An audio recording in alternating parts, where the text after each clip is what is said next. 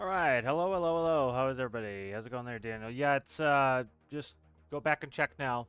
The way that this works, I go over this every the beginning of every episode. Is I have to start the episode first, then edit the titles. So the title is now edited. So yeah. So thank you for letting me know, but that is something I do know about. So. All right, we're gonna work on the miner. Worked on this some last night as well, off screen. So the miner's working pretty well here. Some new colorations.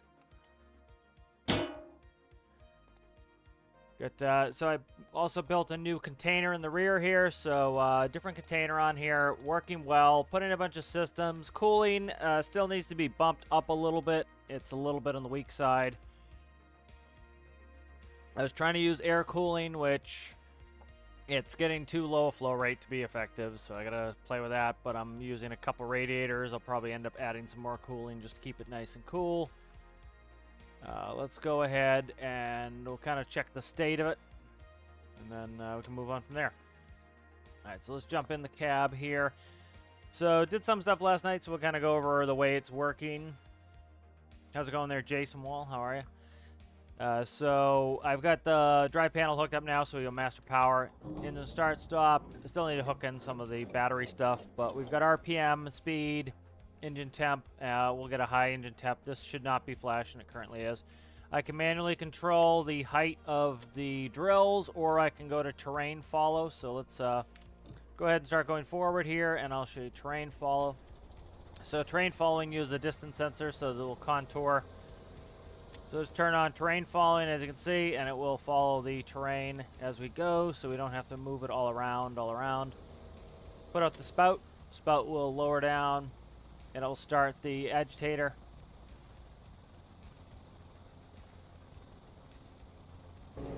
And then we can start the drills. And then as soon as I hit the space bar, it will put me in neutral. So press the space bar, it will do both brakes and neutral. We'll rev up.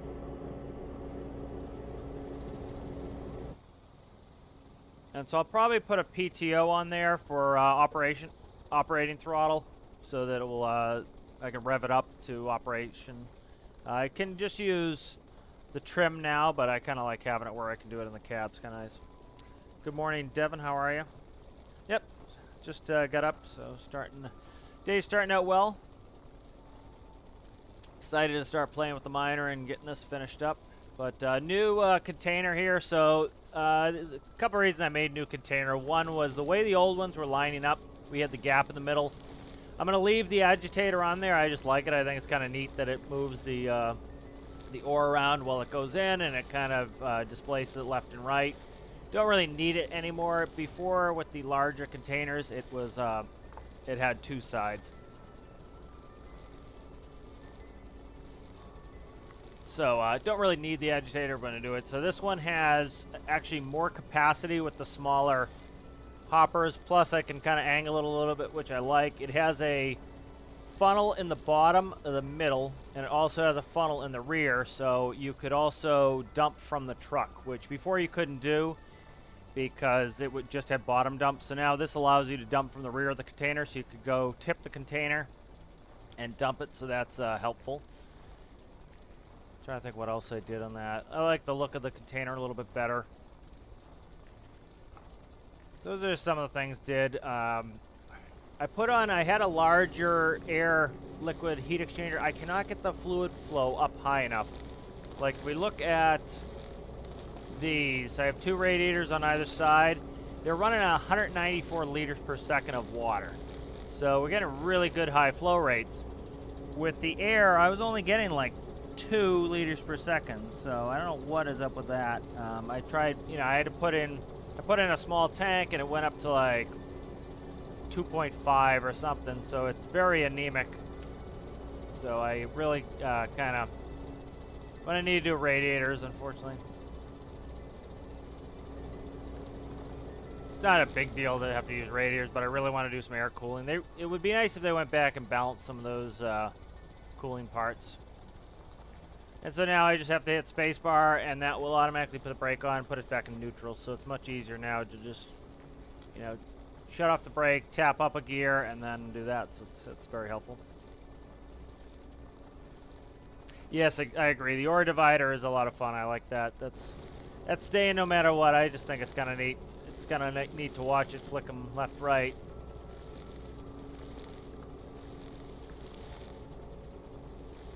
Yeah, but I think the vacuum update was definitely something a lot of people didn't think about. They kind of like, oh, vacuum, oh, yay. But it was, it really helps with ducting now. I think that was a big update. I think the devs could have done a better job selling it. You know, giving themselves some credit for that that really helps with changing the way ducts work to be much more precise. Is you don't have to worry about spilling ore somewhere in your duct transfers. This is much better.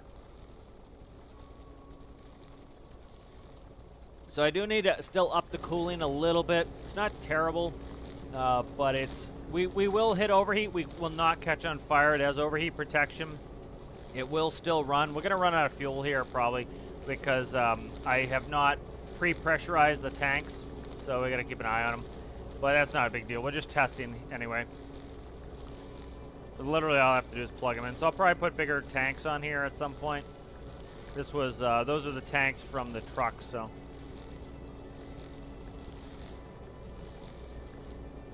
But it's drilling pretty well. I like the speed of it. Let me quickly go attach the container. So if I attach the container, it's attached by a gripper, but it's not attached by the connectors yet. So if I attach it, we'll get information through one of the connectors, and what it does is it takes the fill level of the container, which is on the container. So this container can fill up to 729 ore. And then it gives it a percentage. So it knows how much is in there and how much its capacity is, and it will give us a percentage. So this will work with any size container that I end up building. So you can see we're at 27.5% fill. And then when it gets to between 90 and 100% fill, it will flash a light at me.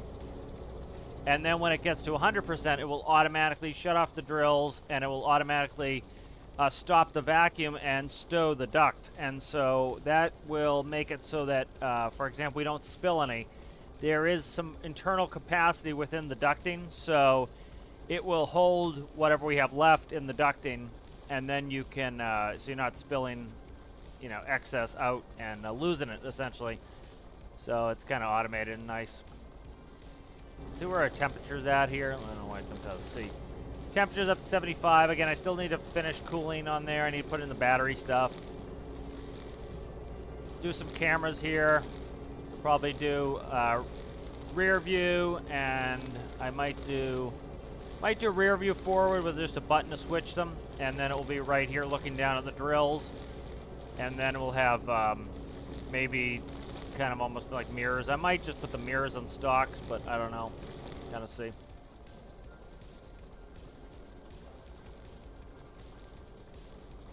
So currently we're at 27% or 35. Yeah, we're just over 36, so we're about a third of the way full there. So I think this is a good speed. Like, you know, some people will try to get this thing to, you know, get their miners to fill in like 10 seconds. Yeah, that's helpful if you're by yourself, but we'll use this for multiplayer. So I don't want to be sitting around, you know, having drilled and been doing nothing. You know, we're gonna have somebody running containers down to the train, and so that makes it so that you know, you're drilling while they're transporting, and then by the time they get back, you should be pretty close to full. It'd be hard to speed this up even more because I'll try a little bit, but it's gonna be difficult because we're already you know, I have to work on a little bit on cooling. We already have a big motor in there running it. Could probably put a little bit more power in there. I think I could go 3 more cylinders in there. But I don't need it to be super duper fast.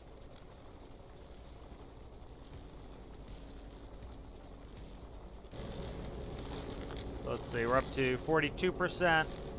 Not going to be able to get the drill RPS. It's going to have to be me doing the calculation anyway, so I'm probably going to get rid of that. I don't know what I want to put in instead.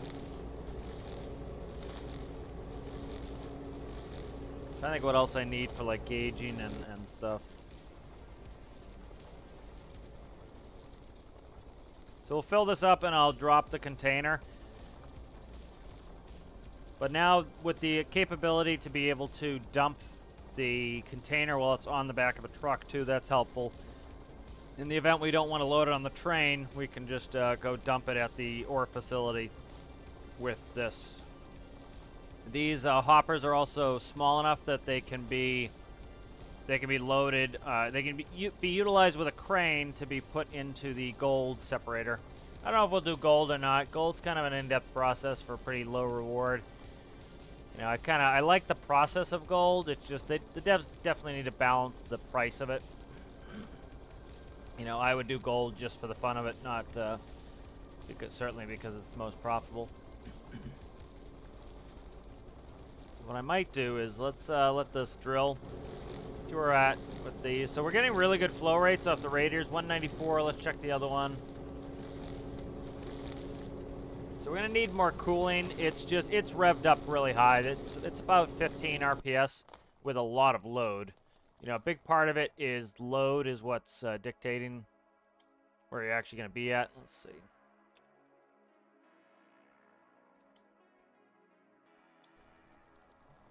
It's not just RPS, it's RPS and load. Like, you can run something at a reasonably high RPS if the load is low, but you put some load on there.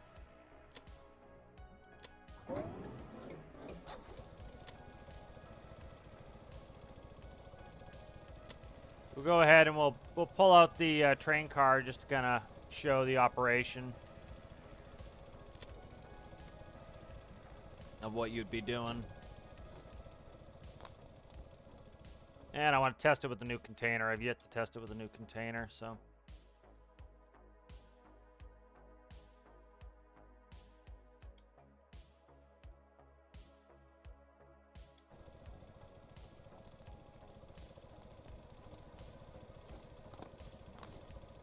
Jump, jump, jump, jump, jump. There we go.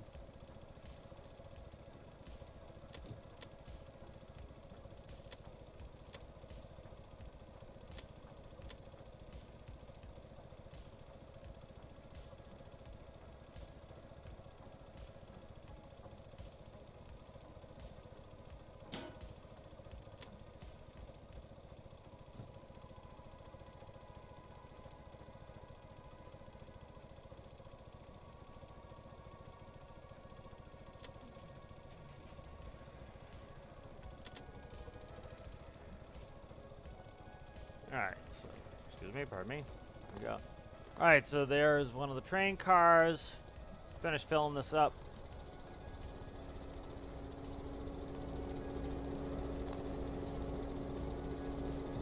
So I'll probably actually down gear this some more because you end up, when you put it up to operational RPM when you're running the drills.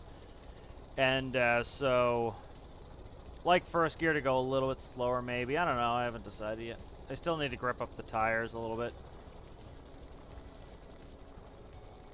So let's see, we're at 55% full. This also lets me go do other things too. So when I am playing solo, like there's two ways you can kind of do solo and have a lot of jobs. One is you have the vehicle slow enough that you can get off it and go do other stuff. Or you have it super duper fast. And so I kind of like this where I can leave this drilling and I could go get a truck, for example. And so we'll do that, and I'll kind of, like, this would be the process of what we would be doing, mining. So, like, here is the container truck.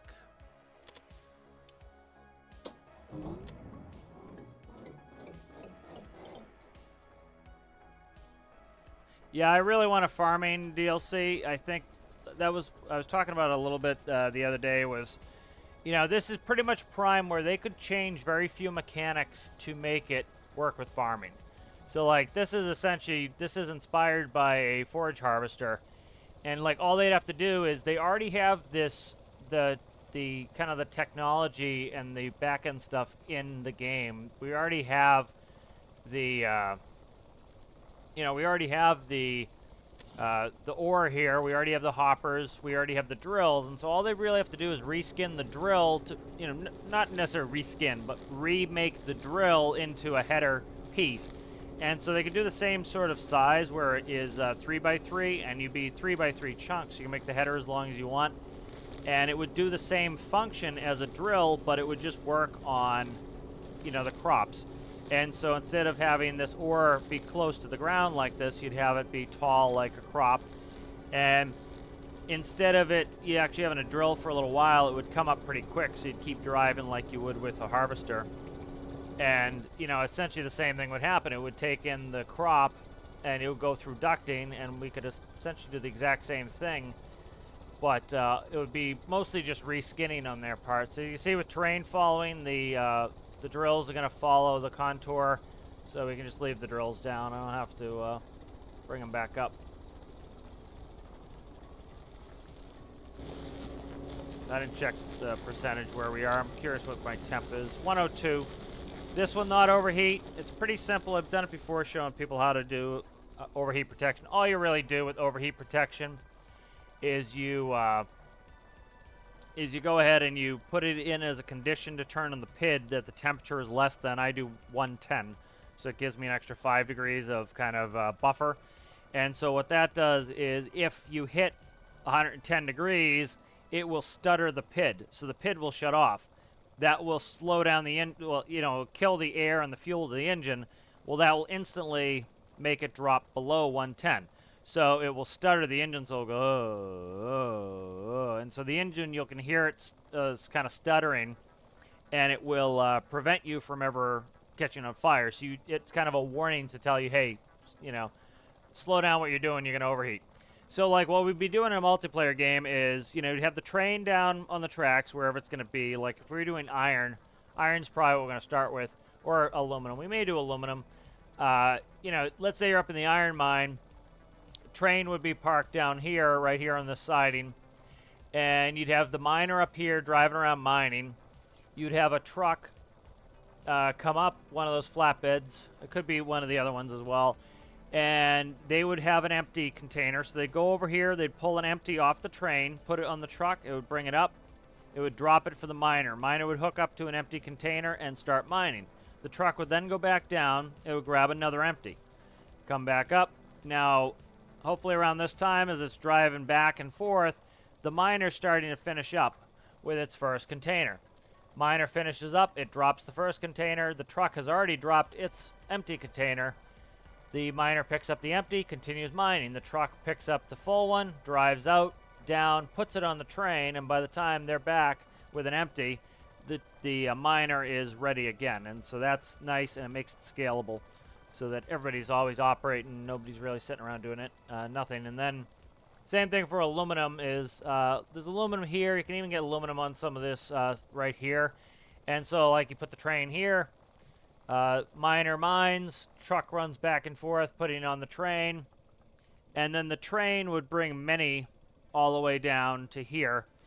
And then with this train set up the way it is, it's going to back in with an empty, and it's going to drop an empty under the spout.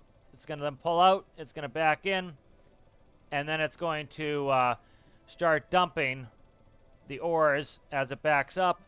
And then once the train is empty, it's going to pull up.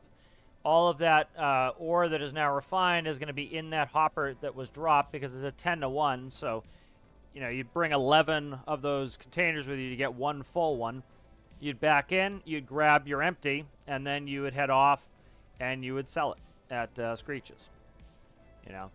And then likely you'd probably want to have a truck come down here. We might be able to carry a truck on the train, and then so you'd pull over here, you'd drop the container. What I might do is just spawn it in with an add-on, because of course in real life you're not gonna be moving this stuff yourself to facilities. They're gonna be moved by facility vehicles, and so I might just spawn a flatbed here to go grab the container and dump it into the depository. That's kind of the plan. Let's go move this. That ate up all the ore. So this is also kind of a good pacing for me to be able to go run and do some of this myself when I'm solo. Yeah, because this can just be left on site. Now let's see, we're currently at 96%. You can see we get a flashing light that we're over 90%.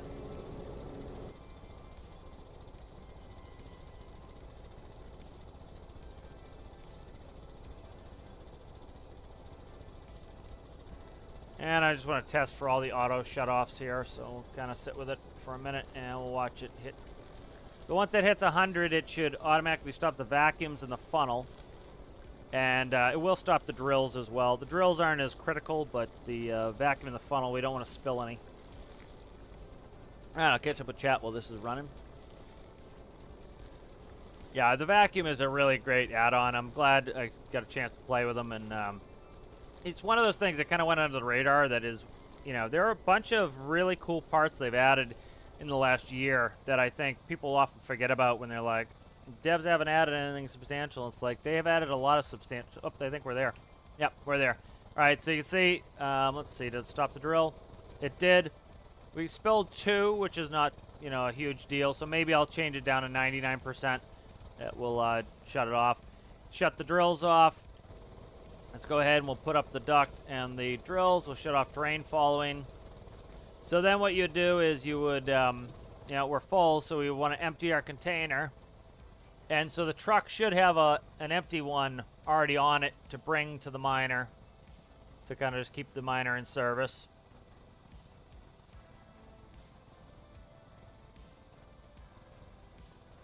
All right, and then we would jump off, and we're gonna. So let's say that this was on the back of the truck, and you wanted to just dump it at the facility. You just move this back, and we have the ability to dump out of this duct right here. You'd have to tilt it, so you do need to put some tilt on it. So you go over the dump area on the ground at the facility, and then you would press, you do this flip switch here. It says starboard funnel. It needs to be changed to rear funnel. And that would dump out the rear, so you can dump right in with just the truck if you want. So, again, this, you know, I talked about some of the logistics things with Industrial Frontier. It always makes sense where you can do it with trucks, trains. So that should be, I thought, releasing the hoppers. Let's see. Go down a little. All right, so you hear it making a bunch of noise. I think that's the diesel. Yep, we're out of diesel. That was, I did not bother pressurizing the tanks. So what should be happening here is, there we go. That should be detaching from the grippers. So I need to set that up so it detaches from the grippers. All right, so you would drop your container. All right, and then the truck would go get it. Now, the truck really doesn't care which direction it's going at the moment. So we could go this way, or what's more likely going to happen is the truck's going to come over and it's going to drop an empty right here. So you would then take the miner and you would go hook up to the empty. So we'll kind of simulate that. So we're going to be out of fuel. I'm just going to throw on infinite fuel because I've not been priming my tanks. So that's something I still need to do. So you come over here, you would grab the empty container that the truck just dropped. So you'd come over, back up, grab the empty container, load it on, and you'd continue mining. The truck would then come grab this. So this is the kind of the stuff I like. Is this is, you know, is how you run around, keeping everybody busy, doing some work. So the truck comes and gets the empty. And you're going to drive to the facility and dump it with the truck, or more likely the train. Reason why the train's useful is it's a 10-to-1. So you would need 10 containers brought down with the truck to be able to get one full container. And you're going to have to run an empty down there. So it makes a lot of sense to take the train to the facility. Because, you know, the trucks would have to go, they'd have to put down an empty container first. And then you'd have to, you know, the trucks would put an empty container down there first under the spout. Then they'd have to make an empty run back. And then, you know, 9 more runs after that. And then they'd have to pick up the empty. You know, and then they'd have to actually probably do an 11th run just to get rid of the one they had. So it's very time consuming.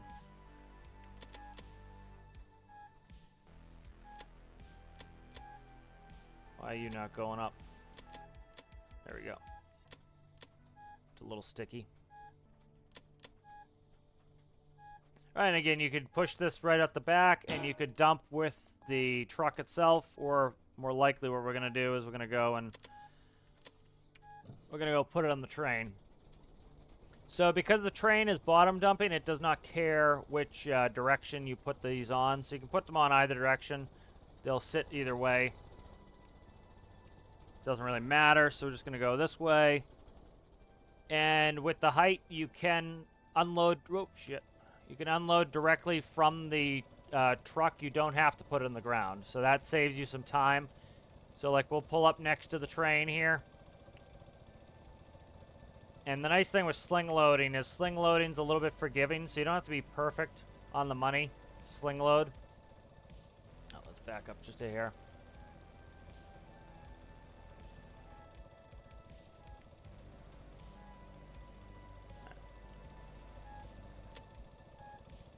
Alright, so let's go ahead and we'll get lined up here. Right, we need to go forward just a little bit.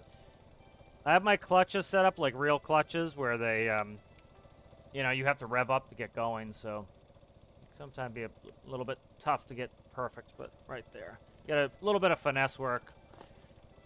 Alright, so then you bring out the sling loader here.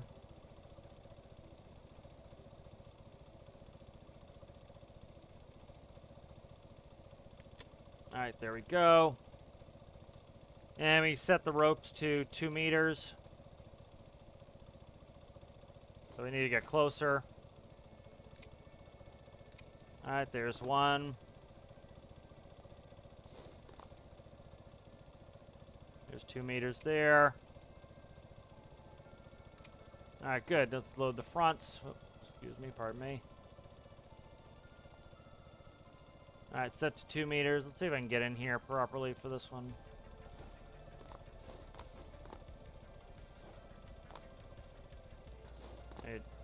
What am I hooked on that I can't... Oh, that up top is getting in my way here. Let's try to go in the top here. We'll find a way up. There we go. I got a way up now. Use our superhuman capabilities here. Alright, there we go. There's one. So everything's within reach, too, which is kind of convenient. All right, good. So that's on. We can go ahead and we can disconnect the container in that way. I do need a release on here. Let's do disconnect carriage. I need to make sure that the grippers disconnect, too, so I might have to add that functionality to the truck because I do have grippers. So let's go ahead and extend. So I might try to pick the truck up because the grippers are going to be grabbing, so I might have to add that functionality on there. Yeah, it's probably going to lift the truck because of that, so you have to keep that in mind as well.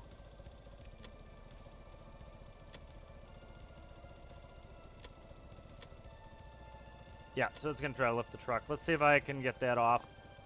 So I do need to fix that functionality here. Let's take the parking brake off.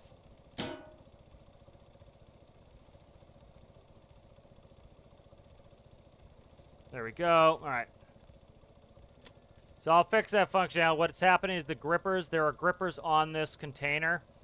And so what I'll do is I'll just hook it into that switch so that when that switch is off, it will also disconnect the grippers. Let's take a pic. We got a good pic here. It'll put me under here for OSHA to yell at me.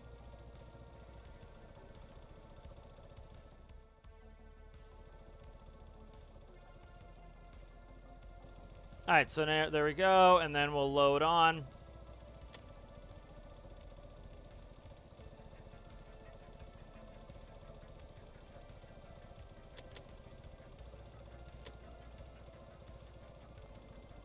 A little bit in.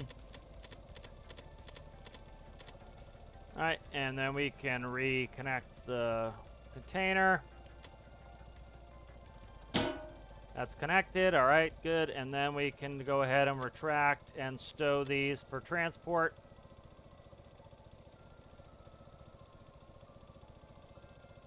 And bingo, so that is now on. So the truck would pull up to the next train car. It would pull the next one off. So we pull up, we would go take the crane, zing the next one over on top. Now that's empty. And so then at this whole time, the miner has been running. What am I doing here? Okay, I did shut the brake off already. All right. So the miner now has been, you know, mining by itself. Whoop, Jesus. The miner has been running well. We've been doing all this other rigmarole. This I still have to fix. I don't know why this truck. It's a balancing issue with the weight on this truck. It doesn't want to steer if the weight gets too rear distributed. Still have to fix that. But you know, so you'd run another empty. So by the time you get that run back to the train, loaded and grab an empty, the miner should be finishing up. And so that gives you enough time. It gives you plenty of stuff to do. Like, and then it's good. It's nice and scalable for multiplayer because, you know, depending on how many people you have, is kind of will help the situation out. So if you have an extra person, you could have somebody whose job is to run the cranes on the train. And so, for example, they could, instead of the truck having to wait next to the train to get unloaded, the person working the train could drop an empty on the ground. The truck could pull up, drop its full container next to one of the cars, pick up the empty and go, and then the person at the train could load the full one and then drop another empty one. So they have something to do. So it's easy to scale this. You could even do more miners. You could do more trucks as necessary. But that's kind of the operation, so you can kind of see how that's going to work. I like the scale. Everything works out really well. Just need to fix this, so let's fix that. Let's grab the container. I'll catch up on chat here in a second. So here's the intermodal. Make sure this one got updated. Okay, this one did not get updated. I had an issue with this. I have to fix it. So,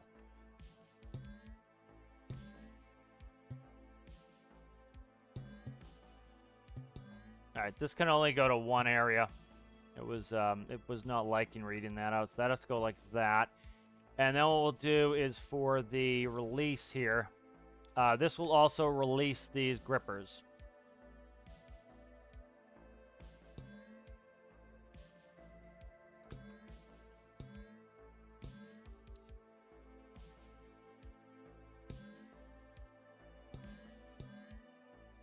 So when you do that, it will release the grippers. So that should... Oh. Yep, that's all set. Okay, good. So that will release the grippers. Let's save this.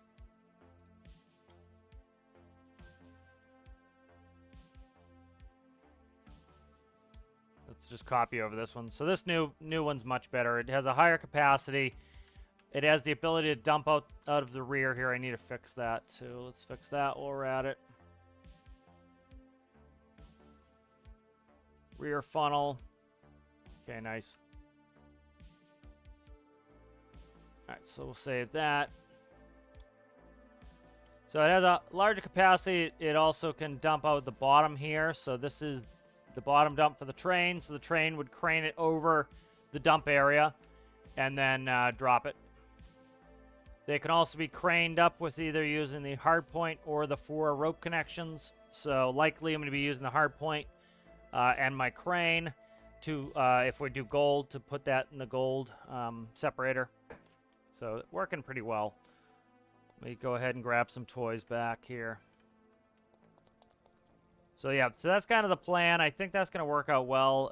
It gives it a good bit of logistics and fun working on some of the stuff. All right, so let's grab this and return to the workbench. I'll just save it real quick and then we'll work on it.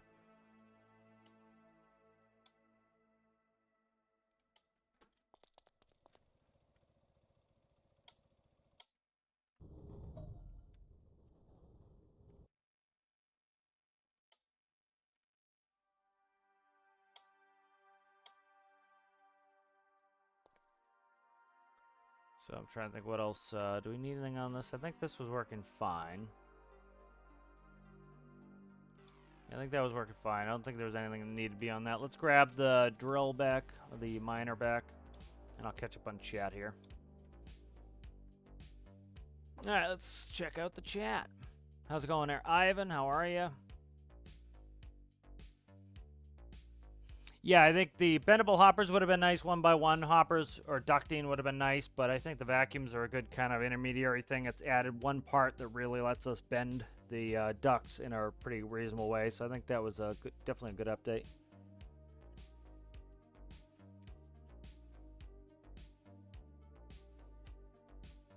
How do the hoppers work that drop the ore in the back? Let's see. So essentially you just have your hoppers here, and they all interconnect. So as long as they have this face touching the other ones, they all connect. So then on the middle I have a funnel, and on the rear I have a funnel. And then in the back here, it's just you would tip up, and then this, you know, once you put an angle on this, they'll start rolling out the back.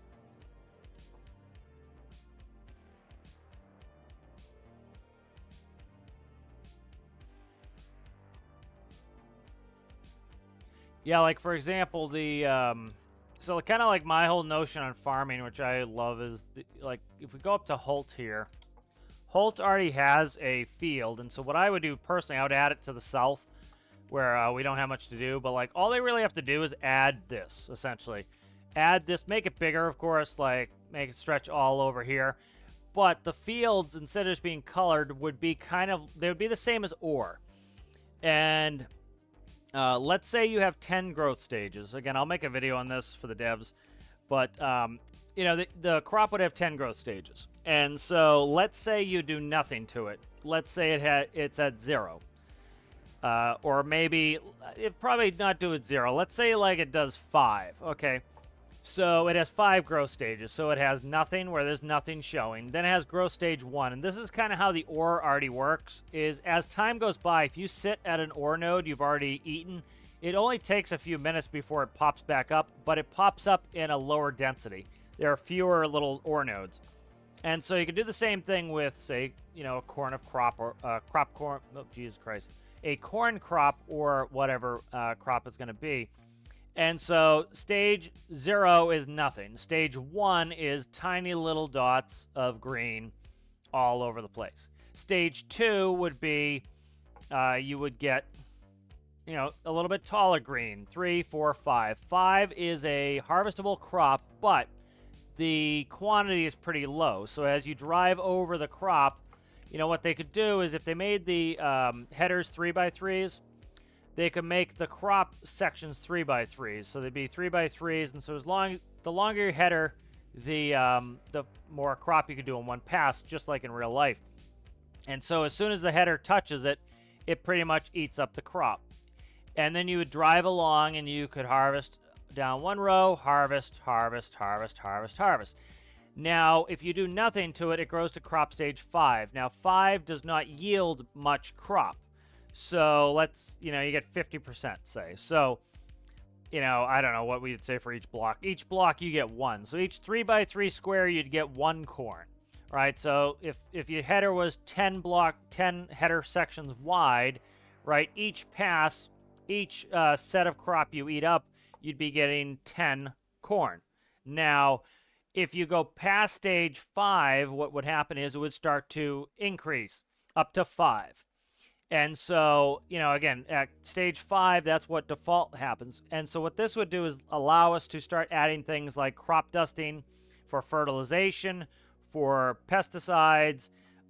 We'd be able to do weeding, cultivating. So, for example, cultivating would destroy the crop stage. It would act like a harvester, but it just doesn't yield anything. But it gives you a growth stage. So, for example, you would come in to the empty field on stage 0, and you'd cultivate it. You'd go through with a cultivator, maybe add a plow as well, and you just go back and forth, back and forth, back and forth, back and forth. Now it would change the highest growth stage up to 6. All right. Then you'd come in and you would fertilize. You'd come in, you'd spray, spray, spray, spray, spray. Now you can go up to 7. You come in, you drop pesticides. So you spray, spray, spray, spray, spray. Now you're up to 8. Then you come in with a weeder, weed, weed, weed, weed, weed. You're up to 9. And then I'm trying to think what else you could add. You know, maybe rain would add a stage. You could do something like that, or irrigation. So if you want to go spray water on the field, you could get it up to stage 10. Or if it rains, it would get up to stage 10. You know, because we do get wet when we get rained on, so the game could probably tell that it's raining. And once you're up to growth stage 10, you're at your maximum. So now, instead of getting 1 corn per block, you're now getting 5 corn per block. And so for each growth stage, you're getting extra corn per block. So every pass, assuming that our header is 10 wide, we're getting an extra 10 per stage. So that would be kind of a cool way to do it. And just do it as static areas. Like, I think it's too much to ask for them to let us plant our own corn. But, like, you could put a farm field there. You could put some down here. This area down here is really dead. There's nothing going on down here. There's really no reason to come down here. So I think this would add a good reason to come down here. And so they could put huge farm fields out here. And, like, just a little road connection, like, I don't know where the road even is out here. But, you know, they could put farms out here with workbenches. And you'd be able to farm this area down here, which is pretty useless, and there's nothing going on down here. Like, you know, this good area in here. All this area here would be good for farming. You know, and now once you have your crop, you have to drive via the roads or put it on a train, kind of the same we do with ore, and you have to take it to where you'd sell it. You know, and so that would be that's a cool system that sets it up to make it work. And I think that would be really cool and pretty easy for them to add as far as, you know, I say easy, I don't really know if it's going to be easy or not, but it's the same mechanics we already have in game, which I think that makes it much simpler to do. You know, I don't want to undersell how much work it would be. It's certainly a lot of work, but, you know, I think using the same mechanics we have with essentially how we do mining, I think it is reasonable.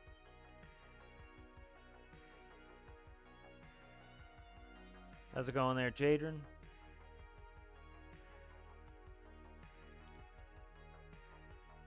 Well, you don't know why they don't add more. There's only 4 people. They can only do so much work per day. That's why. You know, you have 4 people working on a game. They can only put in, you know, 32 hours a day of work. You know, that's why they don't add as much as we would like, because there's only 4 people. Yep, mining stuff's running. Yeah, I have a frameless dump trailer. What the FD45, I think, is a frameless dump. I love frameless dump trailers. They're kind of neat. Let me see if I can see where I just lost chat here. Yeah, I love frameless dumps. How's it going there, Citrus? How are you? I think I said hi to Zachy. But hi, Zachy, if I did not. ICG. Does anyone know any websites that let you do microcontroller stuff without having to launch over? No, I don't think so.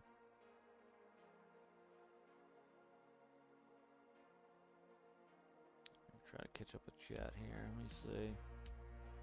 But yeah, like, you know, as usual, that's going to be the limiting factor is how many hours they have in the day. It's like, you know, when I see some of these comments, people think that a game studio this large should be able to get this done. And it's like, people don't realize that it's 4 people. You know, it's 4 people, so you have to put that in perspective every time. Like, of course, I would love them to add 1,000 more things, too, but every time I think about, oh, they should add this, I think to myself, oh, there's 4 people. So, you know, they can add some stuff, but they can't add everything, you know. And then, you know, they said they don't want to make the game file too big. Some of that stuff, I think, is going to be a game limitation issue, adding too much stuff, you know. But, you know, I'd love to see them add more. You know, everything I want, of course, but do put it in the perspective that there's only 4 people, you know.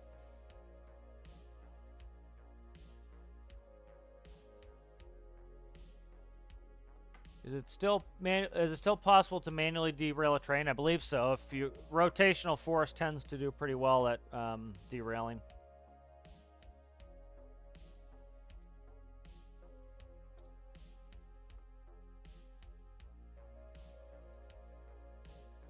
Well, I don't know how spread out we're going to let the people get. Like, you know, for example, the, you know, likely what will happen is you're going to be filling the train, which isn't that far away. We'd have to see. Like, people aren't going to be running to the dumping facility. Like, it's going to take a while to get, you know, the train out there, the mining equipment out there, and then start mining, and then it would be left out there. So, like, on day 1, you might be able to mine and fill the train.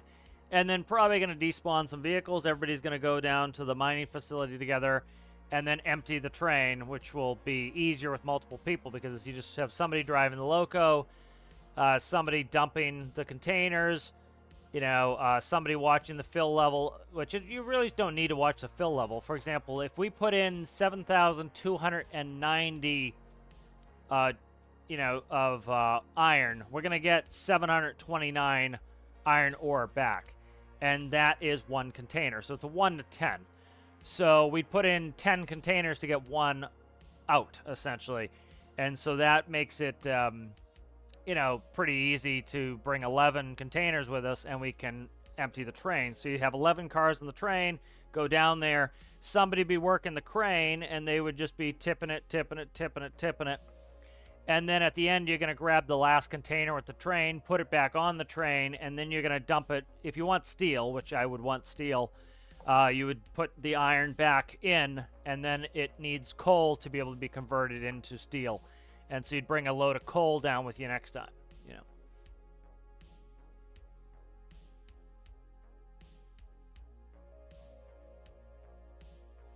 Well, yeah, that's if you have the tsunamis on, Lonnie. I've never turned the tsunamis on. I always have the tsunamis off.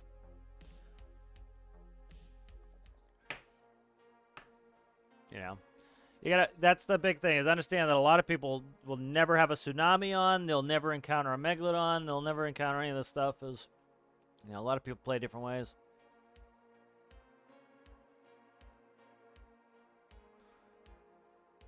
Yeah, I would like a planter and a plow personally, but I don't know if they'd be able to add it. You know, I think it seems to me like they have to add this in innately.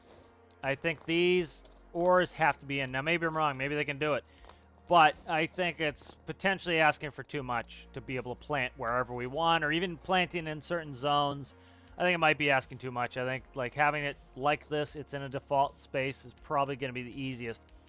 And, you know, like, if we want it done, it needs to be reasonably easy that the devs can, you know, like, I'm going to make a video on this, and, like, you have to show the devs that this can be done and accomplished in a reasonable amount of time with a reasonable amount of input, effort, and time.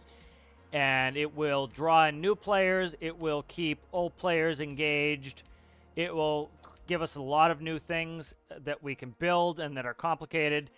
And it won't require them to reinvent the wheel and spend 2 years on it, you know. But, you know, of course, I would love it to be, you know, I'd love it to be 100% realistic, but I just don't think, you know, I think it's too much.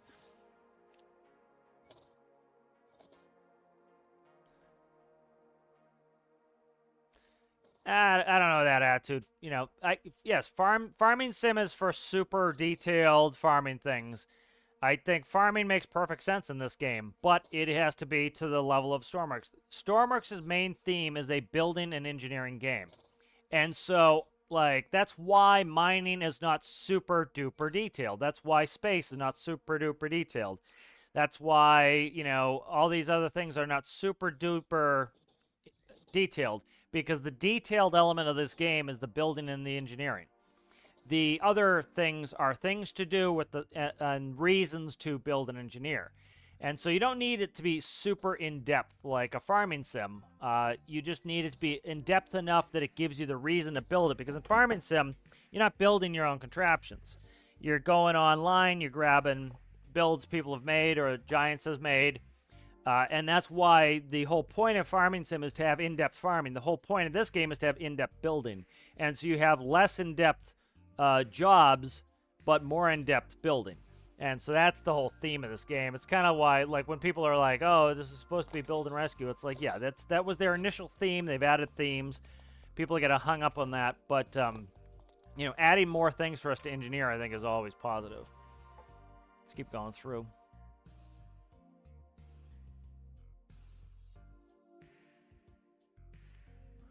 Let's see. Why is this? I hate it when the chat jumps.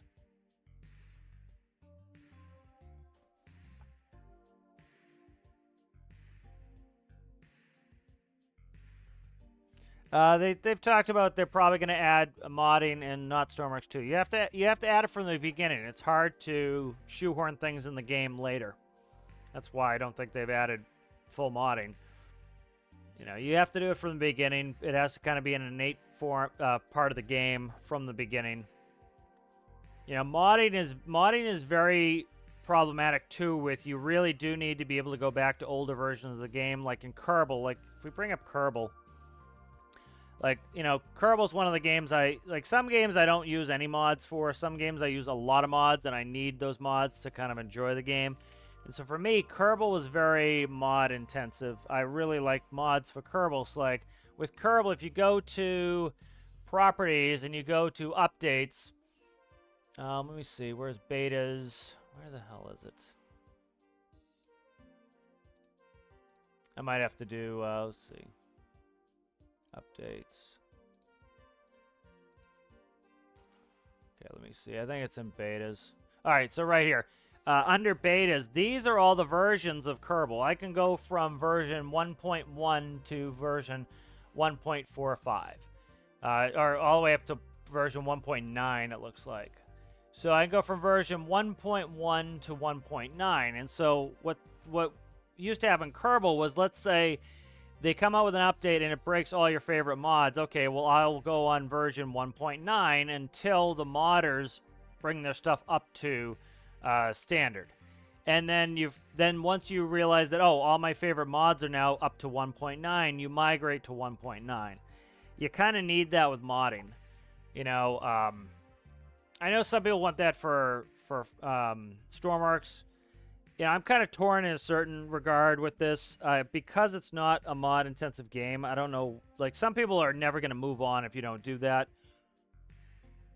So you kind of do, like, Kerbal works are right because you can't go back to like the first version. You can go back to, you know, whatever the version was that we just looked at there. You know, I don't know how many versions back that it was, but you can go back to a certain version, and so that essentially every time they add a version, they should be knocking off the last version. And so eventually they pull people kicking and screaming into the modern era with the game. But you kind of have to do that with mods to make it work because, you know, if I need all the mods in my Kerbal save to enjoy Kerbal, when it makes it so the devs don't want to update it because they break everything, but they need to have the freedom to update something to progress the game and to fix issues. And so you need that ability for a player to say, okay, the new update looks cool, but I don't want to lose my mod, so I'm going to play the old version until they're ready, and then I'm going to migrate. You kind of need that with modding. So they really need to do it from the start, and they've already talked about they'd like to add modding support in not stormworks 2.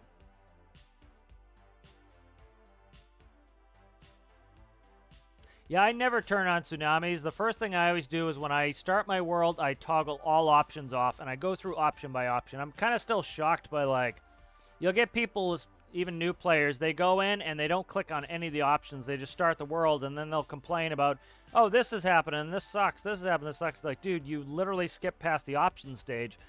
You see options, you got to go through them all and make sure you select the ones you want and the ones you don't want. You know, it's all configurable there. It's like there was a comment on the weekly update. Somebody's like, when are they going to make it so you can shut off natural disasters or something like that? And it's like, that's been in since natural disasters.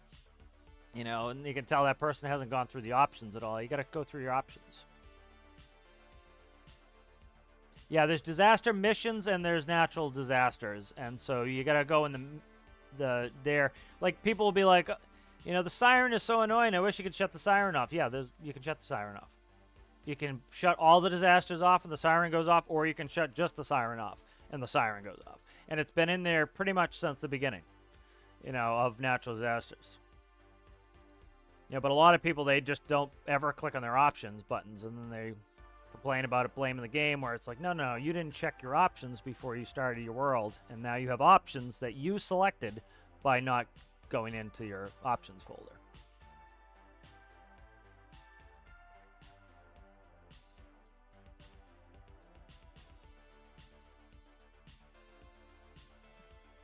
I'm just reading some chat here.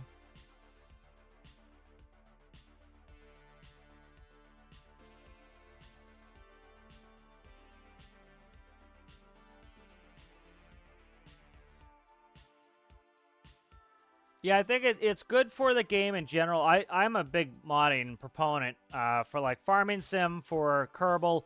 I think the modding communities help drive where the game goes, and I think it helps the devs in a lot of ways as well, because, like, I played farming sim pretty much since it came out.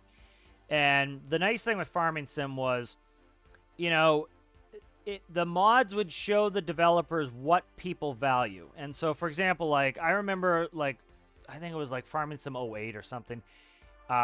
you couldn't really load bales on a trailer because they're very slippery and they just slide right off. And so the community showed that it was important to us that we were able to load bales and vehicles on trailers.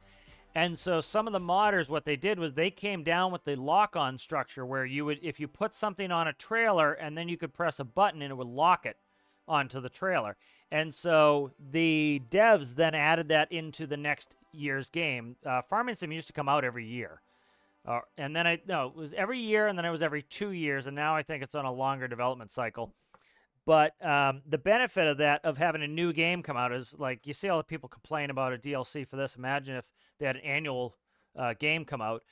The benefit of that was they could rewrite the code and the innate functions every time to add the new functionality that people had put in with mods. So I do like modding. I think it really helps push games forward.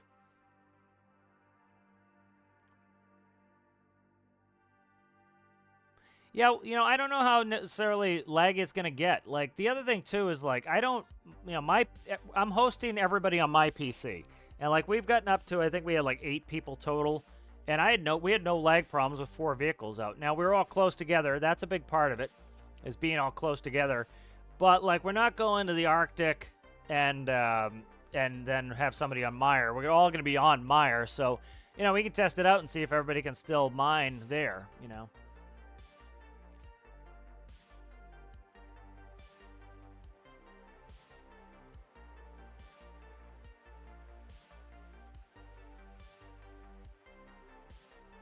Yeah, I've always played with disasters off. They're just cartoony and they're over the top for me, and I'm not interested in them. If they were more realistic and they were a little less, I don't want to blow in my containers everywhere. I want to play it as a job simulator. I don't want to play it as a, yay, my ship tipped over, and I have an octopus next to me. That just doesn't interest me.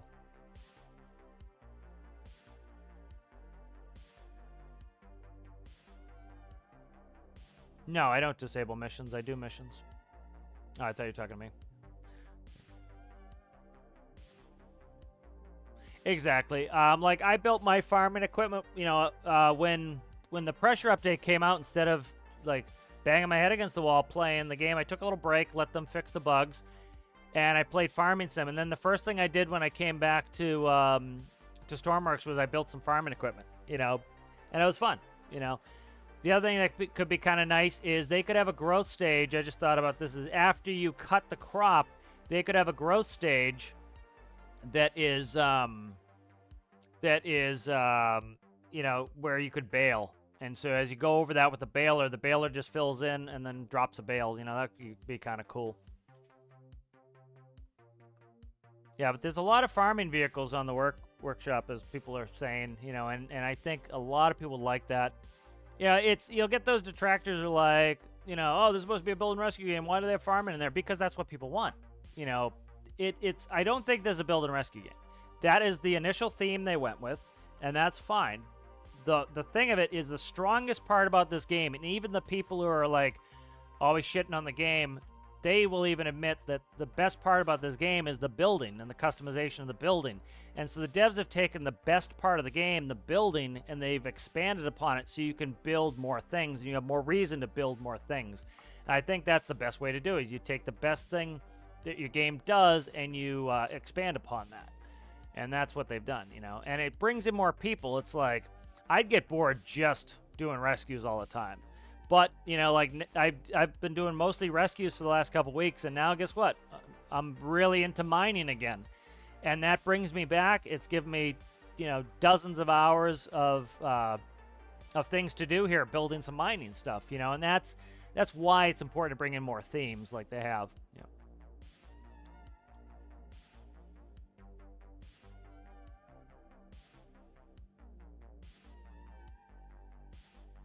Yeah, like on Stormworks, I really don't need mods to enjoy it. Like, it depends. Like, certain games, like, I never modded Space Engineers. Part of it, too, is in a building game, I personally don't need too many mods. Kerbal I did, but part of the reason was I couldn't, like, build my own capsule in Kerbal. I had to use a default capsule. So if I wanted a capsule that held 8 people instead of 6 people, I would need a mod to get that. In this game, if I want a capsule that can hold 8 people, I just build a capsule that can hold 8 people. So I think that's part of the thing too, is where, of course, it'd be nice to have modding, but I don't think it's as necessary as some of the other games. Now, I'll see you later there, Zaki. Yeah, I think they could make the options a little bit more obvious. You know, like to a certain extent, I almost think here. Let's quickly look at it, because this topic has been up for a little while. Here, let's go to the main menu.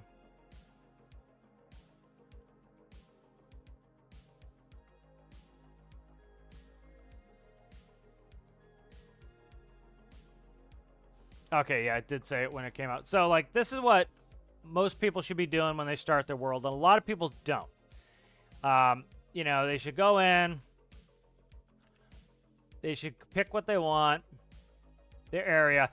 Enable add-ons is kind of a, I don't like that term. They should probably change to options.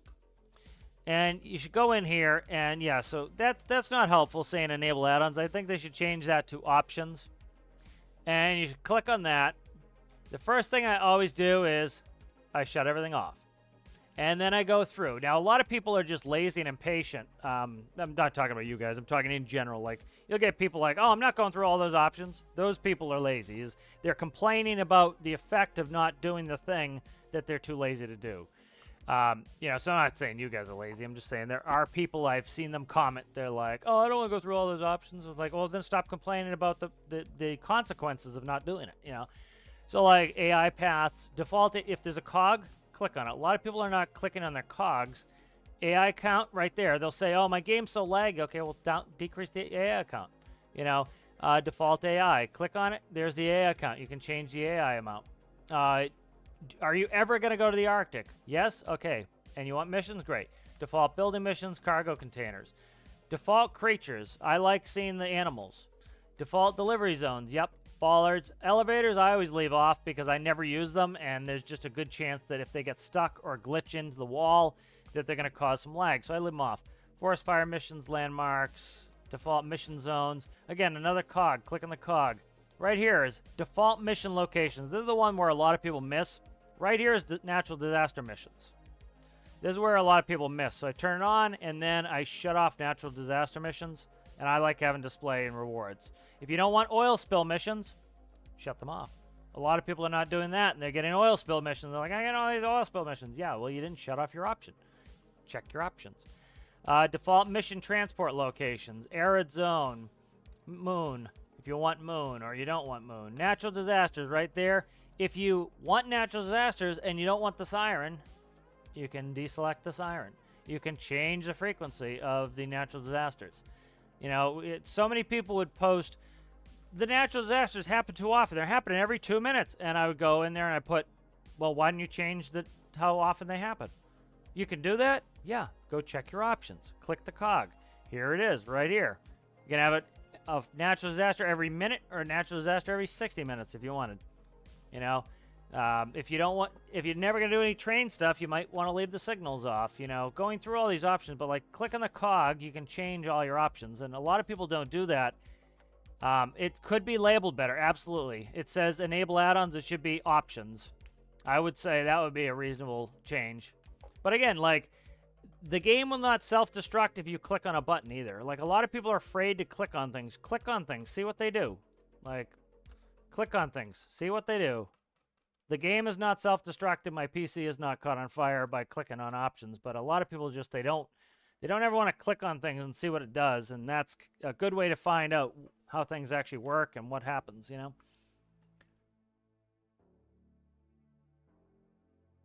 Just reading chat.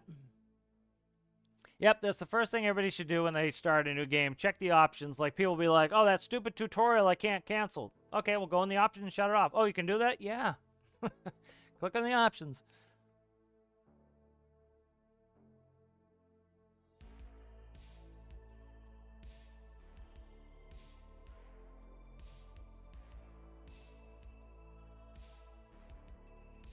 All right, we'll see you later there, Lonnie. Thanks for hanging out. I don't know, CG, when I'm able to do it. I still have a lot of work to do on this stuff. I need to get the miner finished, and then we're probably pretty reasonably close to getting some multiplayer streams going for mining.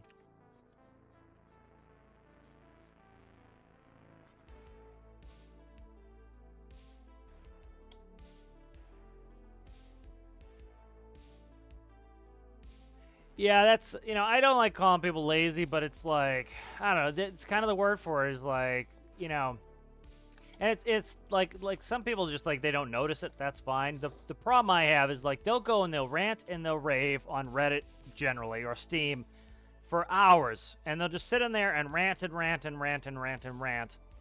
And they could have better spent that time by just clicking on some options and figuring out what they're doing. And instead of spending the time productively clicking on their options, they spent their time ranting and raving. It's like, dude, if you spent half as much time, you know, configuring a game as you did ranting and raving, you wouldn't have anything to rant and rave about. It's that sort of thing that it kind of gets to me. Oh, come on. Why do we keep doing this? I've done this the last 2 days. I, like, don't drag it enough. It's weird. It's by 1 block each time. All right, so we're pretty good on this so far. I'm trying to see what else I need to do. So I need to put in battery stuff there. So that should be 3, 4. So I need a battery. Let's do electrical systems. Let's just do 2 smalls.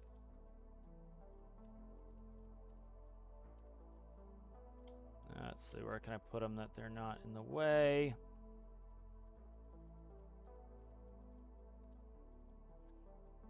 I think where I want them. Put them in the wall here. I don't know, I might be using that wall for something, so I kind of don't want to sequester them too much. Let's see. Let's go right here.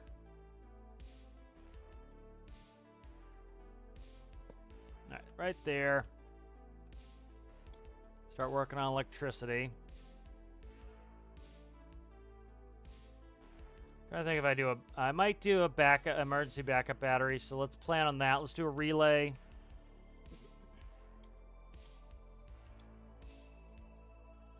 And I always like to have a relay in there.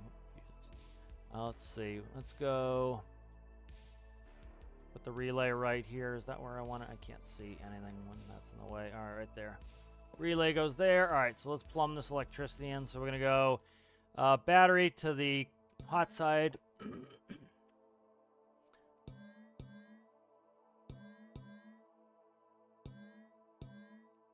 That's good there. Okay, that will go to, that's a flip switch. That can go to the cold side. This goes to the hot side. This goes to there. I might try to move these in. Let me see. I don't want to get distracted. No, I can't move those in. Actually, I might be able to, actually. We'll see. I might be able to move these in. My pivot is in my tire. You can see it here. It's bugging me, sticking in my tire. So I might move that in. I got to look. Let's go back to electricity. So these are going to sync up with, we'll do all drill systems and duct systems together. So drill and duct systems go together. All right, drill and duct systems, and that will go right to the cold side. All right, and then this is going to go here and there. That's part of the duct system. All right, good. Let's go. We have alternator is going to go to there. I have 2 starters on here. We'll see what... I haven't checked my power generation yet. We'll see if I might need a second alternator. I haven't really checked it yet. Let's go... Actually, just plumb that right in. That's fine like this.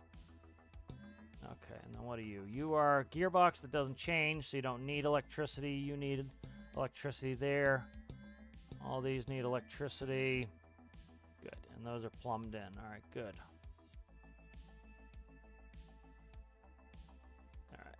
That's all powered, and then I need to plug that into the hot side. No, the cold side.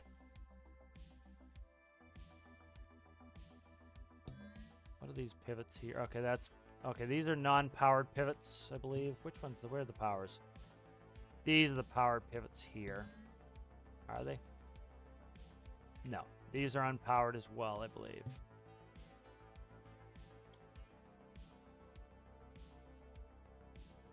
I believe those are unpowered. These should be powered here. So this is all powered there.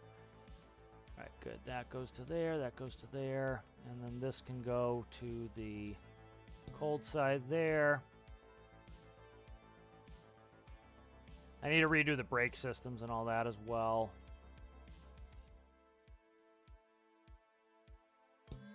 That plugs there. All right, so I think we're pretty set. Let's grab a...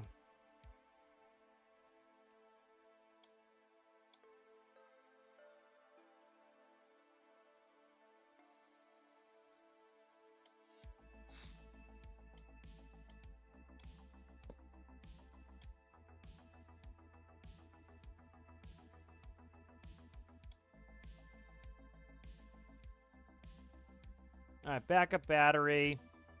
So the backup battery is going to be this one here. That will go there. This will then go to the cold side there, or the hot side there, rather. All right, good. So we have a backup battery in there. In the event that I run the battery down to naught, we have a way to fix it. All right, good. So that's good. And then I need to plumb in the battery. So we'll grab this node here. This is going to go right there. So now we should be able to check our power generation. Let's see, what else do I need here?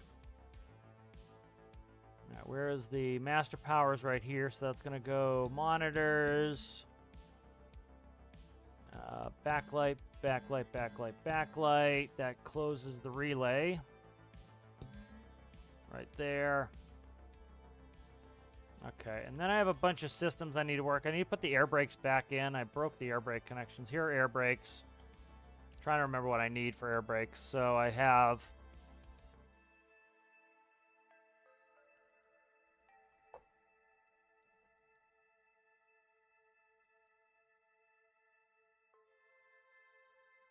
Let's see where we're at here on brakes.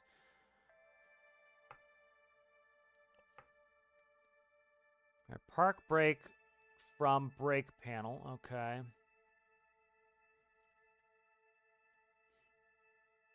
Brake vent.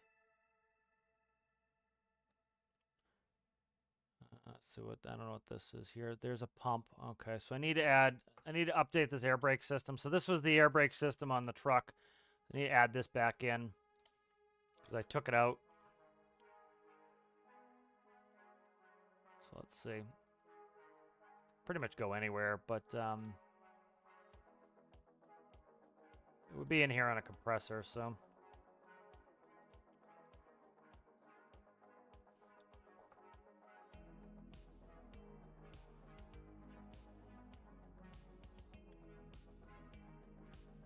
I think where I want to add this in, maybe back here, right under here.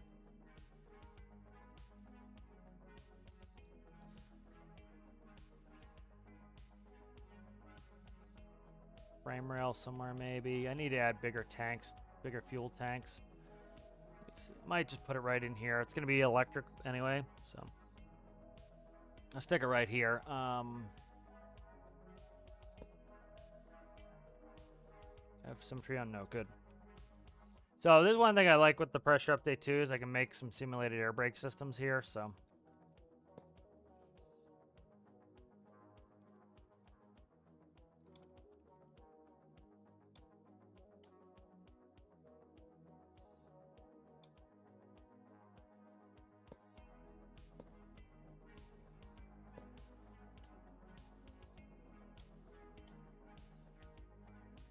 It's gonna stick out. Shit, I don't want that. Build in the frame rail, I guess. Do want the round tanks. I don't know. I don't necessarily need the round tanks. We could use these for air. Actually, what? Let me see. Let me check. Tank content, tank pressure. We should have the same on these. Tank content, tank pressure. Yeah, so we can run these. I can't see the hole. There we go.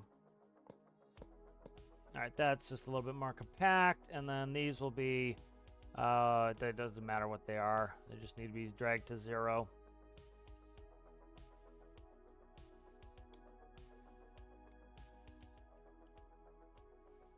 Now let's see how I have this set up. If I'm using a variable valve or if I'm using a regular valve. I can't remember myself.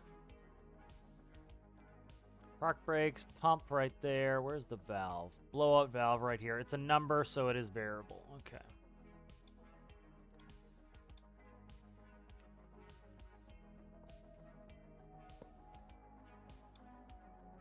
All right, that's blowout there.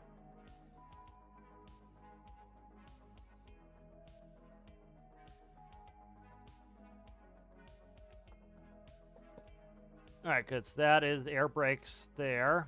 Let's plumb that all in to everything it needs. So that's going to go to the pump.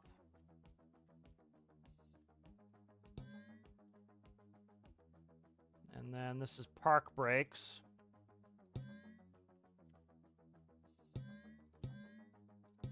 Park brakes there. All right. Blowout valve is right here. We have tank pressure is right there. Very good. Service brakes are your variables. Eventually I'll release an air brake system, but I just haven't got to it yet. Nice. So this simulates air brakes. So I have to put in an air brake controller, I think. Right, let's see. That is brake panel, brake from air brake panel, and seat. Okay, seat. Gonna plumb in there. Brake panel and from brake panel. Okay, let's go ahead and let's save this real quick.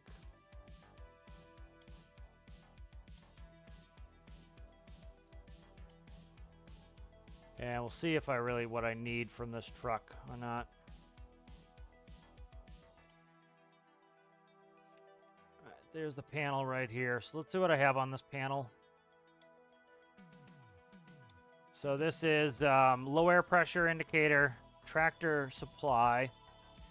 That is tank 1 PSI, tank 2 PSI. Okay, so I might run 2 tanks. Let's go ahead and we'll copy this panel.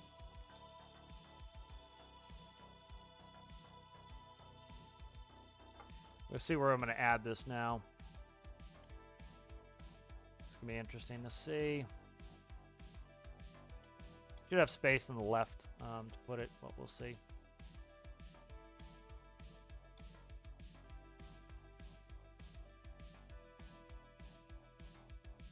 Could put it right here.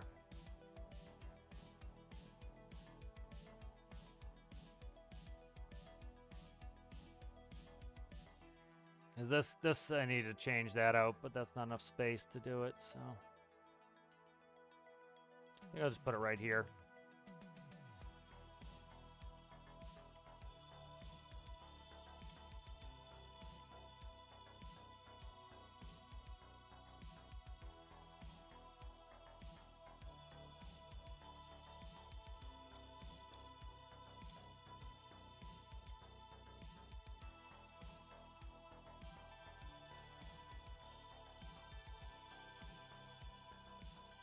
There we go. All right, let's go electricity. Plumb you there.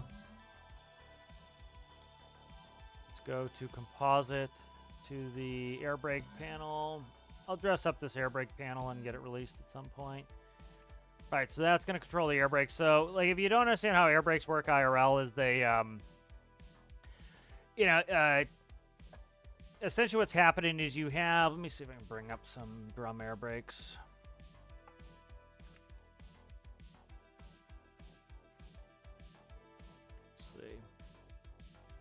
See what I can find for images here. All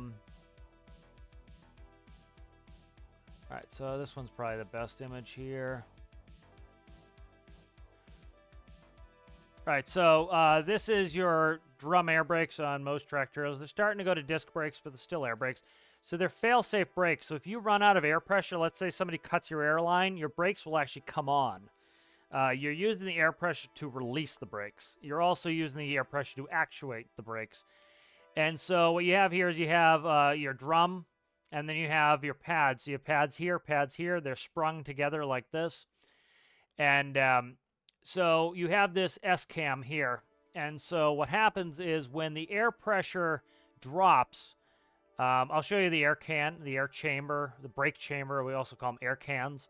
So the air can, on one side, the pressure is releasing the brakes. So this here is brakes on. As you see, the S-cam is up. It's pushing this brake pad into the drum. It's pushing this brake pad into the drum. Now, you need to add air to be able to pull on this push rod to move the slack adjuster to move the S-cam, which will then release the brakes. And so what happens is if you run out of air pressure, the brakes will spring on. So there's a spring in there. The air pressure is overcoming the spring. If the air runs out, the spring overcomes the air, and it causes the S-cam to roll up and apply the brakes. That's why every trailer for a tractor trailer you see sitting in a lot, the brakes are on. The brakes are default on. If the air leaks out of the tanks, the brakes are on. And so then what you do is you apply air. So you apply it, and what it does is it overcomes the springs. And then as you push in the pedal, it comes on the other side of the air can, and it will actually actuate the brakes. So let's see if I can find an air can here. Here's an air can right here.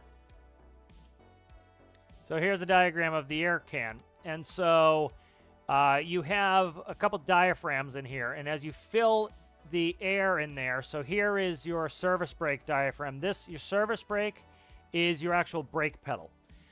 This here, your spring brake, is your parking brake. So in my vehicles, when you press on the colored button for either the tractor or the trailer, when it says supply, the reason it's called supply is it's supplying air into this can, and that will push on the diaphragm, and it will overcome the spring tension, and it will allow the should come in here, push this over this way, and what it does is it releases the brakes. And then you also, on the same rod, you have a diaphragm for when you apply the brakes. So when you apply the brakes, air comes in and it pushes it the opposite direction to apply the brakes. So that's why you need air pressure in there. So let's say your air tanks, you're supposed to drain your air tanks every night. Most people don't, but it's to keep water out of there. And so let's say you did what you're supposed to do and you drained your air tanks the night before. You can't release the brakes until you build up air pressure. So what you do is you go in there, you put the truck in neutral, and you rev up the engine. It will build air pressure. All right? That air pressure allows you to push open a valve. The valve will not stay open unless it has enough air pressure. And then the valve will let the air come in here, and it will overcome the spring tension. So it'll come in, go push it this way, release the brakes. All right? Then, now that the brakes are released, you can then tap on your service brake pedal or your trolley brake, and it will actuate this back and forth to either add brake or get rid of it. So when you press on the pedal, you should push air in here, push the rod this direction, and it will add brakes. So that's how the system works, IRL. And so I've kind of tried my best to kind of replicate that. So you have to get in the truck, and you actually have to rev up your engine in order to be able to, you have to rev up your engine to be able to build up pressure. So let's go ahead and plumb this into electricity. So we want to do air pump to here. Now IRL, they're generally engine-driven pumps. So I probably, would be nice to add an impeller. But I don't want to do it right now. So we're just going to do this. I'd have to change the system up. So we'll go to that side. There are electric brakes. For example, on certain trucks, like electric trucks, the new electric semis coming out, they are going to be using electric pumps for the air brakes. All right, so we've done that. Let's go ahead, and I think what I want to do... Oh, crap. Let's see. I'm going to try to add a couple cylinders. I'm trying to get the temperature down on this engine. Trying to get the temperature down on this engine. So let's go ahead, and we're going to have to kind of cut into this a little bit, but it's not the end of the world. Let's make an executive decision. I'm going to get rid of that flywheel. I want to add some cylinders because I want to get the temp down, and I want to get more power so I can gently increase the drill speed. I don't need it super duper, but I do want to increase the drill speed a little bit. So that should go like that. You should come up. People come up. A little bit of Rage Against the Machine for you there. All right. The cooling's not that bad, but it is like I can pretty much fill the thing up before I overheat. And I didn't overheat when we were doing any of the testing. But like if you wanted to then continue drilling, you would likely have an overheat problem, which isn't the end of the world. My system just automatically reduces the throttle. And so it just slows you down a little bit, but I'd like to be able to run it full clip here. All right. So this is going to move out to here. All right, good. This is going to go adieu. And that should probably go to here. Okay.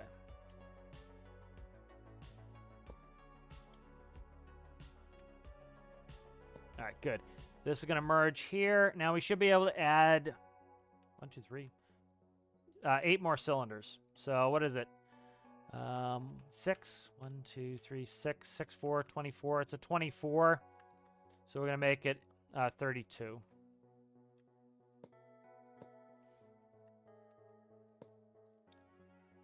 Okay.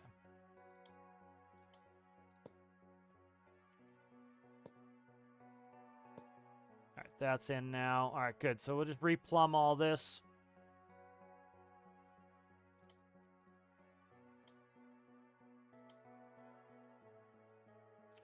So this is one of the reasons I like these impellers is I can easily run these power, these torque pipes to the impellers where I need them. And so the whole point of like increasing the size of the engine here is going to be to try to reduce the RPS a little bit.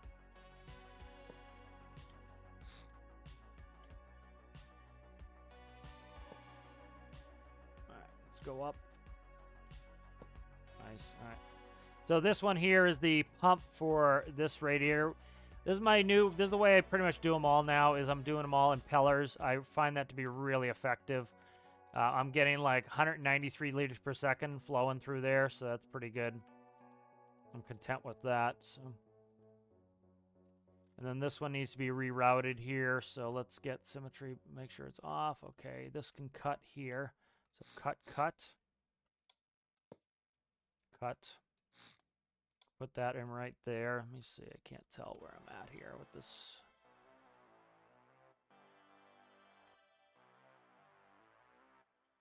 There we go. All right, and then this will attach here.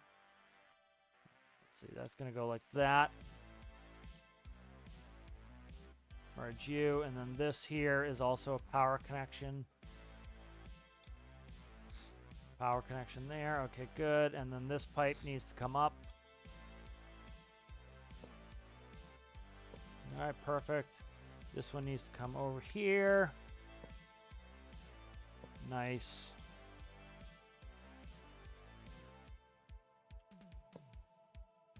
All right, and then what we want to do is do pipe corner here. All right, and this makes it really flexible to be able to do this for all your torque needs.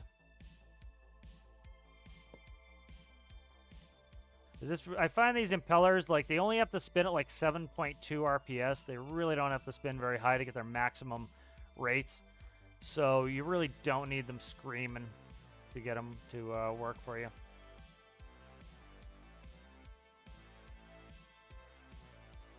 Okay.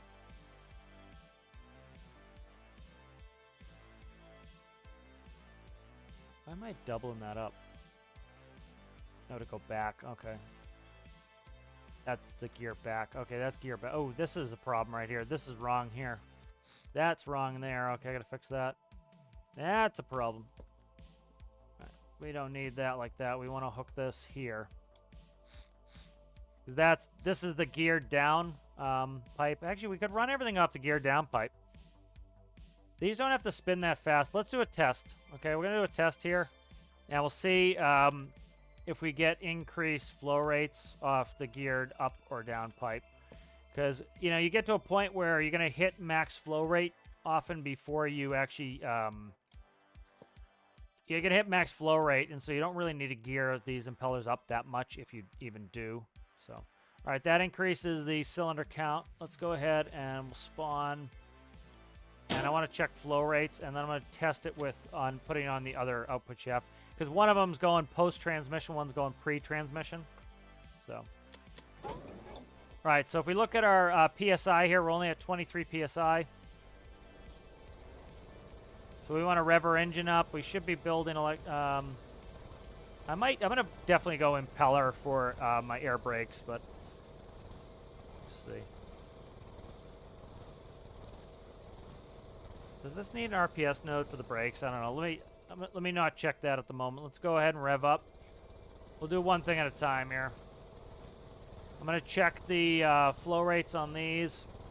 All right, 194 liters per second on that radiator. And 194 liters per second on that radiator. Okay, so now what we're going to do is that is geared up. Okay, actually, no, you know what? We want it off this shaft. Can't do it off that shaft. We won't have cooling. So, yep, we're fine. We're on the right shaft. That's fine. We'll leave it there. Okay, that's good. Let's see, let me check some more air brake stuff. I am going to put the air brakes on an impeller. That's how they would, in real life, they would be plumbed into a compressor that's hooked on the front of the engine, generally. It's not always on the front of the engine, but, oh, I didn't put cylinders down here, too. Let's do that. But generally, there's a gear-driven compressor on the front of the engine, IRL, and that's what's building up your brake pressure. And so let's stick it right here off this shaft here, and we'll put air brakes right here. Let's go there, I think. But this is why, like, IRL, when you rev up your engine, it will cause you to build up air more quickly, and the reason that is you're actually you're increasing the speed of the compressor because it's geared into your engine. So we actually would rev up our engines to get the pressure to build up more quickly. Beautiful, that's the right way too. All right, good. And then you have all sorts of things like air dryers to keep, you know, moisture out of the air and all sorts of stuff like that. It's kind of cool. Let's grab all this crap here. Let's do 2 tanks instead of 3. Because I want to read out both tank pressures. I think I'm faking them now. I think I'm going to try to... Actually, they have to be the same anyway. All right, that's pretty big. That's fuel tank. I'm going to redo my fuel at this point anyways. I got to redo the fuel, so... I'll go ahead and just cut that. Or I could move it 1. Might redo my fuel tanks anyways. Let's plan on redoing the fuel tanks anyways. They're a little on the slow side, small side rather. Okay, let's redo the fuel tanks as well over here. Okay. So that's going to be more realistic air brakes now in there. Okay, let's get a tank going here.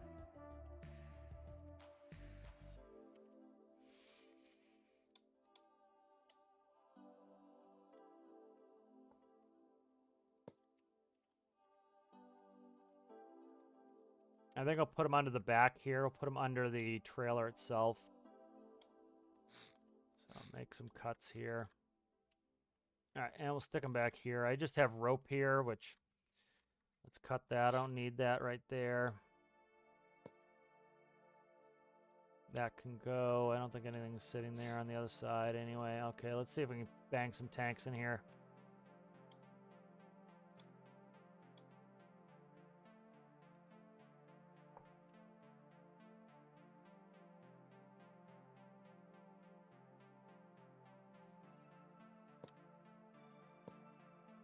All right, those will be our tanks, and then I want them probably this gray color. All right, those are going to be our fuel tanks there. Move them back a little bit. Like having some like visual elements that show the mechanics of how these things are running. What is this one about? That's my air vent. I don't know why I have a T on there. Oh, for a filler hose. All right, that's gonna be our filler hose there.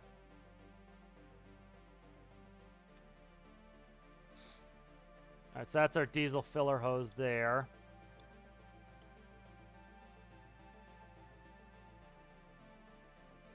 All right, nice. So that's we increased the fuel capacity on these. And they are joined, so we don't have to fill both sides. We can fill either side. And then I have a vent here. What I think I might do is let's cut this out. Let's get off symmetry. Let's cut that out. Let's put in an elbow.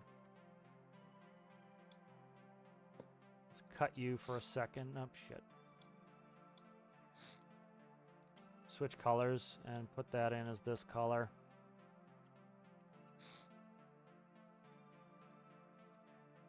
Okay, and then we'll fix the diesel color to indicate what type of fluid is in there. And then what we'll do here is I will put vents in here.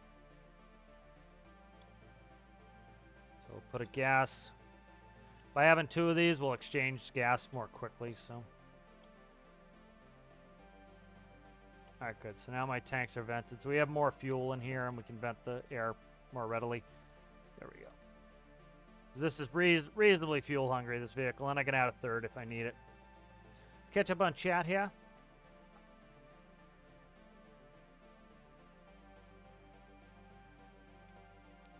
Oh, is new farming sim coming out? Yeah, I haven't even been watching it. That's cool.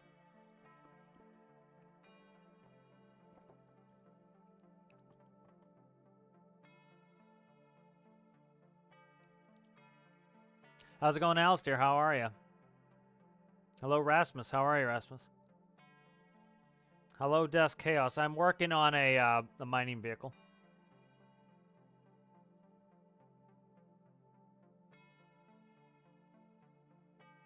Thanks, Alistair. It's helpful.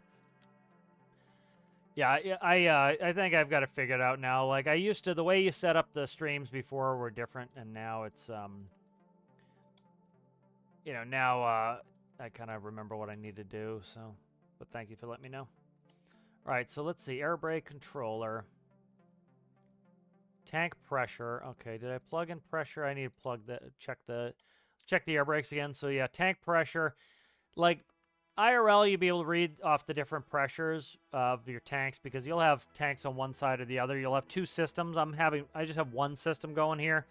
So I'm just faking the other tank's pressure by reading one and just, I think I put a little bit of variation in it, but all right, so let's see. I don't need a pump anymore, so let's update this. So no longer need a pump. The pump was I should, you know, the problem is I can't clutch that.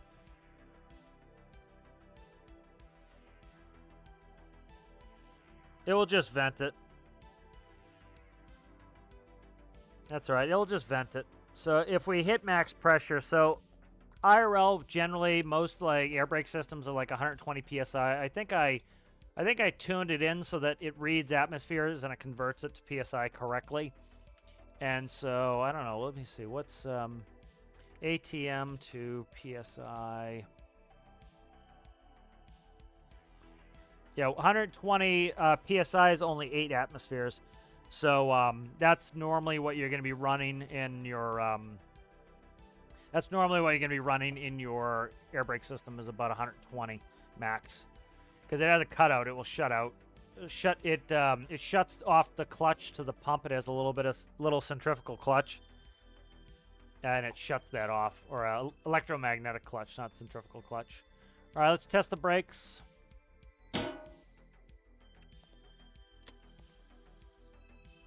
All right, so let's go ahead and we'll start up. So we have low air pressure. Yep, as you can see, low air pressure.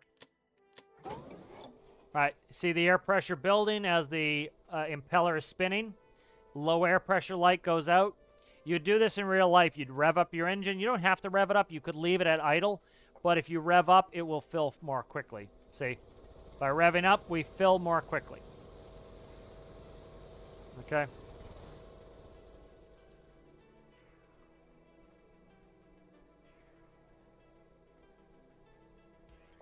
All right, good. So it will. So if we overpressure, we'll automatically open that valve and let some pressure out. So that's how it would do it IRL. So now that we have enough air pressure, we would do tractor supply. What that's doing is in the cab, it's a physical valve. The air line comes from the tanks, and it goes through the valve, and then it goes out to the brakes. So you're physically pushing this valve in to let the air go out. Let me catch up on some chat here.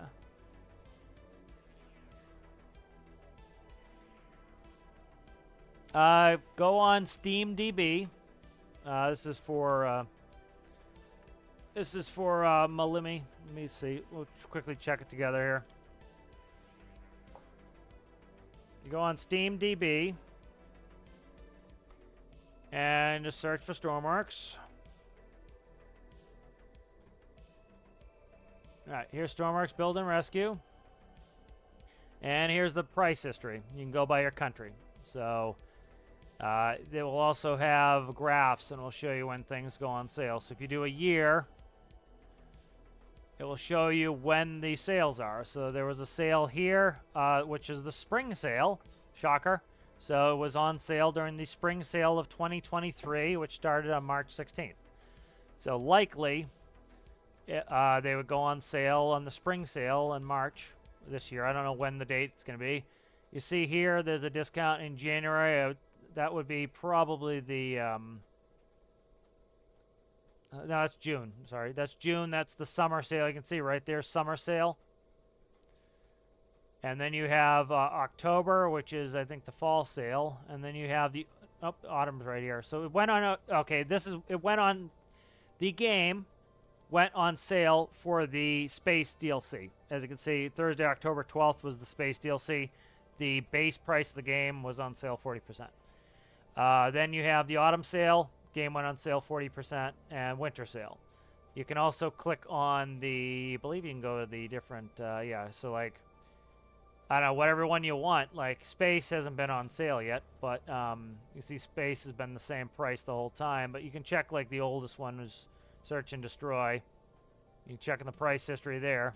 So that would be the best place to go. As you can see, spring, summer. It was on discount for the Space DLC, discount on the autumn sale, and discount on the winter sale. So it looks like the game pretty much goes on sale every time there's a Steam sale. So that would be your best bet. All right, let's see if we have everything we need here to move.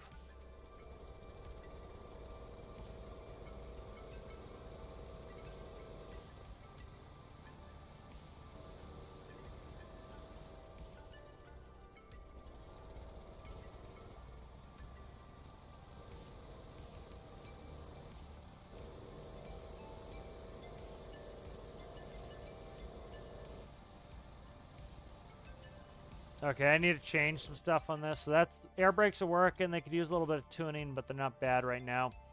Ideally, I would have a clutch on this to be able to just stop the pump, but I can't really do that with the way I have this set up. So I could put a clutch in here. I don't really want to do that. Yeah, it'd be kind of a pain in the ass to do. I don't really want to do that. We'll leave it like it is. Let's see what I want to do here.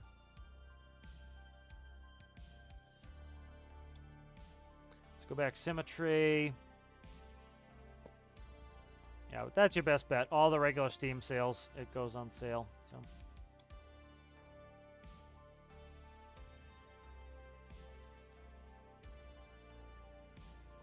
there we go.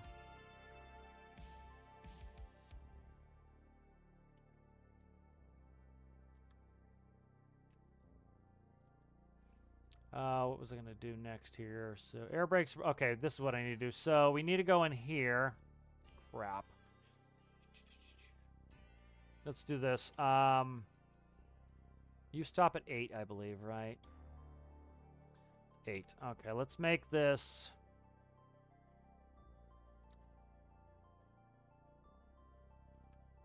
Let's change this up a little bit here. Why is that funky? Okay, right there. Oh, it's out of the bounds. Okay. Let's go...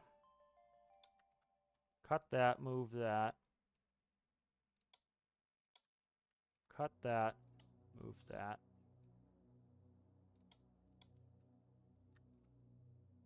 Cut that, move that. That's better for human factors to do this.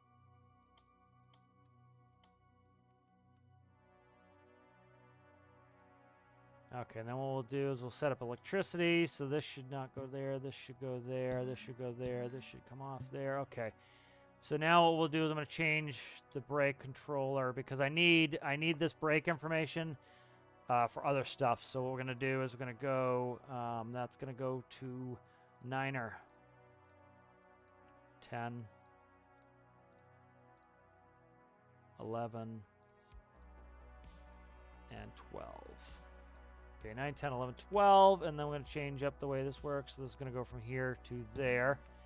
And then this is going to go up to panel there. And where else do we go?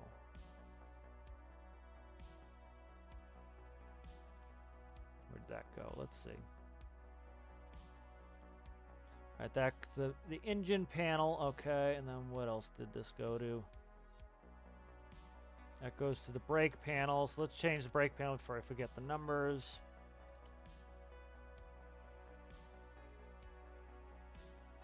Okay, this is going to start on 9.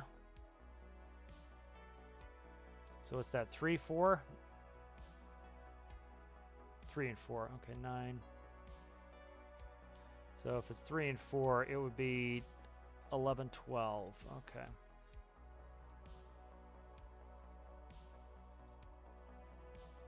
That will work. That'll fix that. So that panel is now fixed. And then I need to fix the right, where is it? Right here. That's going to be 10. All right, that's good there. Now we're up here in this panel. And then we need master power is good. And then I need 25. Where the hell is, what am I looking for here? No, I don't think it goes in this panel. Okay, it's not this one. No, it is this one. Okay, right here. 25.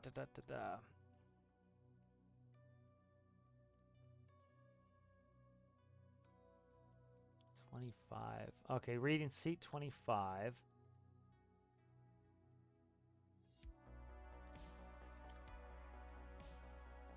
Transmission panel here. Okay, right here. This is 31. This is where we need to go. Ugh, this is going to be a pain in the ass. No, it isn't. Okay. I've got extra nodes on this. So this is from master panel.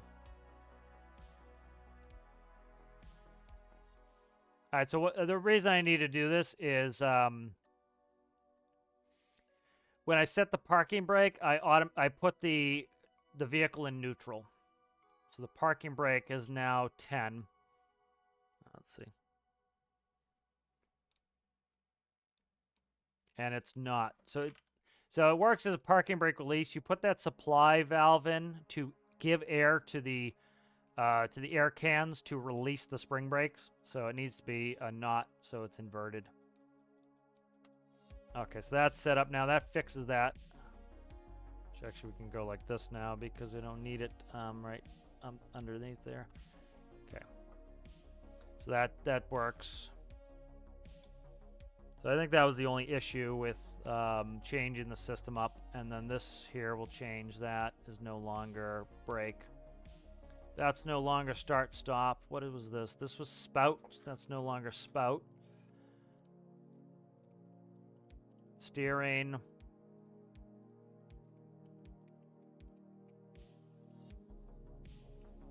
/brake.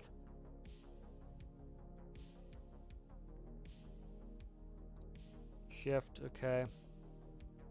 All right, good.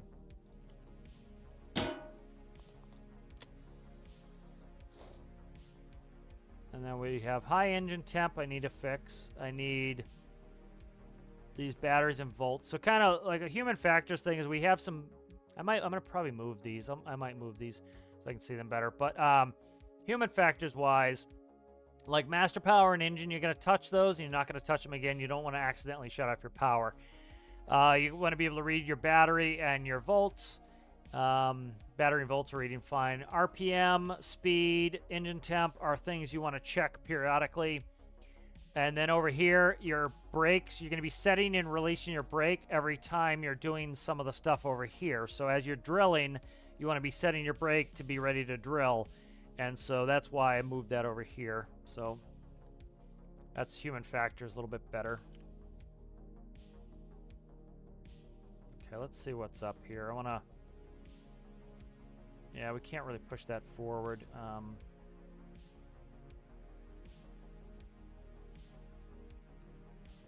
Might put a tilt on this. I don't know.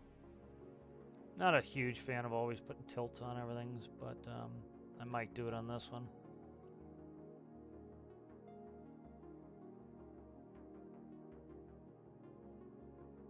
Let's try something here. Get off symmetry. See how I like this? I may not like it. Go from here to there, please. Thank you.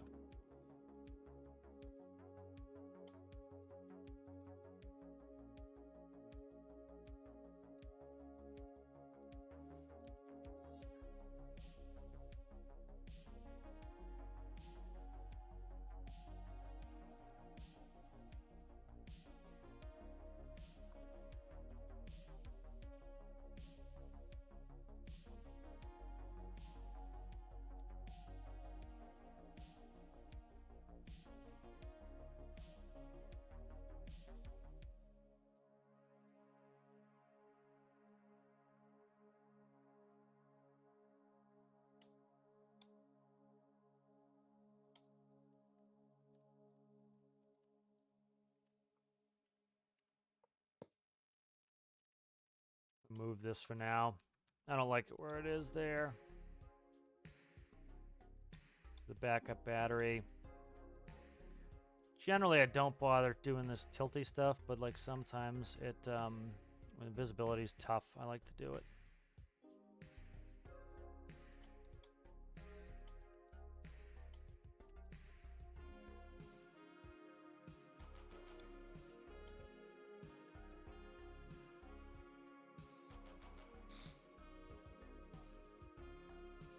Rather not do a negative number if I can avoid it. Let me see.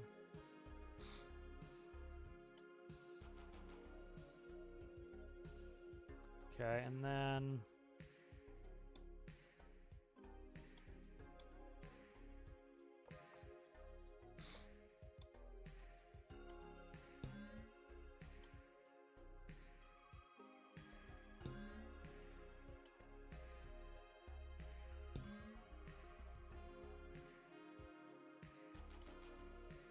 let's test out this dash. Just I can't see any of my gauges either, so I kind of want to.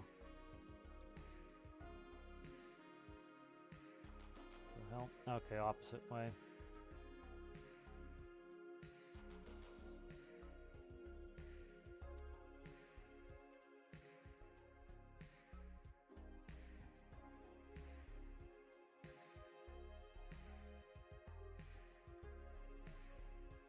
Nah, I'm not a huge fan of that so far.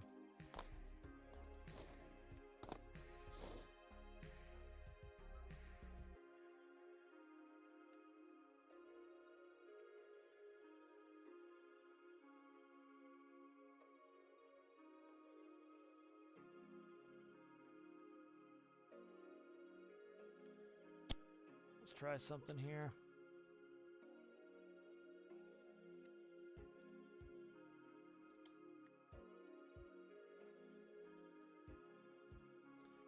Okay. What is that hitting now? Oh, the door and the seat. Okay, I can't go up then. Definitely not.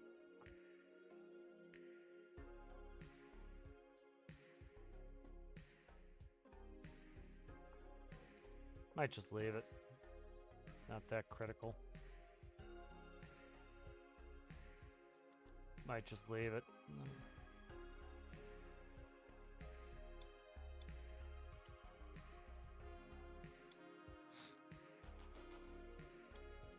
Let's see, it's backup battery, so it doesn't need to be really super duper accessible here. Let's stick it right there, I think, on this panel here.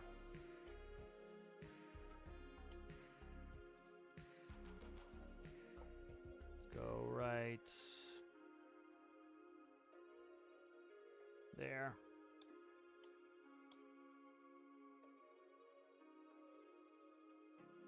Okay. Not a huge fan of this, but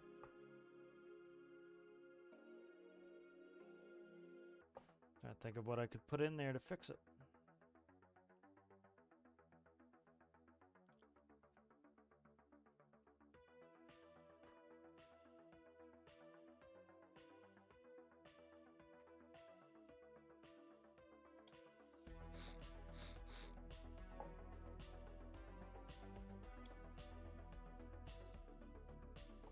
I don't know, I kind of like it that it shows where that's the door, but kind of bulky as all hell, so I don't know.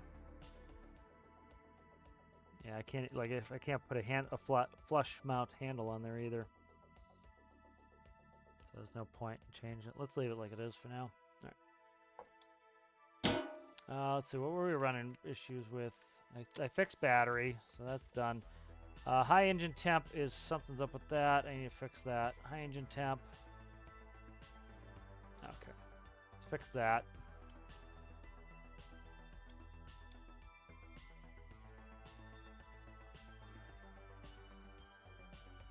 All right, engine temp here should be 3. X, okay, let's see. X is greater than, okay, I never filled it in. All right, that would be why.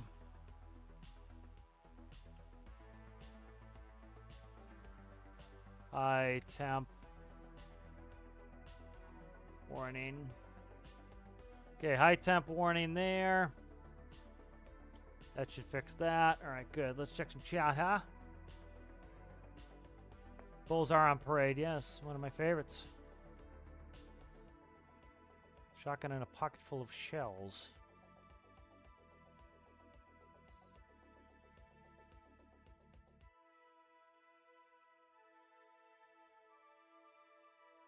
Please, what do you mean, please share the link?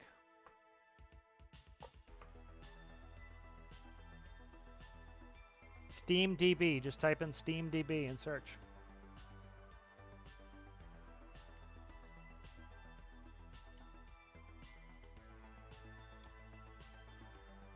All right, let's see. What do we want to do next here? Trying to think. Let's get rid of you. I don't need you anymore.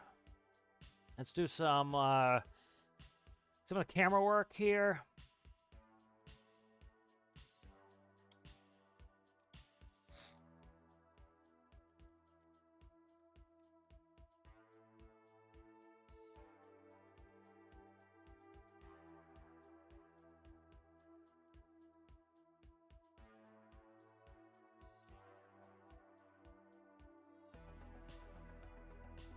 I think I'm putting mirrors on there or not. Or I'm going to put them in the back. Might do mirrors. I'm trying to just figure out what I want to put on here. I think I want a spout cam. Trying to think where I put the spout cam.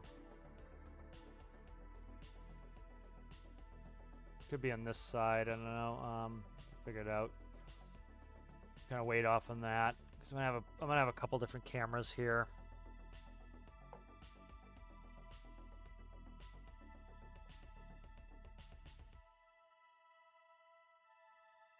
Let's just go with. I didn't put it in yet.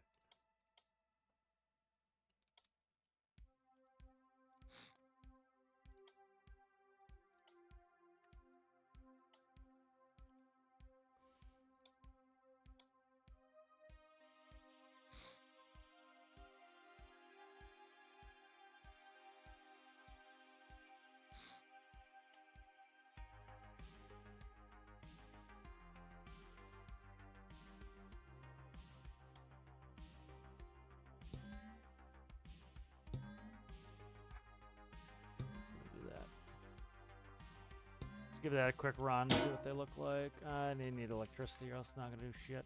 I still have infinite electricity on anyway, I think, but I'm trying to just plug them all in.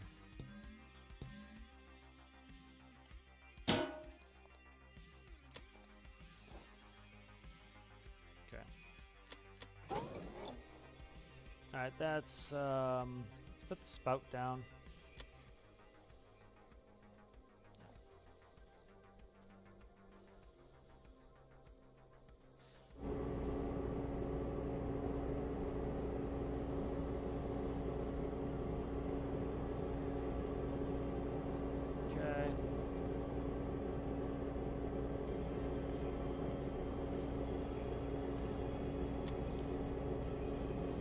Alright, so I was trying to see if I want to tilt this camera down. Not really. This one doesn't need tilt. I'm trying not to tilt it if I don't need to. That's actually pretty good. I can see right where the drill area is, and I can see there. So I can also see right here, but I can also look at my cameras, which is kind of nice. This is going to help with backing up. And I'm trying to decide if I want to put mirrors on or not. Let's save it, and I think I am going to put mirrors on.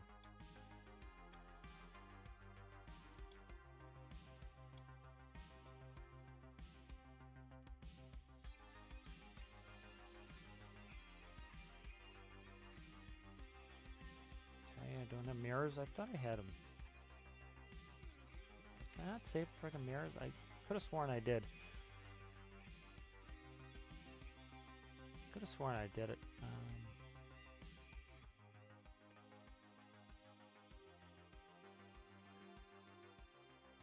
I thought for sure I'd taken mirrors off and god damn it.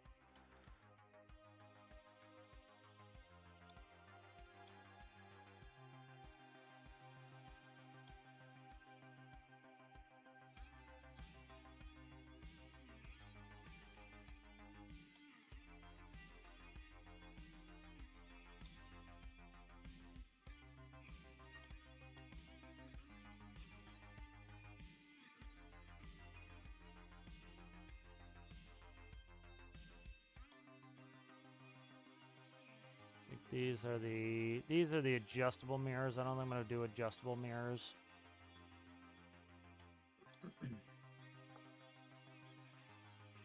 Now let's see where their logic is.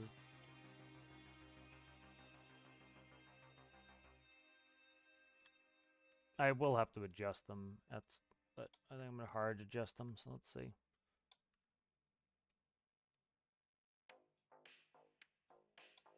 What is this going to here? Okay, these are hooked off the doors. What the fuck? Okay, these angle for the doors, so I don't need that functionality in this one, I don't think.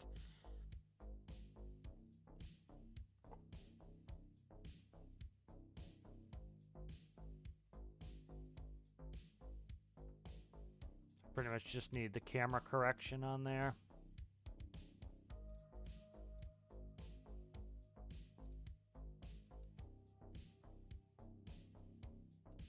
Okay.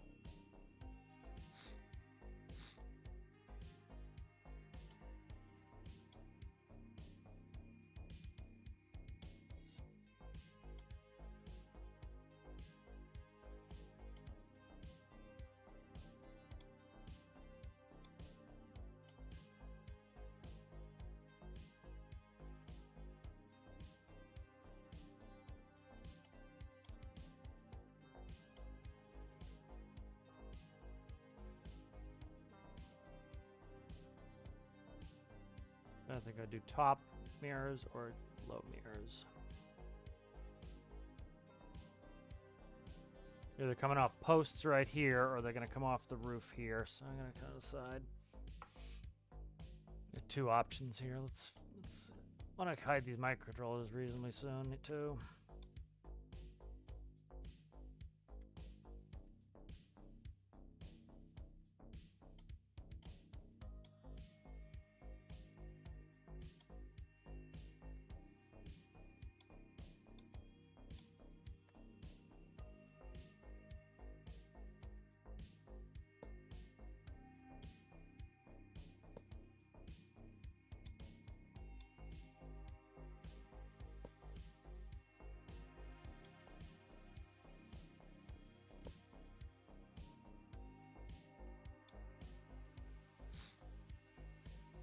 Probably thinking posts. I think posts.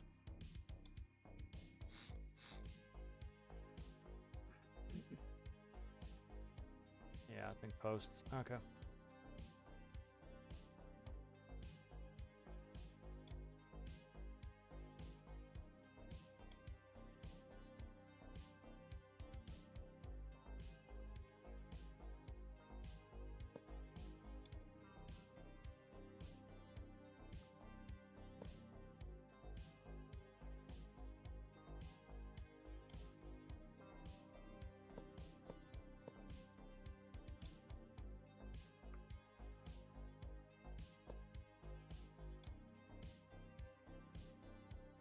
See if I can go within the fender wells or not. I don't know.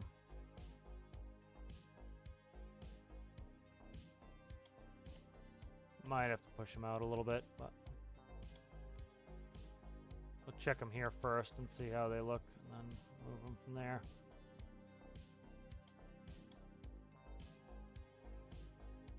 And then this just needs to be merged while and then I'll check out the angle on that later.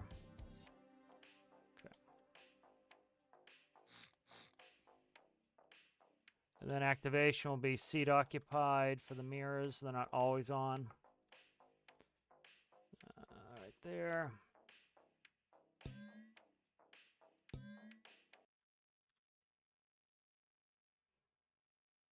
Electricity.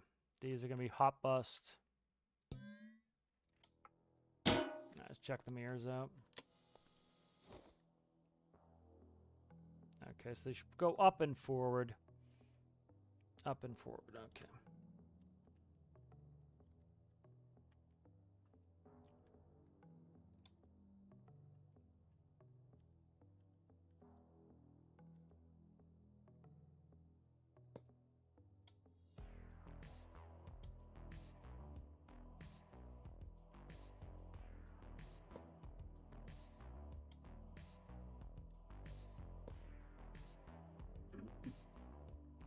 Can I go off of this spline? I don't think I can.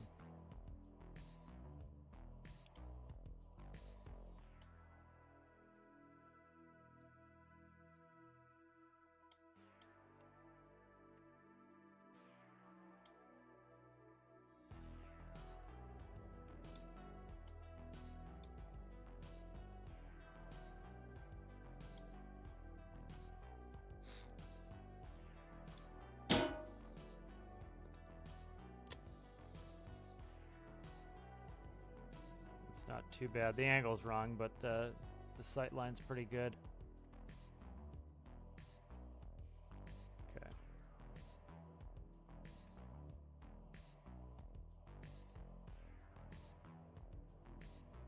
Now that's 0, and then this needs to be, let's do that as 0 for now. See what 0 looks like, and then I'll probably have to angle them out a little bit. Yeah, they definitely need to angle out a little bit. Okay. Probably a quarter angle out.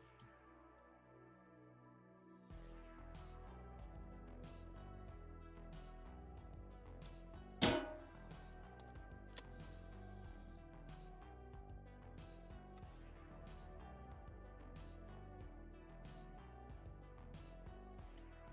make sure I'm going the right direction here first. Let me check this. See which way is going what. Alright, so it should be camera corrections. That's definitely the right one. Because it used to on the other one, the mirrors would angle when the door would close. So that's why it had to have two different numbers. Okay, one's a little bit aggressive. Let's try like a 0.75. Because ideally, you want to barely be able to see the vehicle you're sitting in. You don't need to see your side. Like, you don't need to see all this. Like, this is fine the way it is. This is about right. You want to see barely any of your own vehicle. A lot of people make that mistake when they set their mirrors. Is they're looking at so much of their vehicle. It's like, you don't need to see your vehicle. You need to see the other vehicles. And so you want to see, like, if your trailer comes tipping out, you want to see it. But, like, you want to barely be able to see your vehicle. That's how you set your mirrors correctly. Let's see. Do 0.8.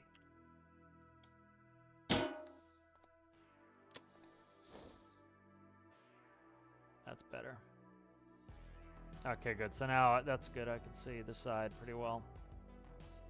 Yeah, good. I'm going to recolor those to be this color.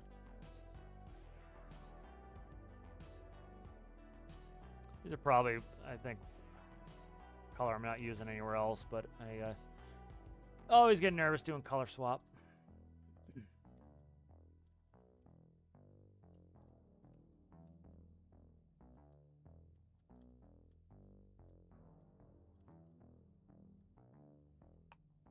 Let's check some chat.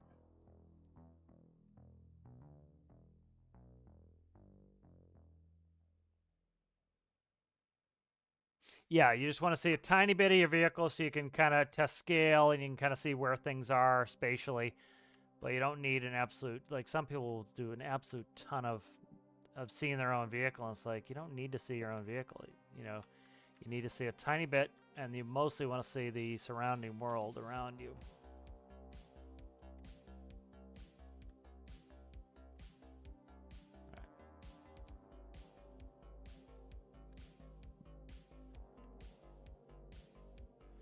All right, good. So that's good. I need to hide this somewhere. That's not too bad.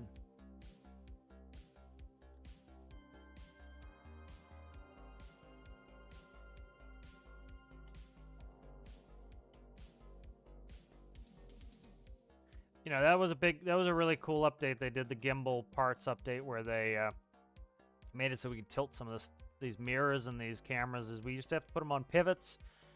That, you know, was resource intensive and it was a pain in the ass, and you know, it's another one of those things that was pretty responsive to what people have been asking for, and they did it, you know.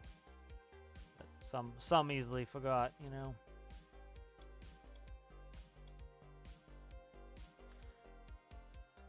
All right, good. That's set. Let's see.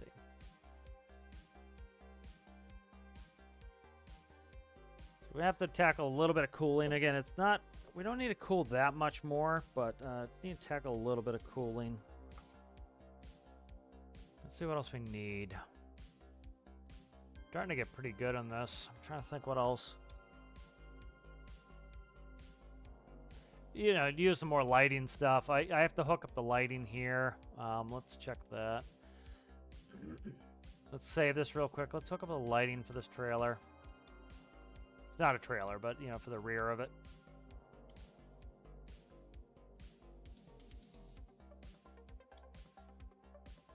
Let's see, where is my lighting panel?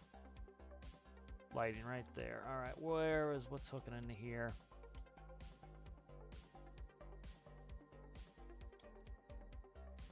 All right, headlight tilt, seat panel. All right, that's the panel, so this panel needs to come.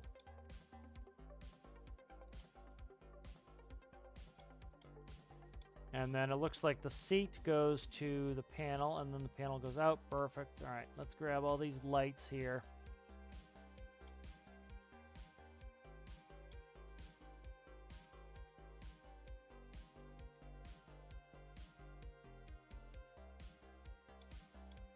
And then I want this too.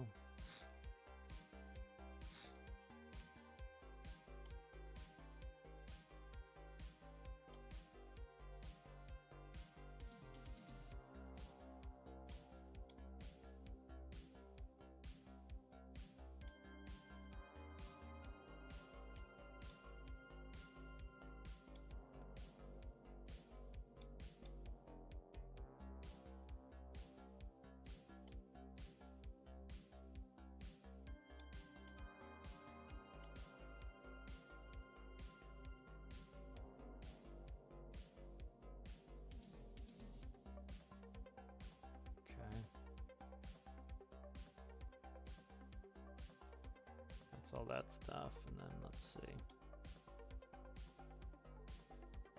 Spots there. Then I have cherries too. I'll put cherries on this. Take the cherries with us.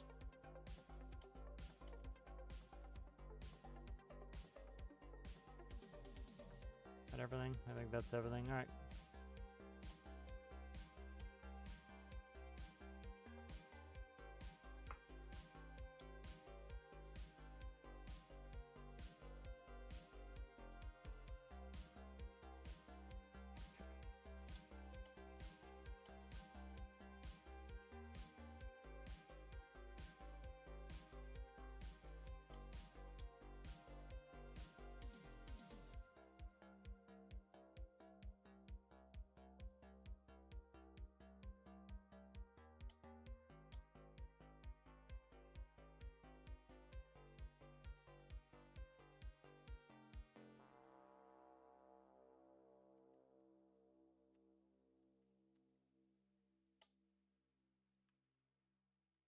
All right, good. All right, this can go. All right, we'll hook some of this stuff up. That's headlight tilt is going to all the headlights. All right, nice. Seat panel goes there, and then the seat goes into the panel like so. And then what else do we need here? That's going to be right directional is going to be here and here.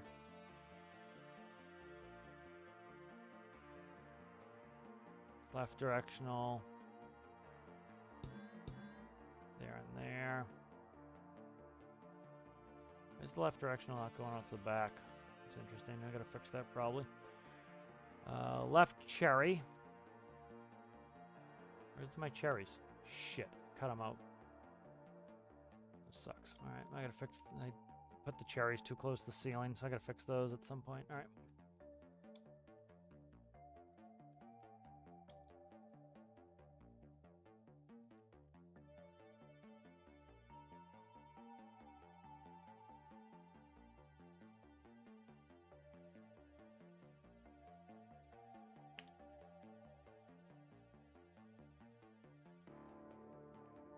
Don't really want to go too low in these. I don't know. I could go all the way to the floor with these lights because that actually should be able to shine under the drills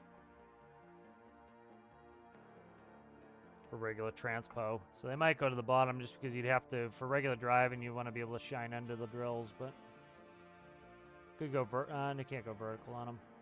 I have to move them. They can go vertical. I just have to move them.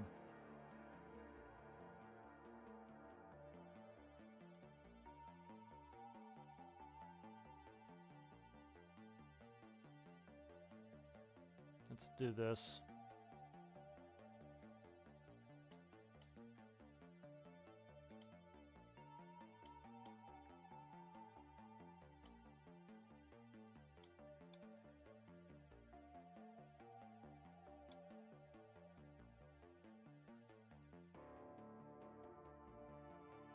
Go there.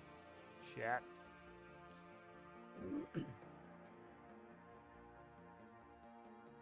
I'm gonna XML a pipe in can't do that. Yeah, I can XML a pipe in there for the mirrors. All right, I'll do that. Put these right where the mirrors are. All right. Just undo what I did here. Let's back it up. Okay.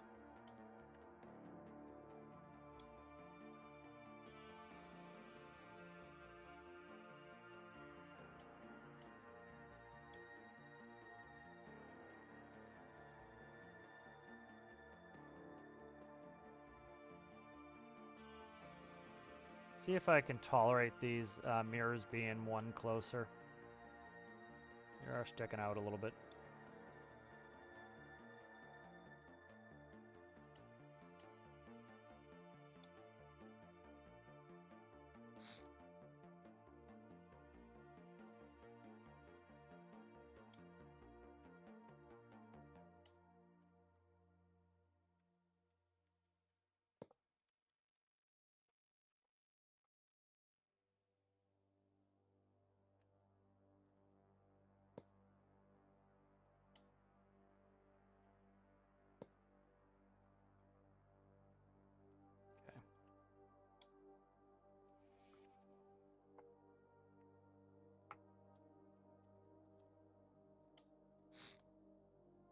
Oh, you suck. Alright, I gotta fix these now.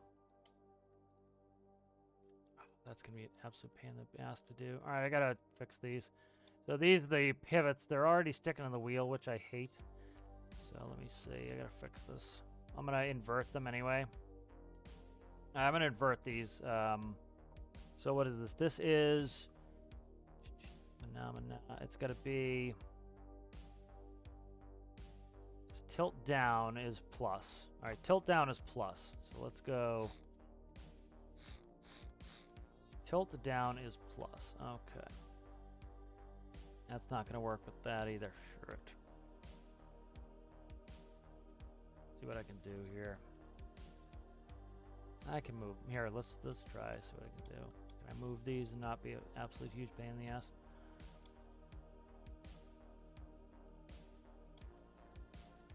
Let's take you out like that.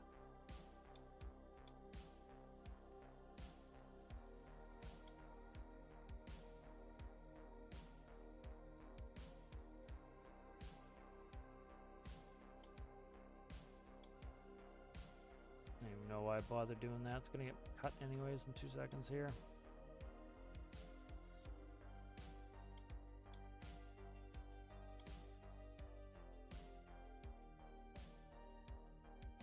And that makes that not gonna work for the directional, but that's all right. And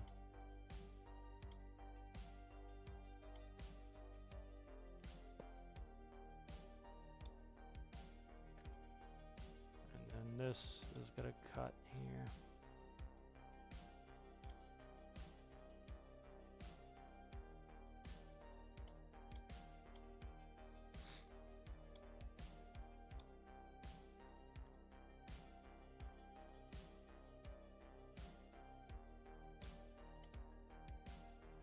Let's see what we're working with now to hook this up. Okay. Did I not change anything? I didn't change anything. Right, I'm trying to get this figured out here. Where's this side? I moved that one correctly. I did not move the other one correctly. All right.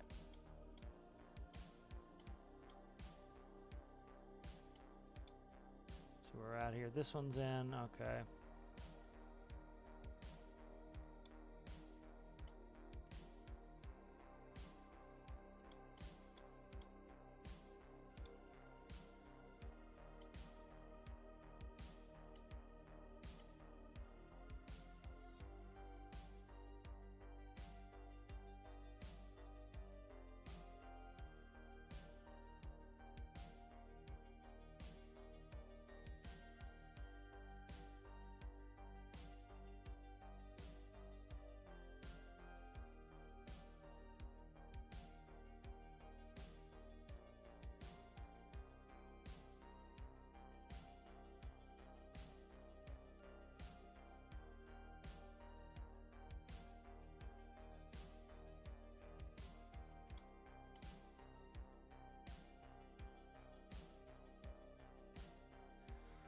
Ugh, sucks.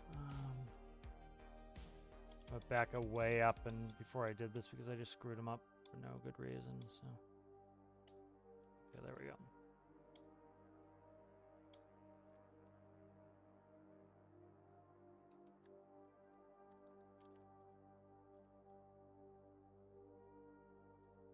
Try to make sure I get them in the right friggin' spot here, and it's kind of tough.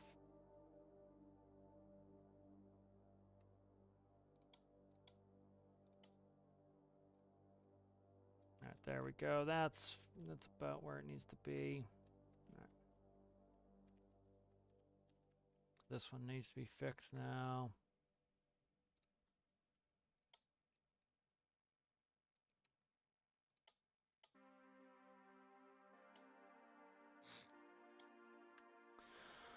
Oh, wow, this is turning a super pain in the ass. It really is.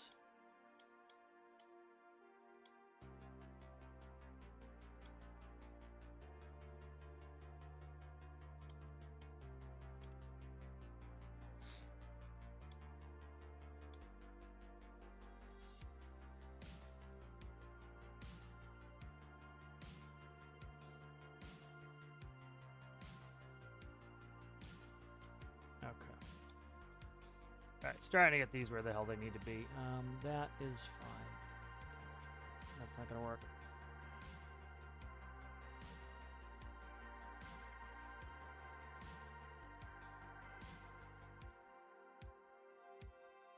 Alright.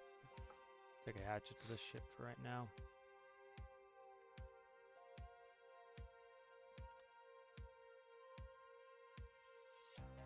Take a hatchet to it and mark it here.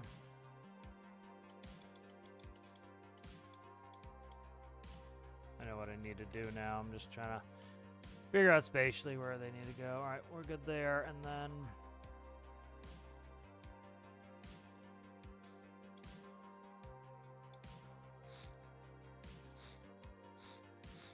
okay. And then these are going to go flip forward and then flip back. All right.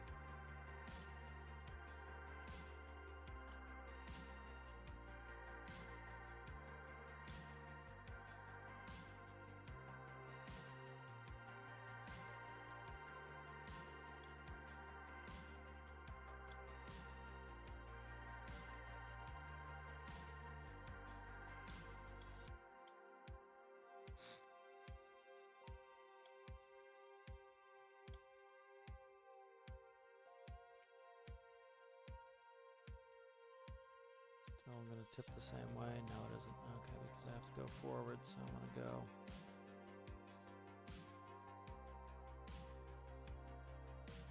Alright, there we go. That's the correct orientation.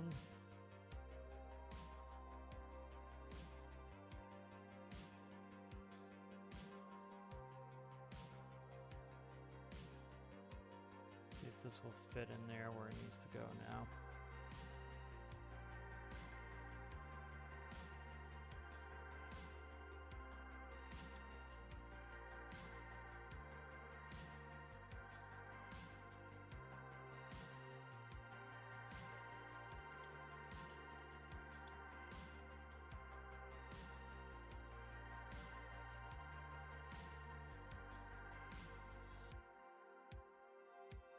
Okay. And this one needs to go in the same position.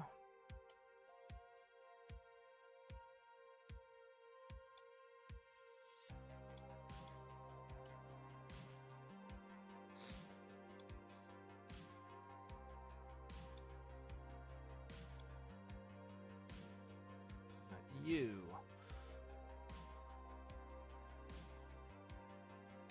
Alright, there we go. That's in the correct orientation now.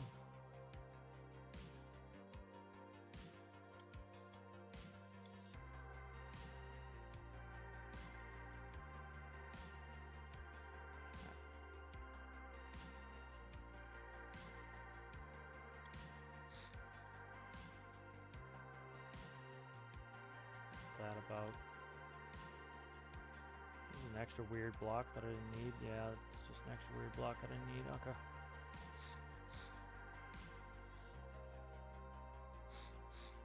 Make sure all that's set up. Okay, good.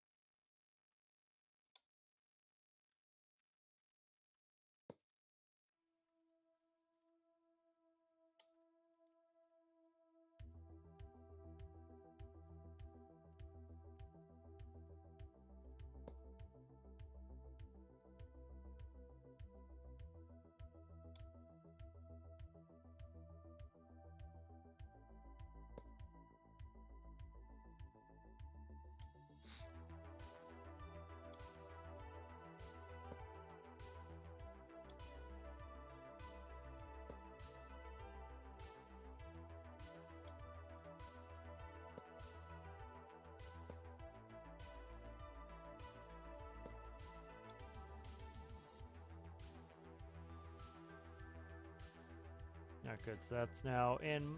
That's plumbed in.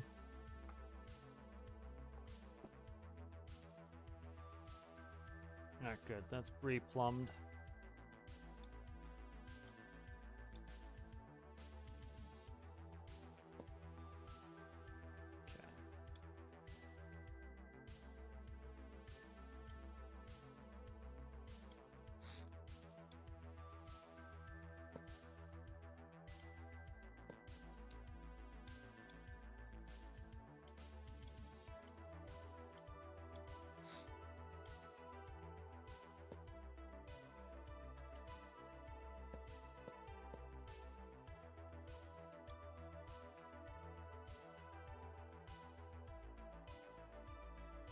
Alright, because that's in.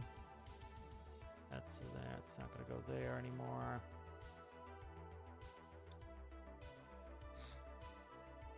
Can't go there. It's going to go one back. Alright, there's fine. Alright, let's put in the side directionals here.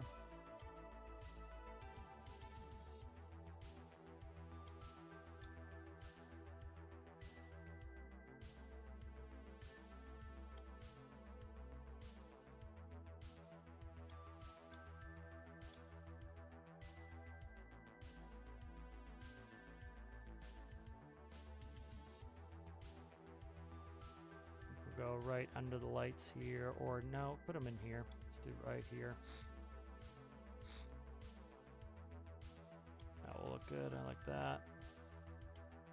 Hopefully the right width. They are not. Suckers.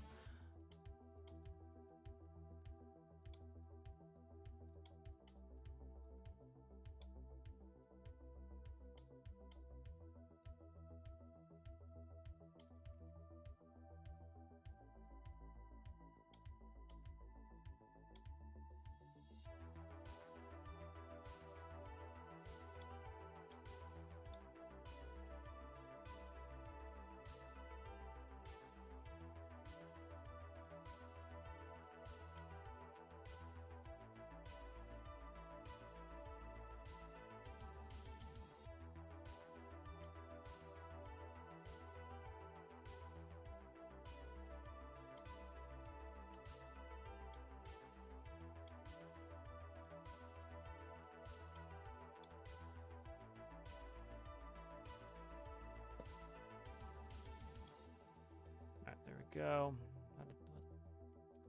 Color swapped everything, you mother. There we go. Okay.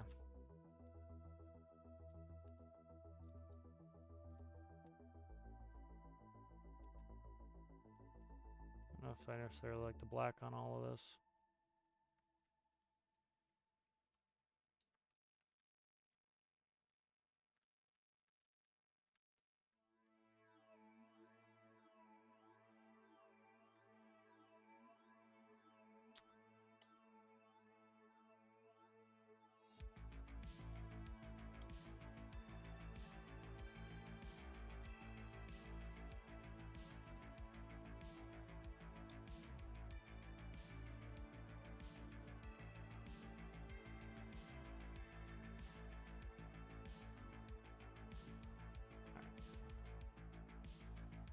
Digging that, and then that's my lighting controller, which can go somewhere else here.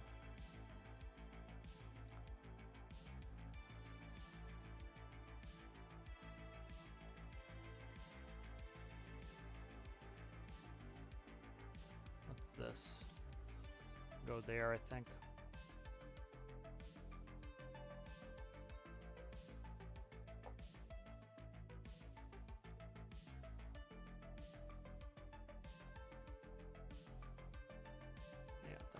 See what's on the lighting controller here. All right, should be headlights, hazards, high beams, and work light.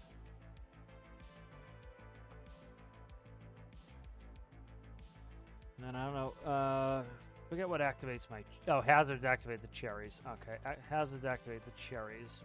Where the hell do I want to put this? Put it upside down there, screw it.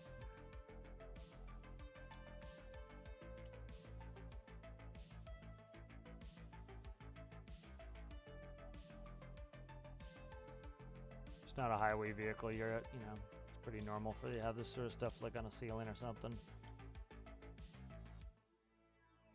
I can color swap, I'll tell you. There we go. All right.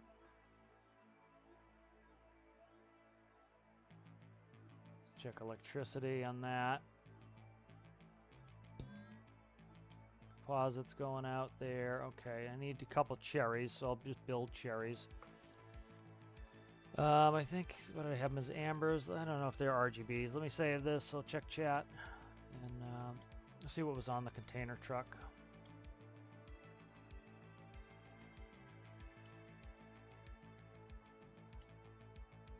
Alright, these are just regular lights, so I'll just grab them here.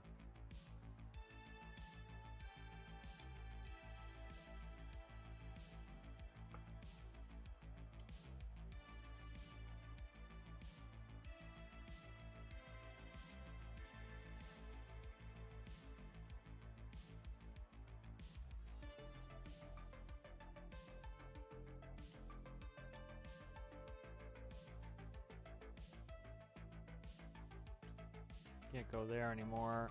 Could go. You can't go there anymore. Can't go there. Let's go.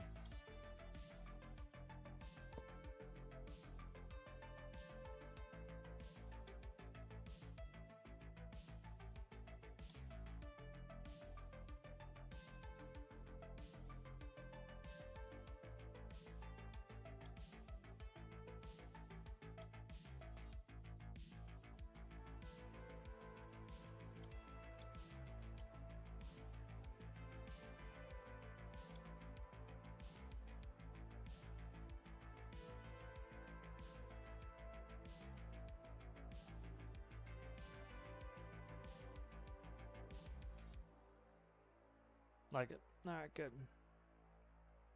I might do a different color on those. Let's go like these. Bingo.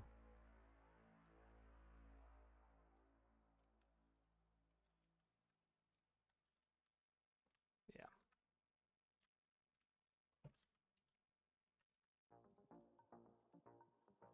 All right, good. Those are the cherries. Let's plumb all that electricity in of all the stuff I just added. So we got all these, and then these are going to go up to the cherries. And then we'll just plumb them right into the rear lights there. And we'll give it a quick run, check all the lights.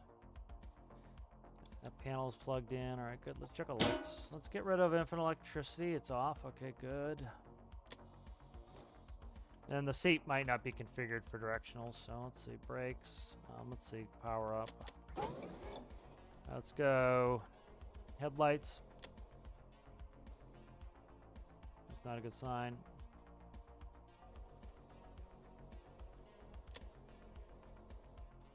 Ah, the fuck. All right.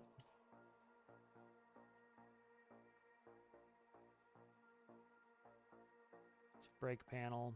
Not run into the brake panel. That's gonna be a problem.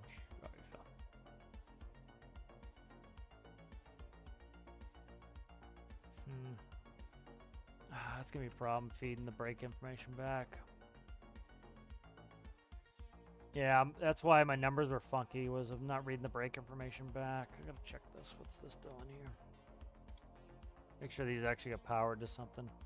It seems like it's an electrical problem, so let's see, make sure this is actually connected to something here. Right, that's plumbed into the relay, okay.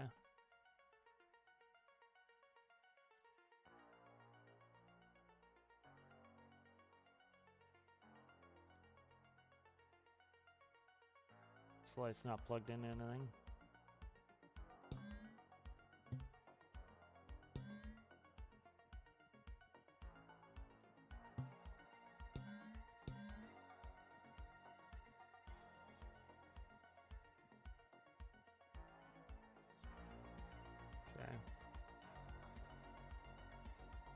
Plumbed in electrically. We'll check the electricity. I'll see what the hell's wrong with this. Why it's not. Oh, I changed the numbers and I never changed them. Did I? No, I didn't. What's that? See? Okay. Let's check this panel here. 7, 8, 9, and 10. 7, 8, 9, 10.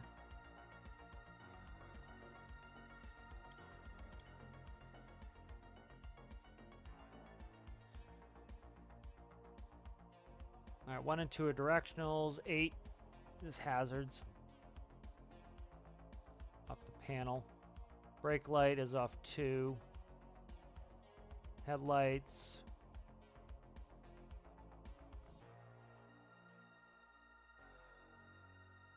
Yeah, let's see.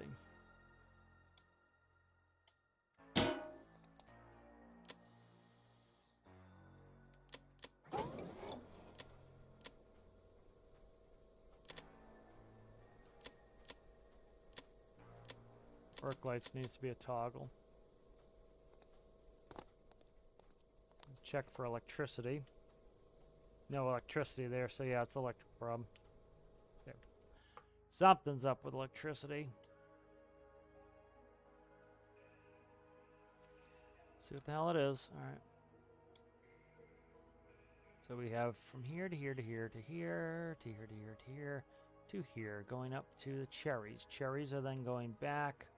Let's not have the cherries go all the way back. Let's have the cherries, where are they going to? Let's not have the cherries go there anyways. Let's have the cherries go to here.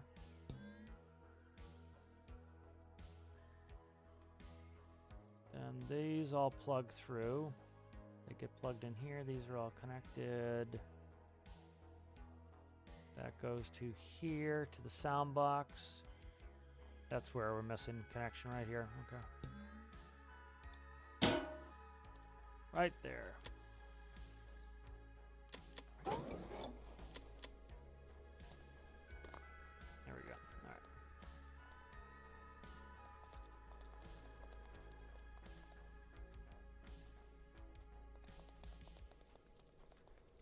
All right, let there be light here. Brakes. Directional. We won't get a directional when we have the hazards on, but cherries not spinning. No cherries. I thought the cherries were off of the hazards, but they might not be. So work lights. Okay, those are the front work lights. Those need to be Those need to be fixed. They're just blasting the cab with light. I want them put those on a spread, and we'll do front work lights too. Headlights are not on. Okay, the work lights are progressive, so it's front work lights, front rears, rear work lights. Okay, so that's good. I like that. I just need to change the fronts. I'll move them. I'll put them up on the fender wells here. Or I'll put them on the roof. I don't know. I haven't decided yet. Or I could just angle them differently. I don't know. We'll figure it out. And then we're not getting headlights in front there, probably because they're black. So let's go ahead and let's go additive here. Let's see if that fixes it.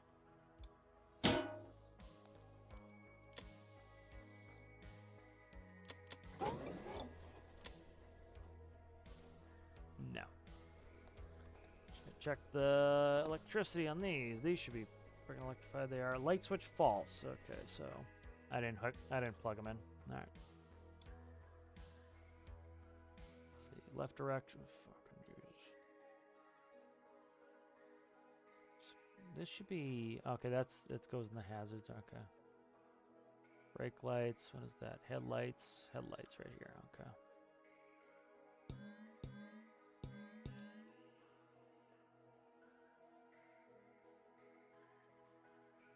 Well, let's see if I can do the same number on these. That would be convenient. So if I can go the same number on these, let's try putting those on this and see if that'll work. That will save me from having to program them separately. All right, there we go. We finally have headlights. All right, still get good lighting even with the drills up, and then with the drills down. Oh, fuck, that's backwards. I knew there was a reasonable chance I was going to screw that up. Let's see, where is the connection on that?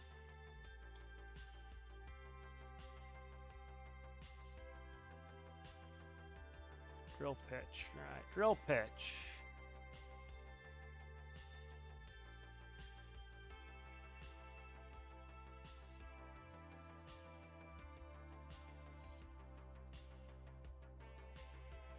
See if I can just grab them and flip them.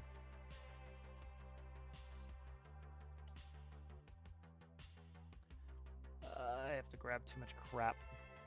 I'll just make them negatives.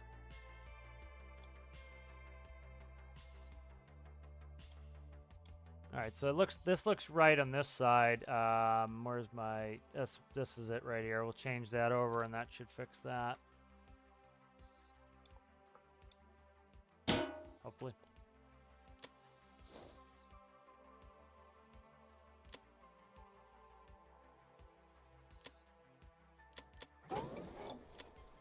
Nope. Okay.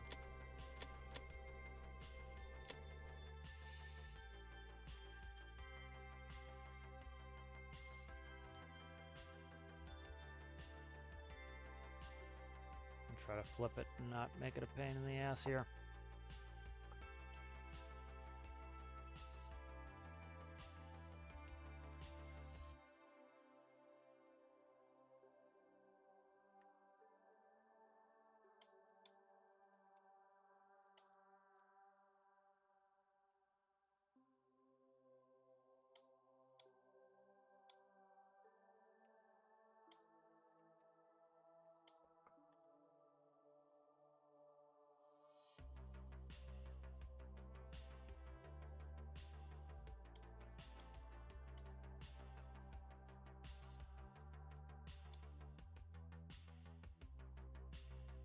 Let me grab the thing. Jesus Christ. Be a pain in the ass the whole time, huh?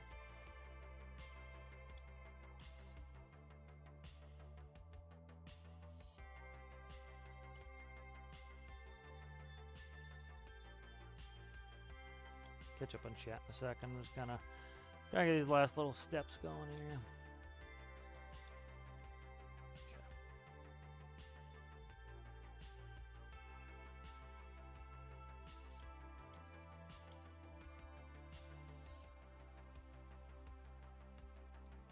I was wrong. That goes there. This goes there. Okay, these go there. Okay, and then I need to fix that back probably the way it was.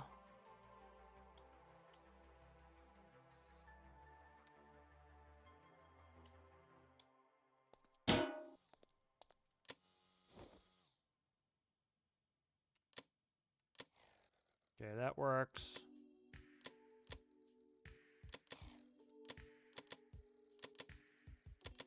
Okay, that works now.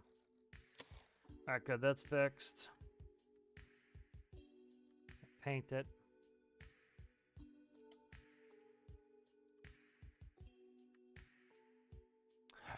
Give me the paint. There we go. All right, that's good. Read some chat. How's it going there, Mansigus? How are you?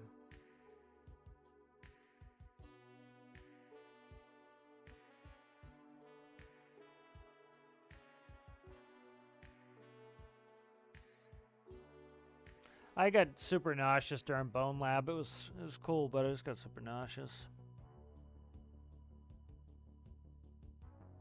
See you later, Rasmus. Thanks for hanging out. All right, good.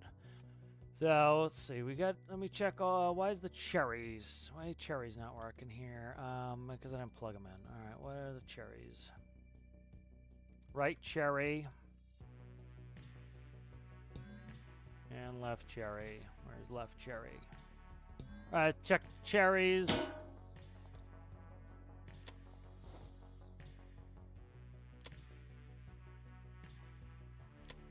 There we go. We got cherries.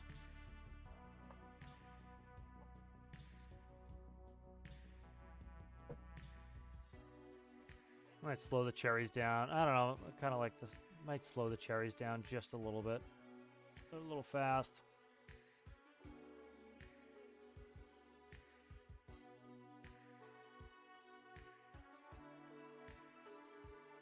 That's better, I think. All right, good. Let's get rid of some of these micro. I still want to work on functionality. Let's go. I'm gonna go. I need to get coffee, and I need to get grab a bite to eat while we work here. So what I'm gonna do is I'm gonna go put this out there, get it mining. I can check put it through all its paces, and then I'll be able to see what the temps are looking like.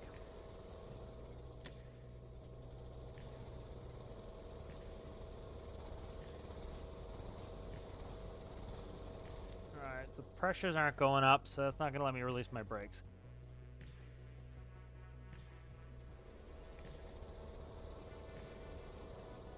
Alright. And I'll let this drill for a second and heat up while I go grab my drink and food. So we'll finish this up to there. What the hell is going on with the brakes now?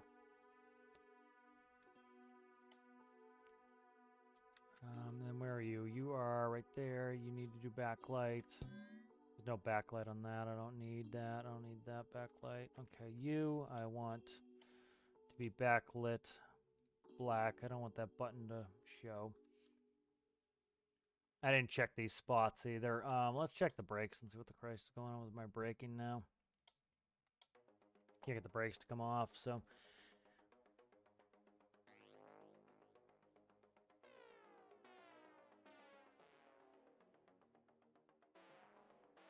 Let's work on these brakes a little bit.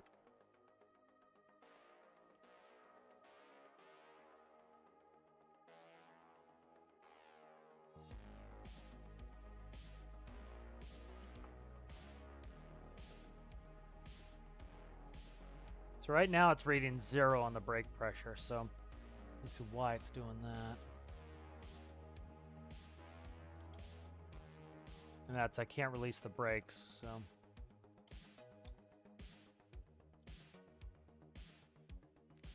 All right, park brake from brake. Okay, panel 10. Okay, that's fine.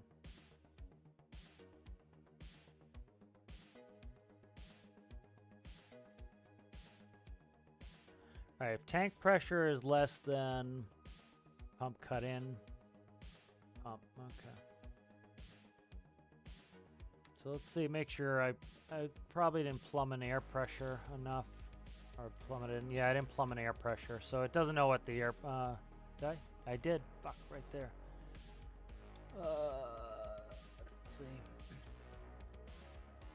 I should be shutting the brakes off, I don't know. Let's test it, let's try to see what the hell's going on here. My gauges weren't building up, so.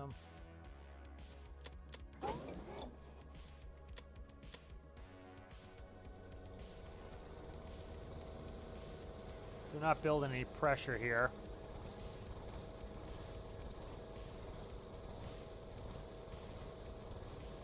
Why not, is the question. Did I plug electricity into the valve? No, okay. This needs to be plugged in. Check that, make sure that wasn't a problem. Can't look at the fucking end of the valve either.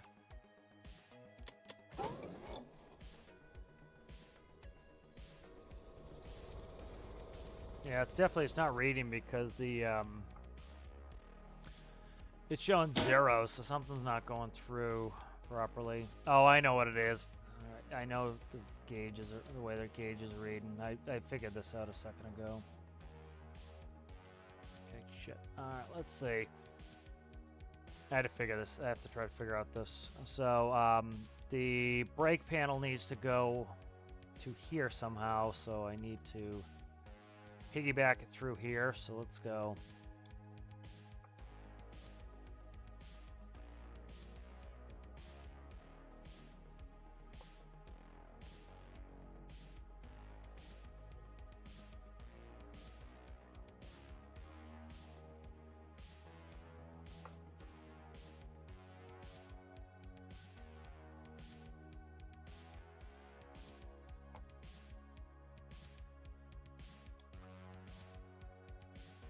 Do I really need anything off of this?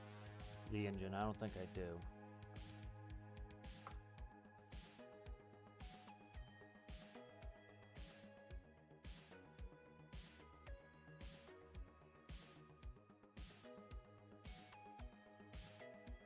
Don't really need anything off of there, I don't think, so.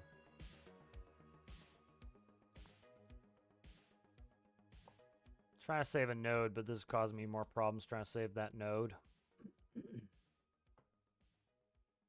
So what are those? 9 and 11 and 12? What are these? 11 and 12? 11 and 12. Okay, let's grab this.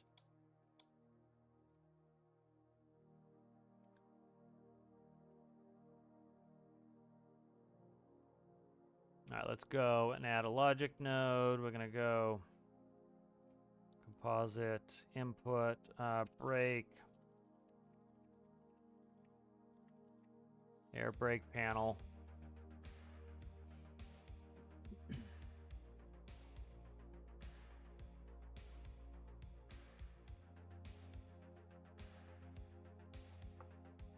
All right. What are these writing out on? 3 3, 4, 5, 6, 7, and 8. Okay, that's good. And that will start at 9. So that's good. That just needs to be hooked up like that, and that should communicate properly. Bit tuner, where are we at here? Right here. Air brake panel goes right there. That should hopefully read it. Now I should have a read in my brakes. I didn't have a read in my brakes, so. All right, we have low pressure. We do have low pressure. Let's start the engine. Let's rev up till we get rid of low pressure. All right, low pressure's gone. Let's see if we can release the brakes. Let's check the brakes. Brake false variable 0. Let's check all the back. Brake false variable 0. Okay, good. So brakes are off. All right, so I didn't hear myself shift. So that got screwed up. So let's fix the transmission.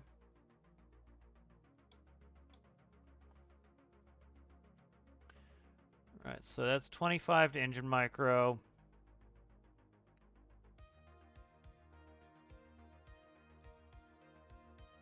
All right, if 10 is not selected, it should 0 this out. So that should be right.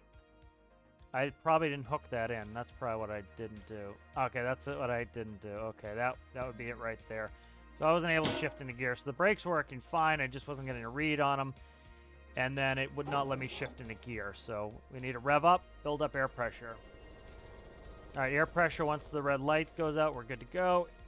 Tractor supply.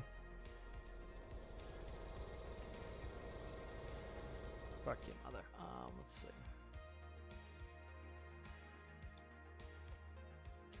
10, tractor supply. Okay, it's not a knot. That's the problem. If 10 is selected, don't 0. So you want to, if 10 is not selected, that's correct. 10 is not selected, you want to 0 out the transmission to neutral. Yeah, what's wrong with that? Okay, if 10 is not selected, yeah, 0 it out. If 10 is selected, you would want to get rid of that. Yeah. Okay. So let's see what the Christ is going on now. That should go there. Don't even really need that master panel. Let's go like that. That shouldn't change anything. But that should go to there. It could be electricity. It could be, because I did do electricity. So let's see. Let's test it. We'll check and see if it's electricity.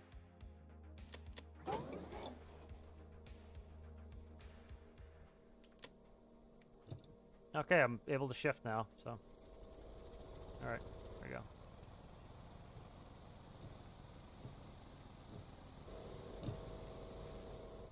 That pump noise is very loud.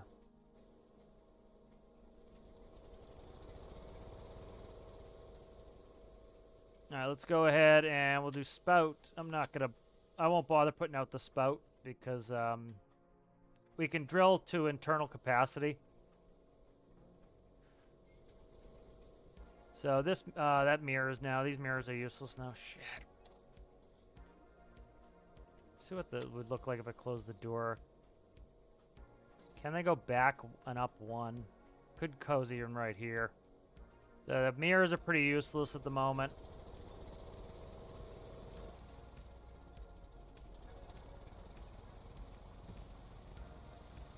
So we do have a bigger motor now too. Remember, I added 8 cylinders onto this motor, so what I'm going to do is down gear it further. What are we hitting there? Fuck. What am I hitting now?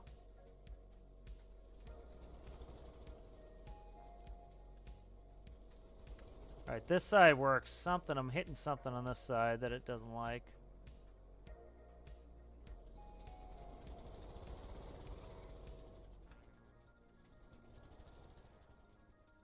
God damn it.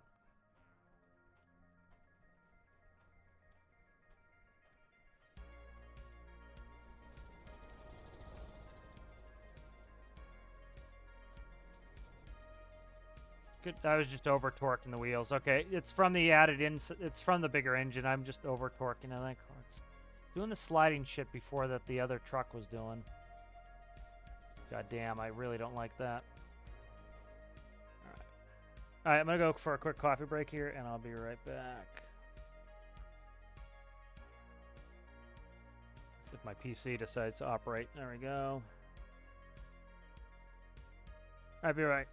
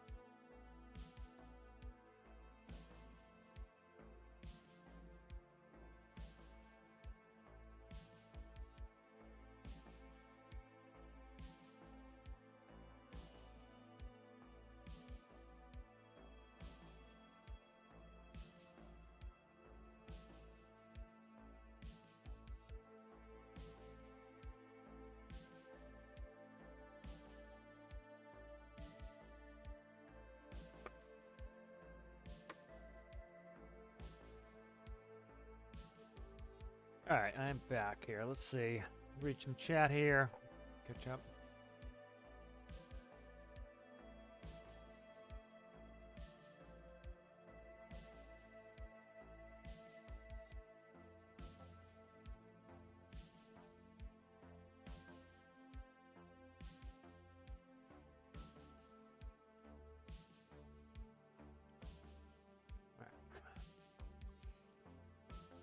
We'll see you later there, Amanda. See you later, Alistair. Alright, good. Let's see what the hell these problems are. I'm going to quickly eat while we're doing this.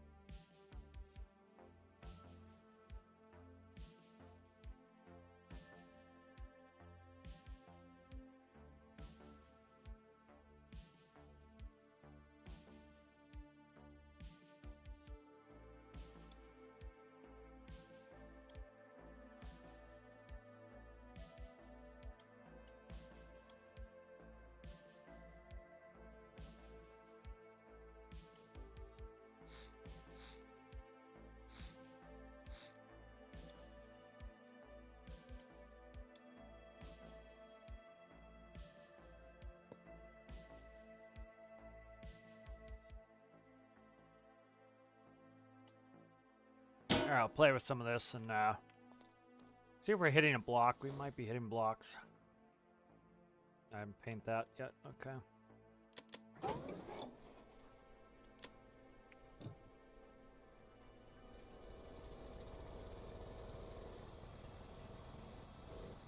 The air brake pump is way too loud at the moment, so I might end up having to clutch it.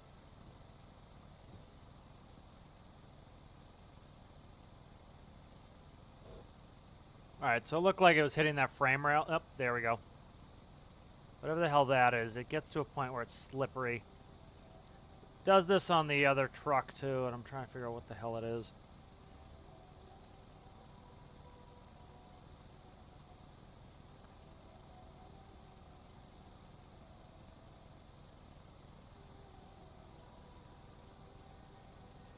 Alright, so it's happening every once in a while, like right there. Could be at a certain speed, it just pushes forward, I don't know.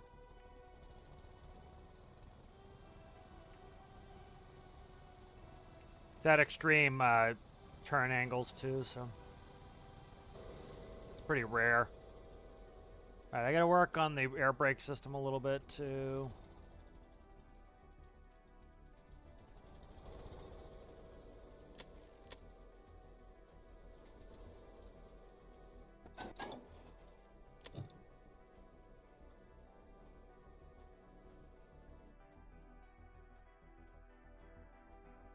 What's it doing?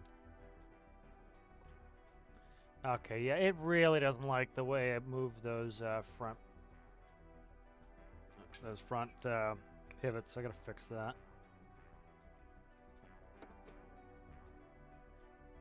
All right.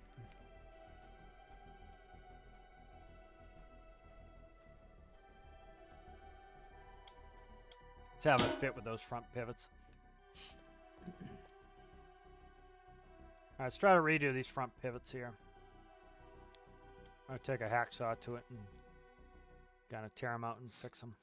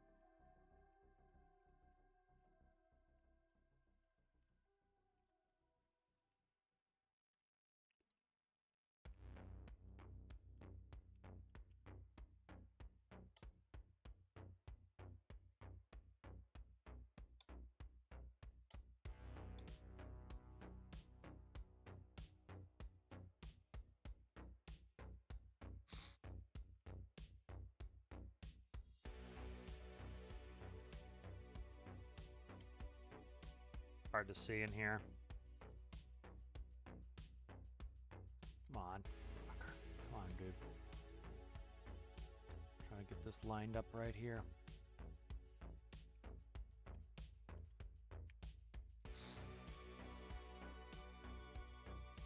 That's the right orientation there.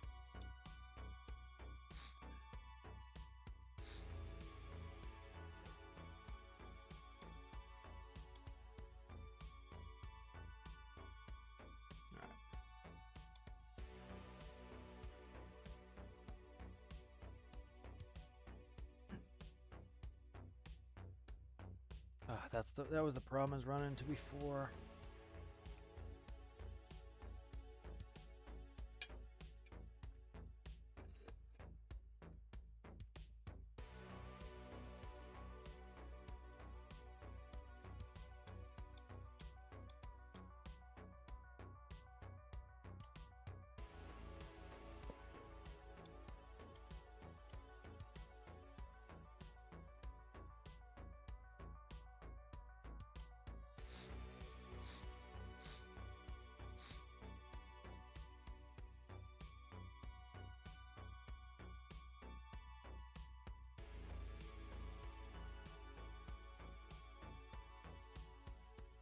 Let's do this.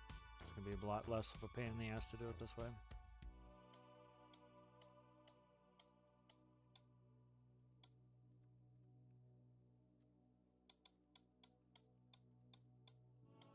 Alright, let's do this.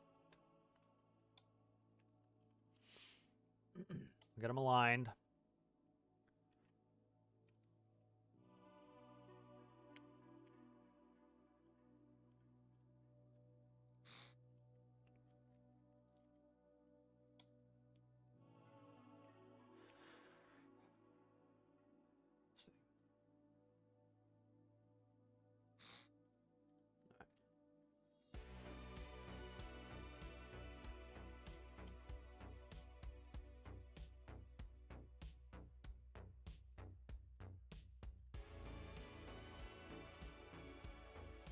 That needs to be below there, right there. Okay.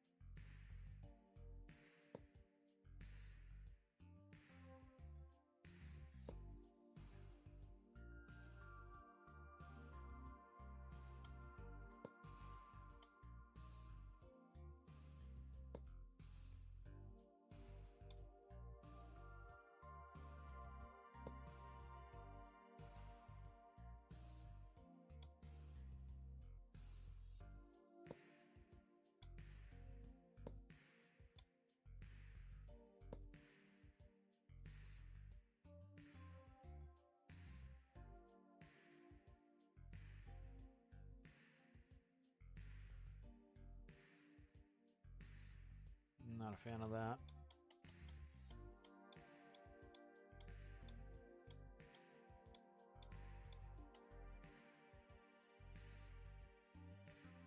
Okay, we'll put it in here. That cut that though.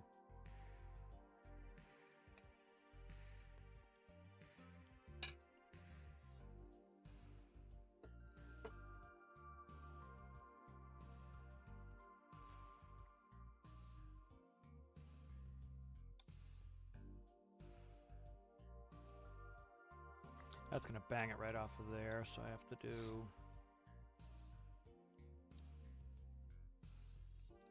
Have to come down here.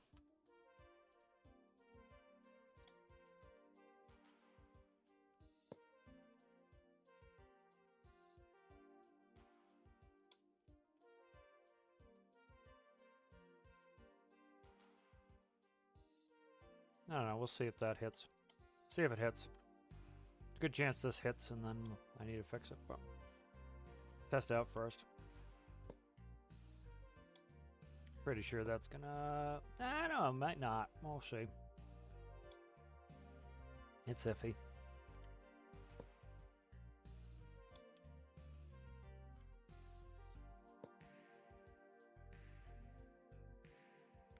That's likely to hit there. No, that's gonna move with it, so that's fine. Okay. We might be alright.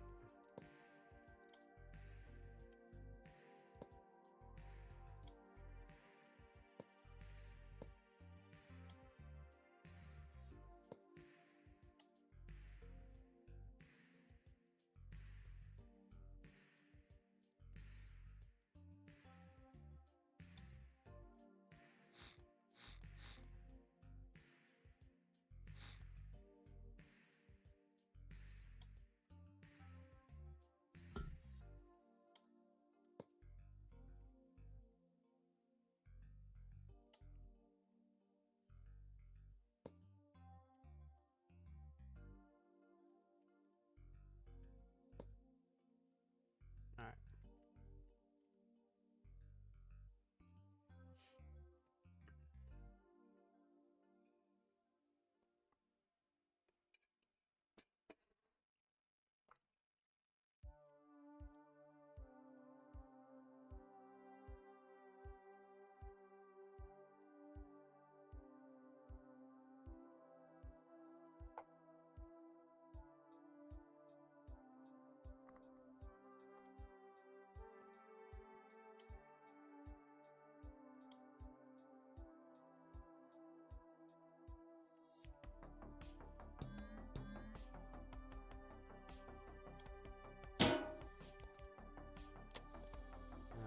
Electricity.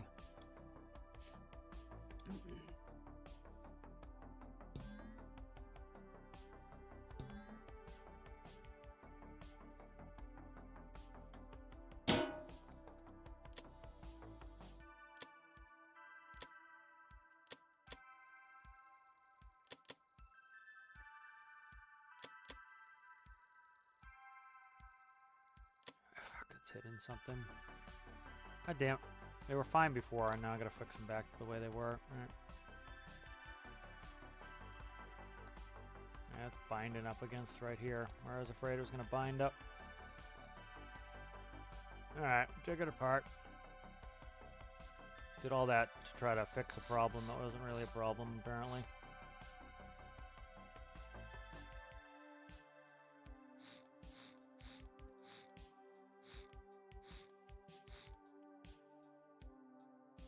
What are these right here? What is this? Why is... Okay, it's right there is where that is. See if I want to redo that.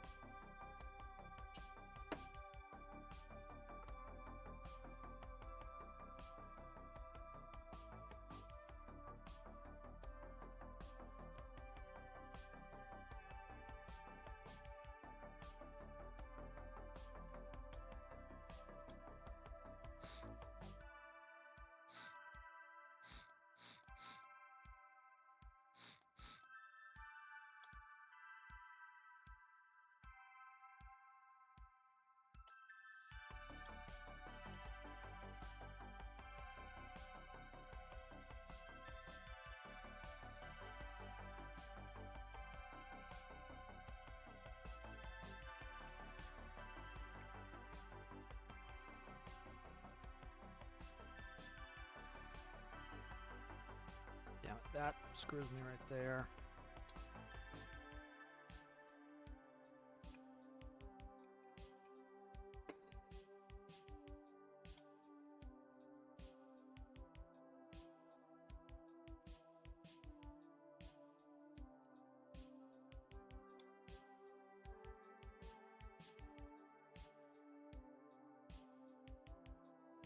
Let's see how many blocks we can do here. 3 is right there. Ooh, we might be able to do this. All right, let's play with this.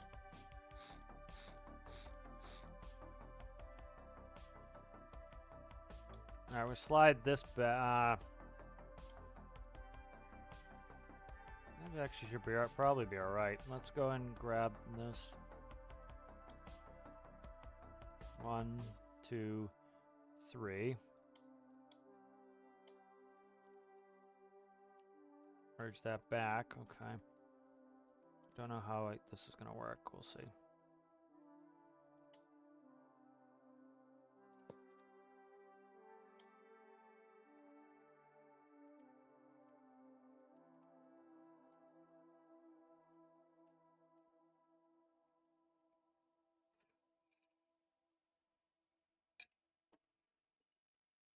If I didn't say bye, Amanda, bye, Amanda.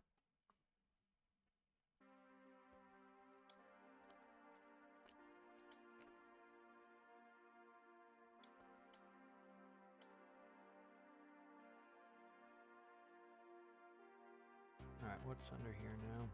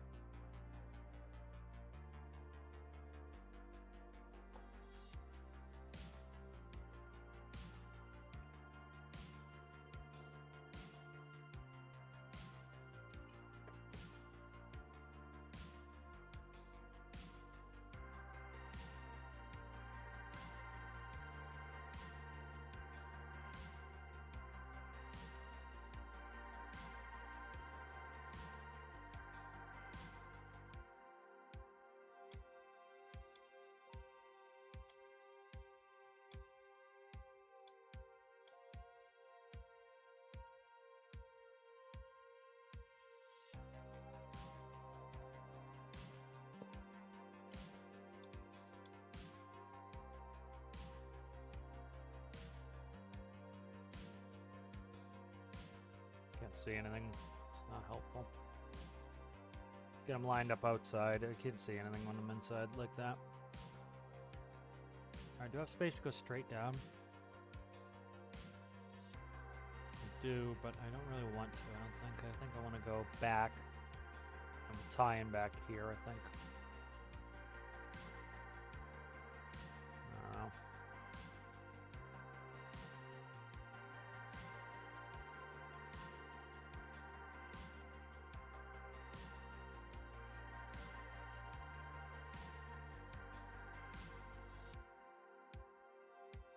Can tie through the floor, so let's go up.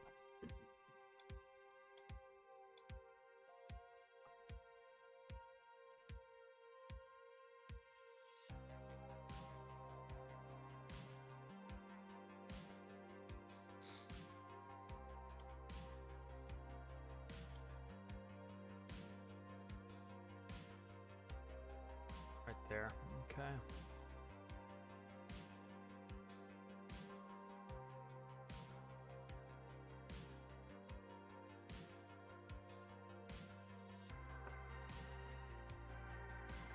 Push it back to. Ah, damn it. The geometry is going to be a pain in the ass. I'm going to do this. Let's go back to this last save. Hopefully this was before I started dicking with the pivots. And it isn't. Alright. You suck. Alright, let's go grab a save from yesterday. Because I grabbed the pivots off and then... that would be gold. I can slot them right back in where they belong. Right there.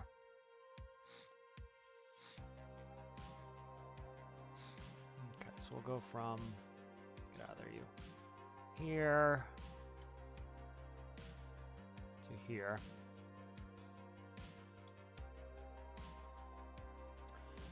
Really? Did I grab that side one? I don't think I did there, game. I think I grabbed the friggin' front one. Why do you let me put it out to infinity? Let me like move it like double the build width. There's no reason for me to go out that far. Okay.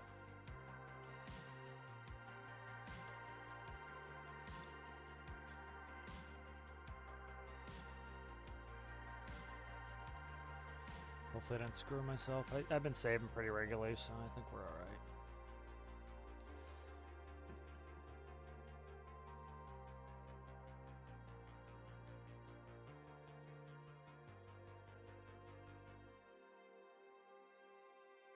Not there, I'll tell you that.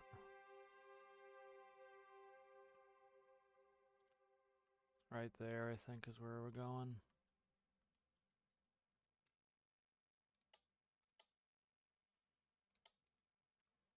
Yeah, that's where it belongs. It's right in the tires. I'm not a huge fan of that, but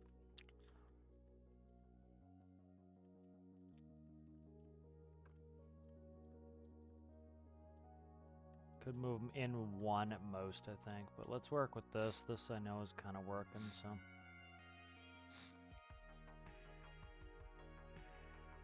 They gotta hit the geometry of a bunch of stuff correct to make this work, so it's kind of tough to screw with it too much.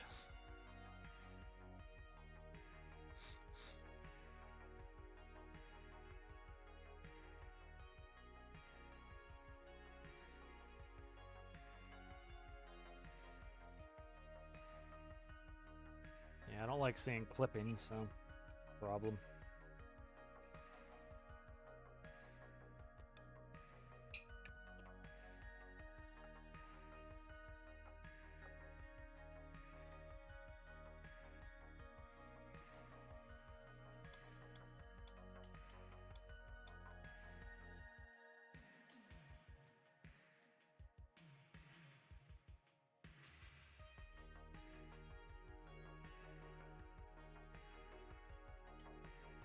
So they're sitting right there.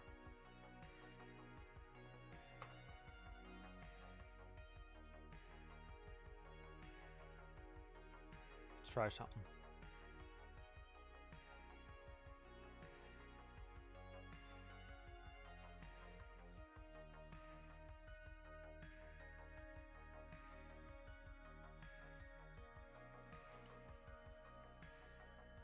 It's gonna cause, I can't go one block, it's gonna cause problems. Yeah, I can't go one block, it's gonna cause problems.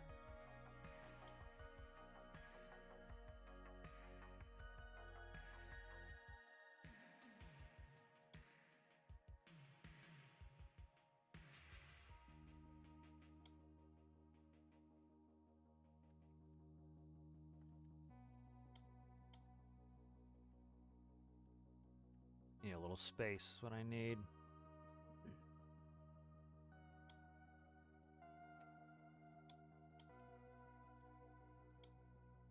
Okay. Let's not do that. Let's go like this. Alright, I'll just drag it by these then. Thanks. Thanks for all the help. Look at that.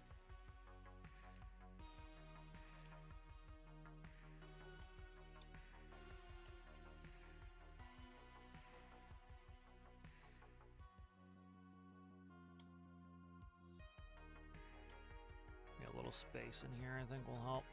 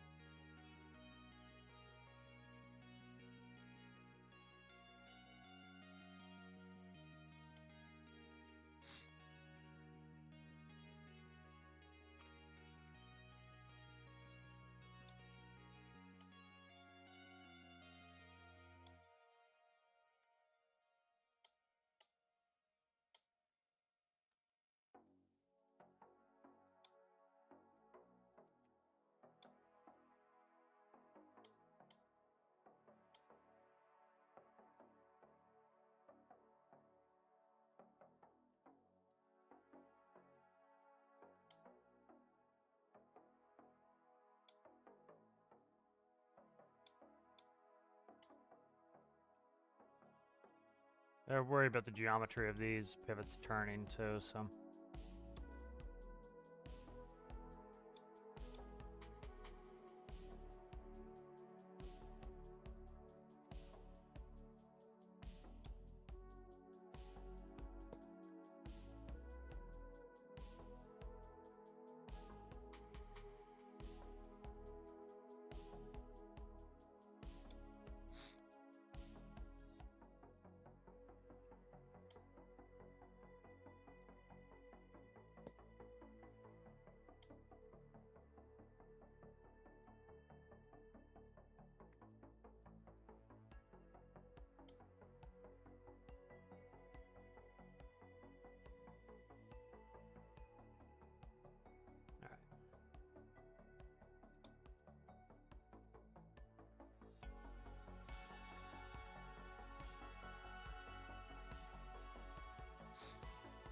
Kind of like the look of that, actually. I don't know. Let's see. You want to get it kind of finished up here. That's interior there. That is a hole. That one's not a hole.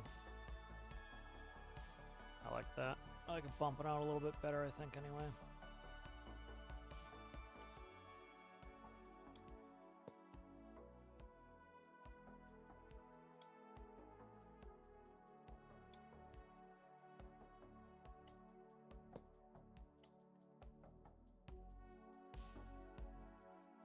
Alright, so let's see if we can't that.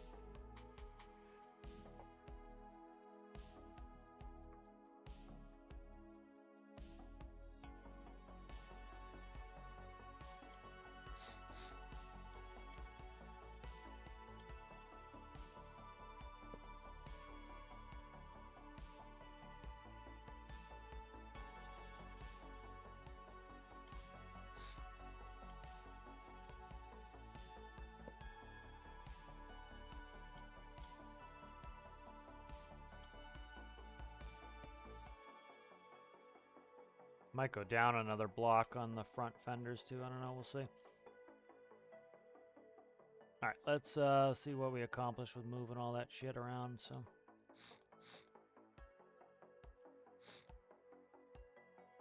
it definitely got it out of the wheels, which is nice. I didn't want it in the wheels anymore.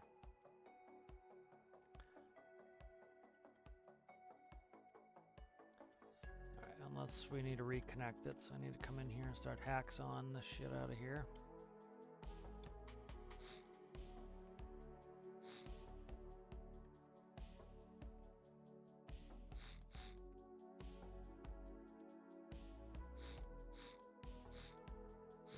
That can go, I think. Yep, okay. And we want to plug in over here right above the wheel well, so we'll cut there. And I will go... Trying to, like, get rid of everything that's in the way of the wheels, too.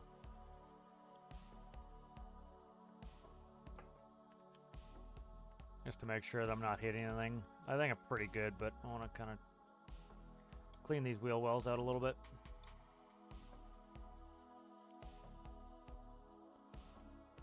Find a place for this shit here, up in here, up in here, up in here. Right here's fine.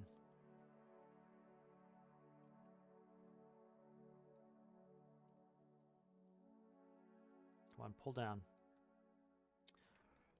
Go up. There we go.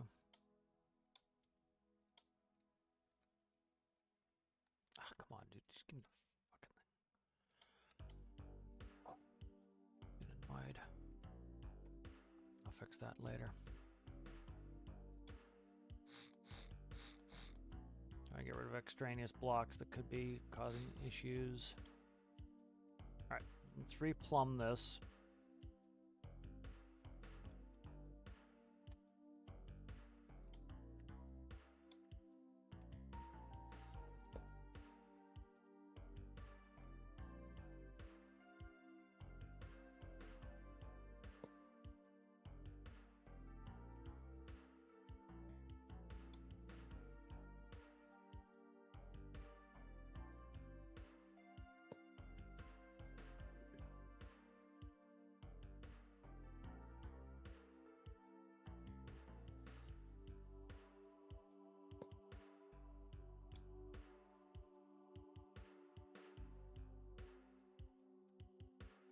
Okay, those are plugged in.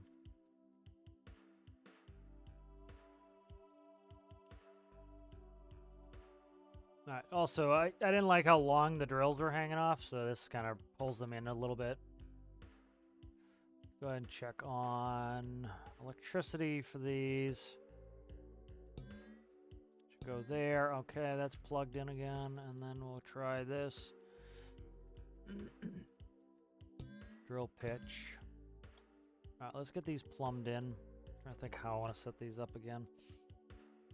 So they're going... Let's cut, try to see.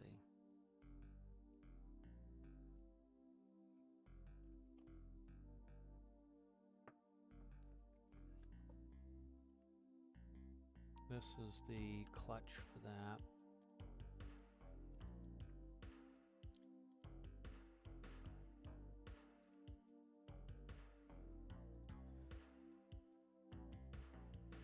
I'm gonna try just running it up here and we'll see what happens.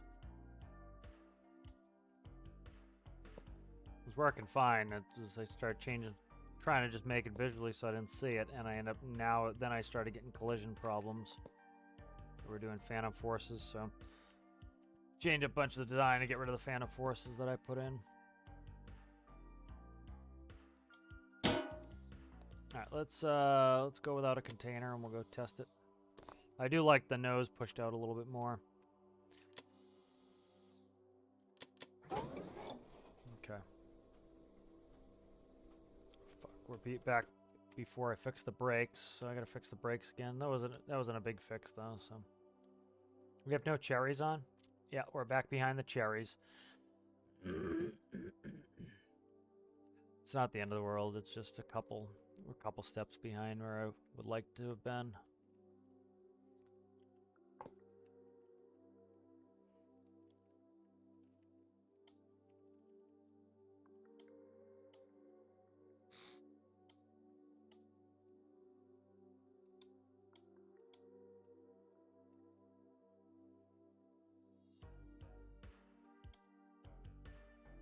Didn't mean to do that. What are we talking? 39, we'll do 40 off.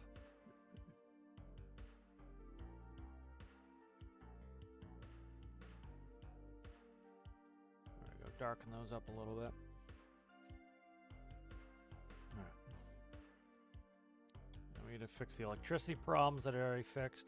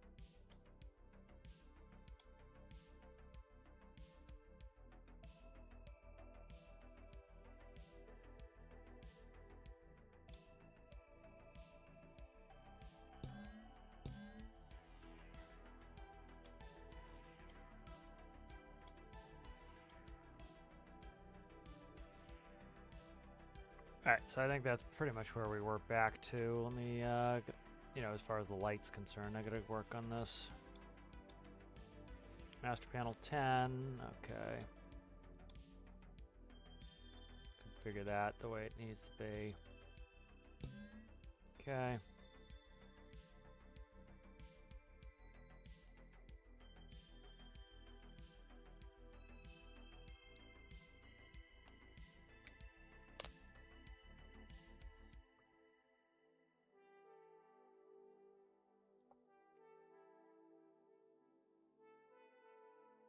And then did I put I need to put the brake panel back in here, so that's a quick fix.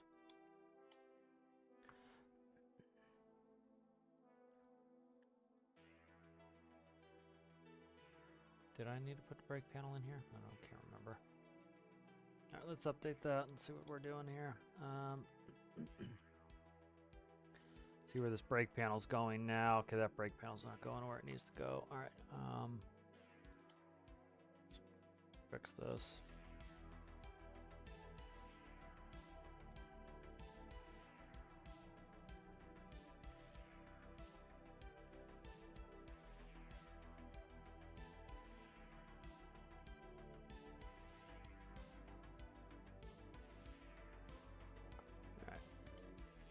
Alright, let's save this one.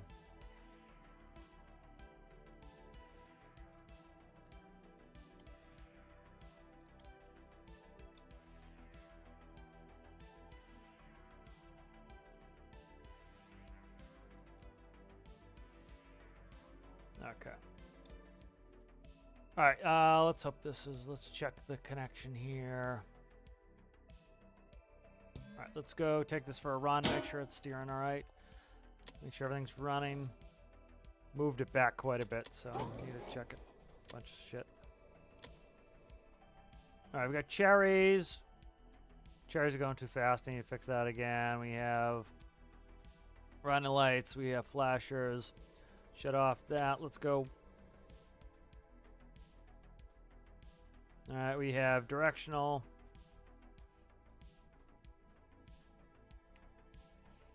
Alright, directional's going. Alright, brakes released. There we go. Shut off the headlights, cherries are on. A lot of turtles, look at all the turtles.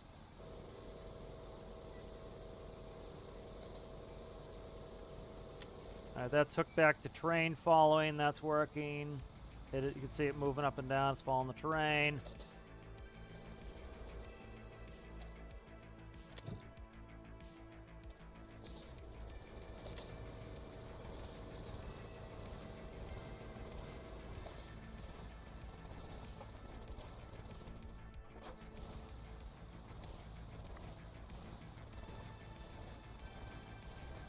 Alright, let's see. There we go.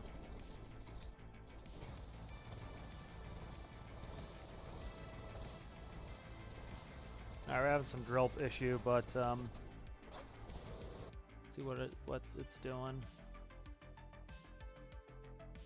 Turn the music down a little. I'm on sound overload right now.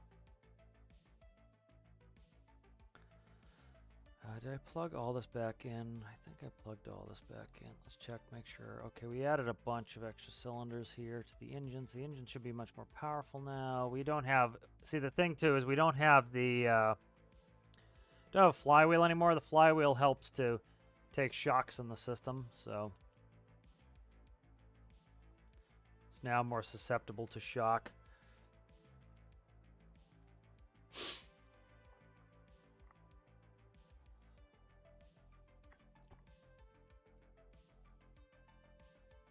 So let's go and do,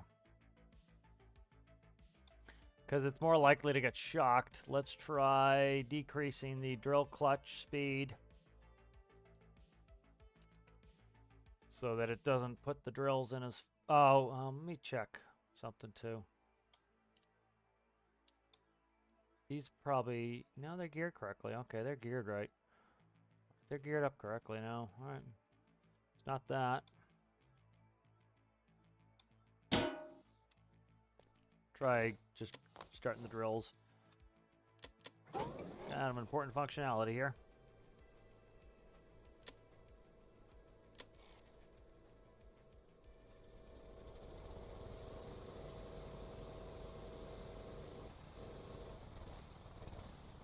It might be shutting the drills off too because I don't have a container on my back, but I don't think so. No, it won't. It'll read 0%. It's going to shut the drills off when it hits 100%.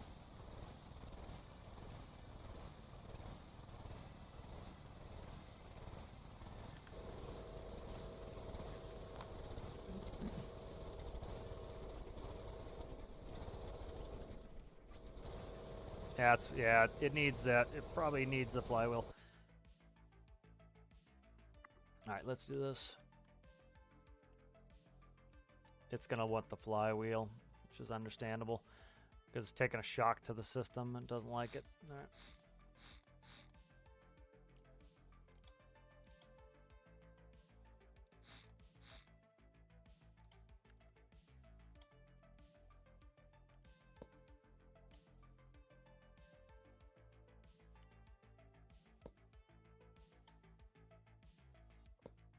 See how this hooks up on this side. Nah, I screwed up a bunch of shit here I gotta fix. Okay, that has the impeller on that side, so I gotta look at this.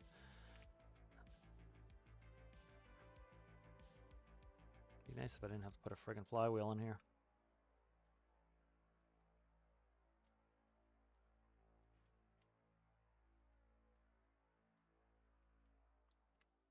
Be nice if I didn't have to put a flywheel in here.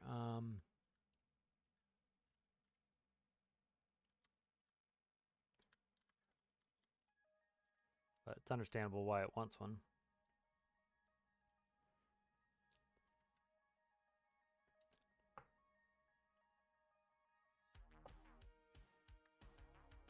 Okay, let's go. We'll do side by side here.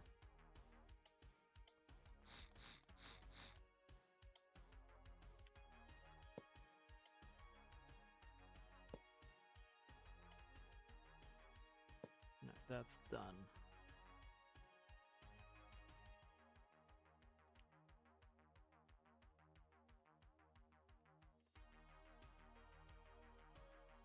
Okay, on this side here. Okay, I can press that in. Alright, good. So we can actually, that's not too bad.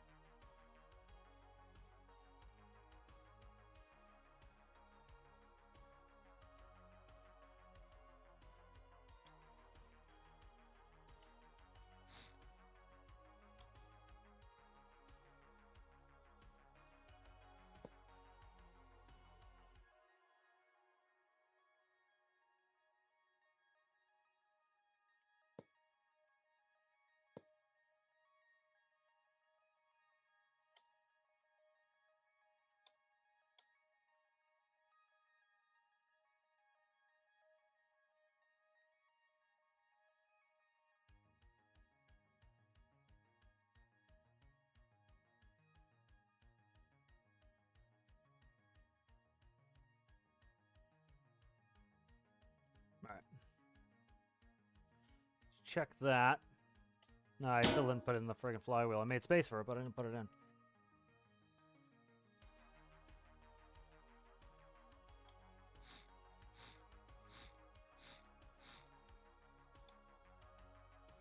So we're still up 4 cylinders from where it originally was, so.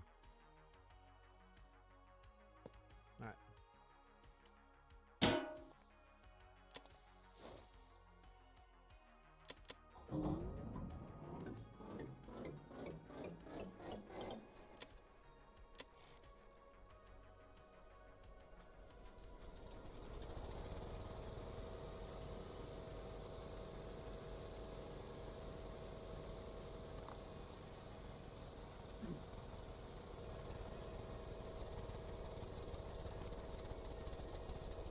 There we go.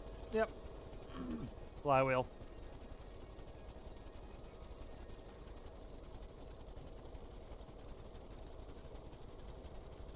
I'm trying to see what the RPS is. I'm going to try to tune this in.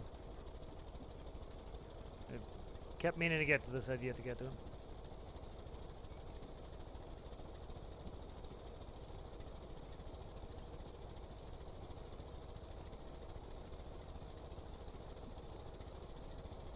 Alright, so we're like 1.2-ish RPS on the drills. Alright.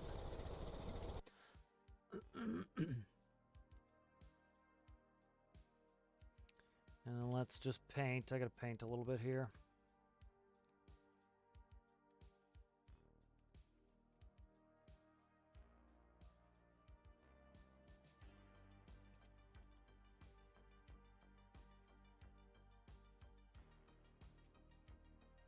Okay.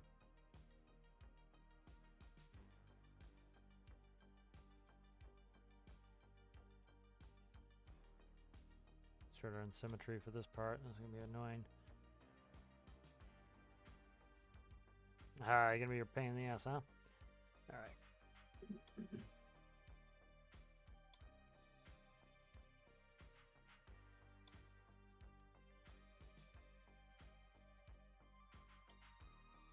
Yep, why did I do that? Just pull it out. Just leave it in there and don't pull it out yet.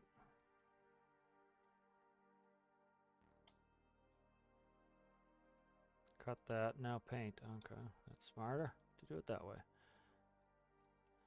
There we go. Sorry about clearing my throat in the mic. There we go. Alright, that's fixed.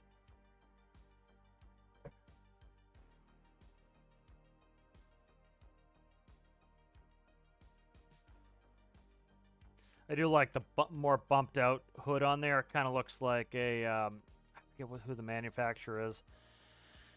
Is it Hilarious?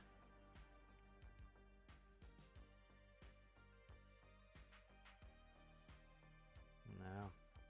I'd have to look it up.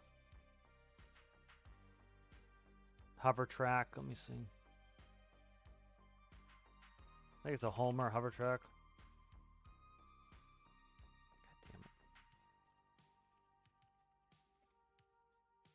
Yeah, I think it's like a Homer hover track. I can't find the one I'm looking for, so it's got to be a different one then.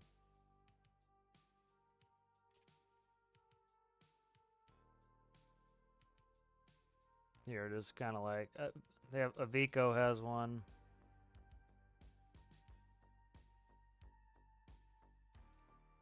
Try to bring up a picture here. These are like, this is what I'm looking at. Like this. It's got a little bit more of this nose on it. Kind of like that. I like that. Here's another one there.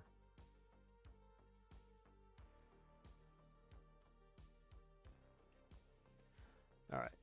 So we're at 1.2. Let's try gear. So this is down geared quite considerably. Let's try it again here with dropping it, and I want to see where we get with speed on that.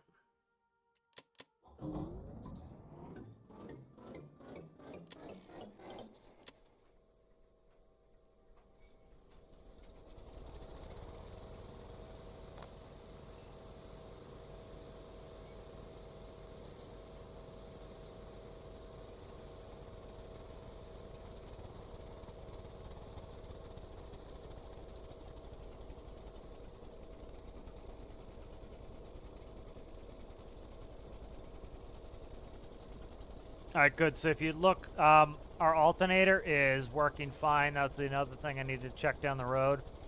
If you look, our alternator is keeping us within 6 digits of charged. So that's good. Okay, so this is better. So these are going faster now. The problem is we need to make sure that we're at 12 RPS. As we put it on the rock, it's going to slow down. So really, I should test it on the rocks. Let's do this. Let's grab a toggle button so I can just easily look at this. And we'll quickly run a test here. I'm trying to get the drills moving as fast as they can without screwing up other things. Let's go electricity. Let's just plug that in here and in there. And then this one here, we'll do 3152. We'll plug this in, and we'll go test it on the rocks. Because that's the thing, is until you put it under load, you're not going to be able to tell what it's going to do. So you kind of have to go put it under load.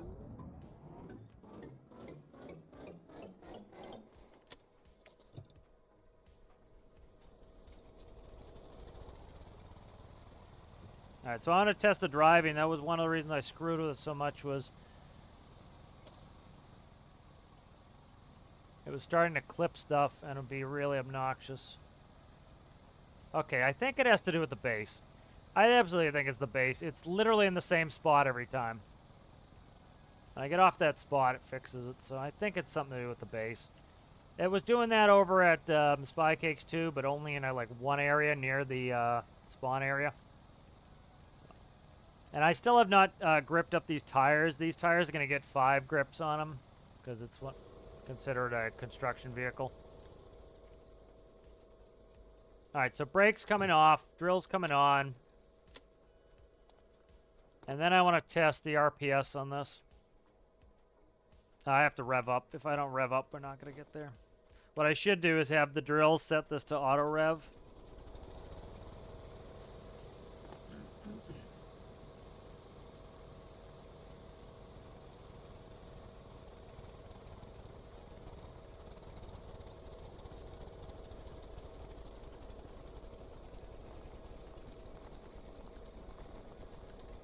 All right, so now let's make sure we're at 1 in the clutch. Let's get it all the way up to 1.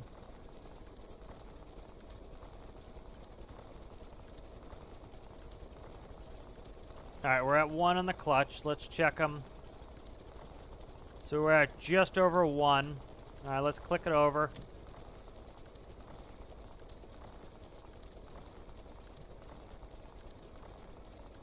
It's hard to tell if that's so 1.057.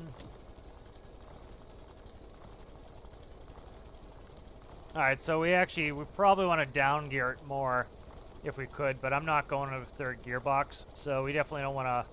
We don't want to up gear it any.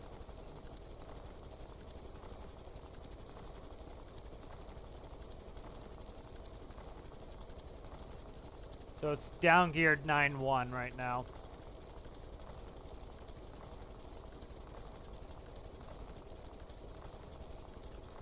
All right, let's keep playing with it here.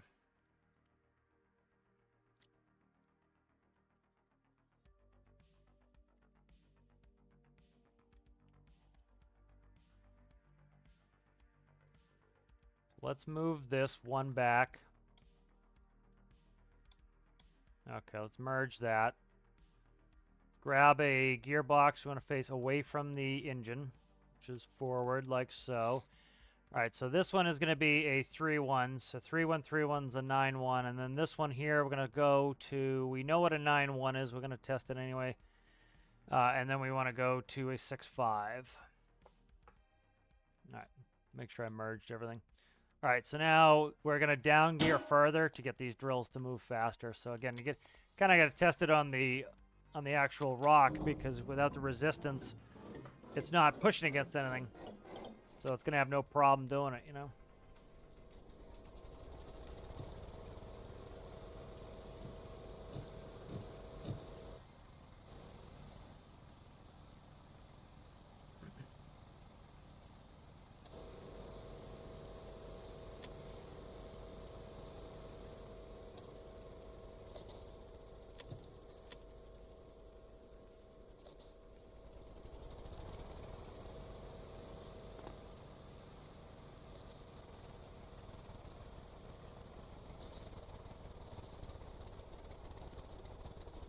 I still do need to tune in the pit on the engine. It's still a little wonky. I don't like the... So one thing I could do is go 1 further down on the wheel wells. Might do that. We'll see.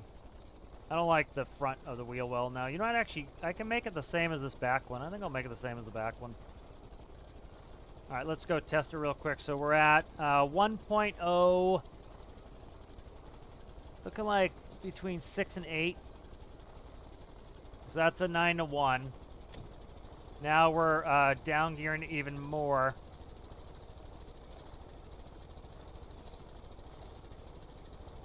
That's definitely slowing it.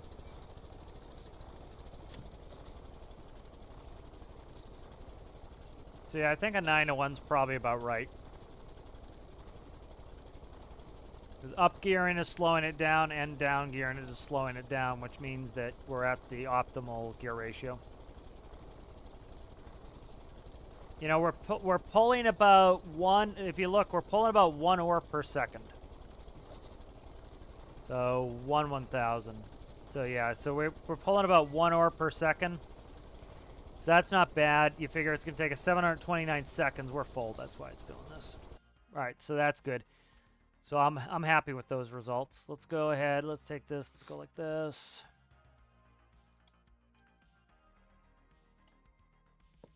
Let's square that off again. Yeah, I definitely like it more squared. But I like the general look of it. It functions well.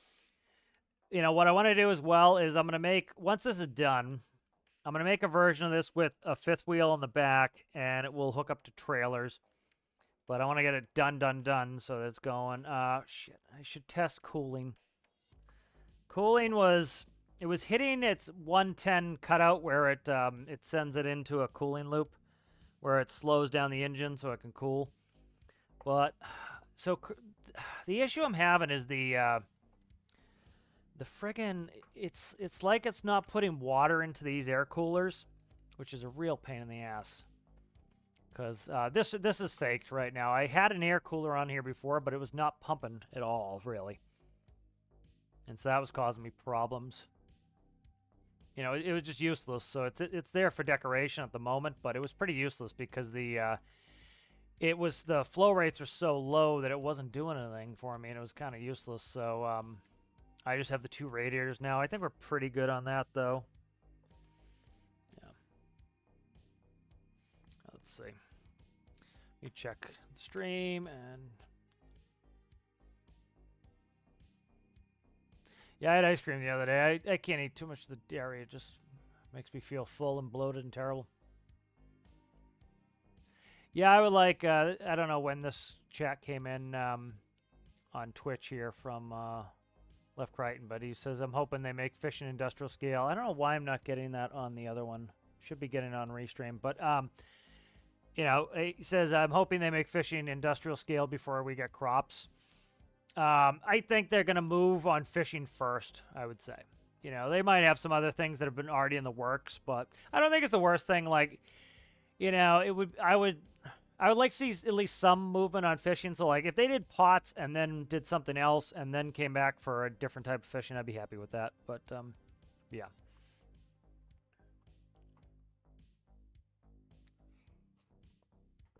That happens, Citrus. What are you trying to build?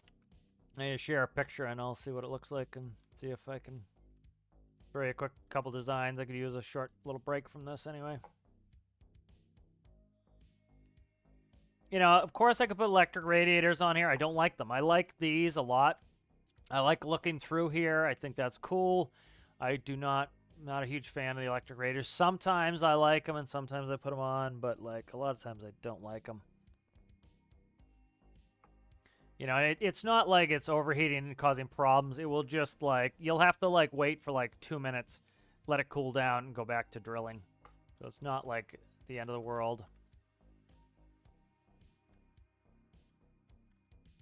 The other thing I was thinking is putting an accent on the bottom. Let's try an accent on the bottom here. I might like an accent here. Too monochromatic in some of there. Yeah, I'm already digging the accent, so we'll do the accent.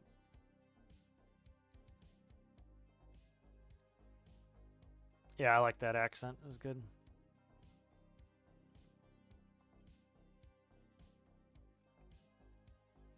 And so probably right around here will be a name. We'll do, so I can get the Pat brand in there.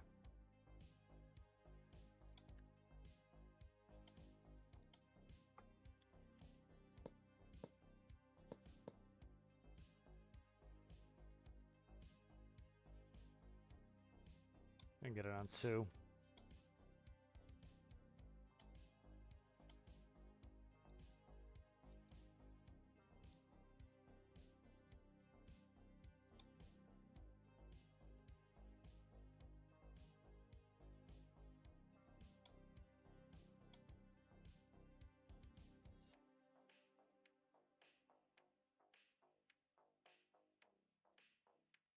Let me count these blocks. 1, 2, 3. 2, yeah, I'm over too far.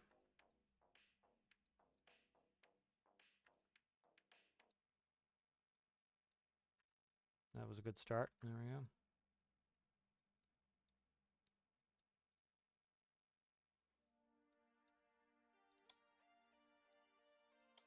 It's gonna have to be wider.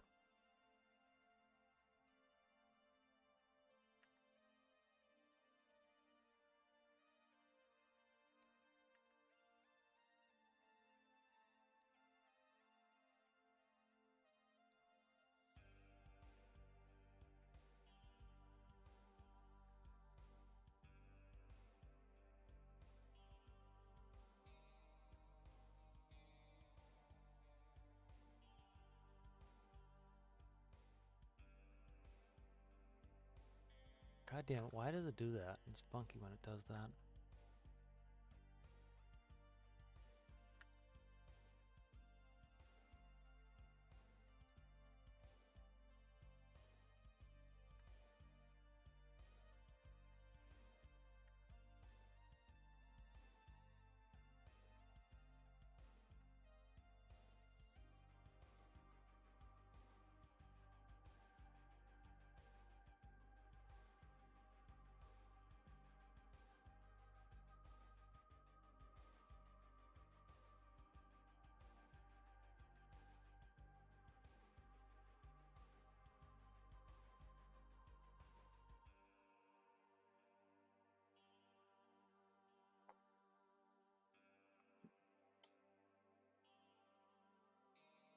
And the A kind of should be...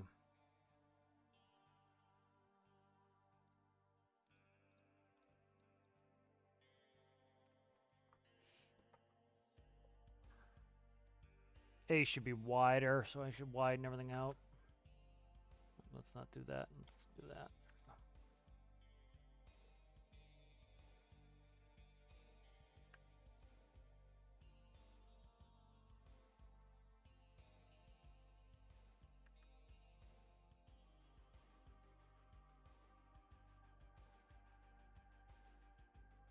Looks so doofy. Come on. That pisses me off when it does this. Like, holds on to a color and you can't, like, starts drawing with it. It's a fucking nuisance.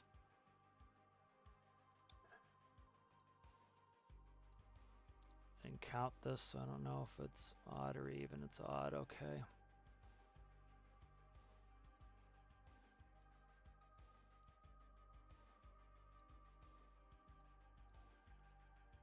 That's too fat. Way too fat. I have some saved somewhere. I'll see if I can find them.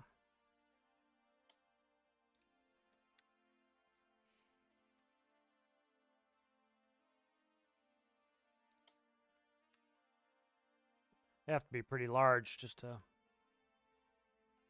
fit them on there.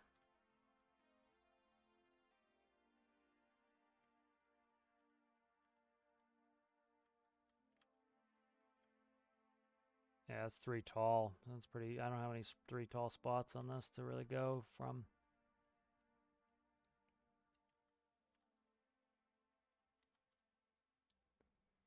I grabbed the pad off there. It's too tall. I could do that. Put the model number somewhere else.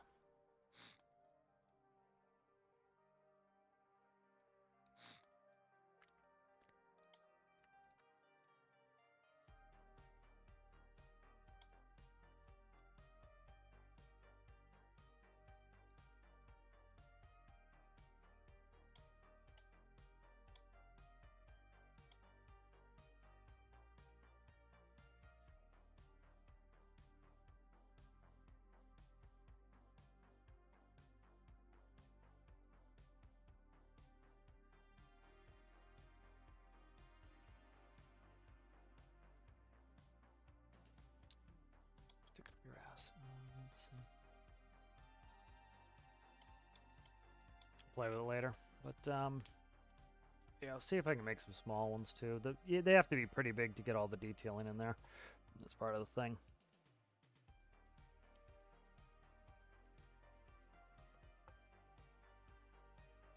Just check Discord. Did you put them any pictures on Discord? I'm curious.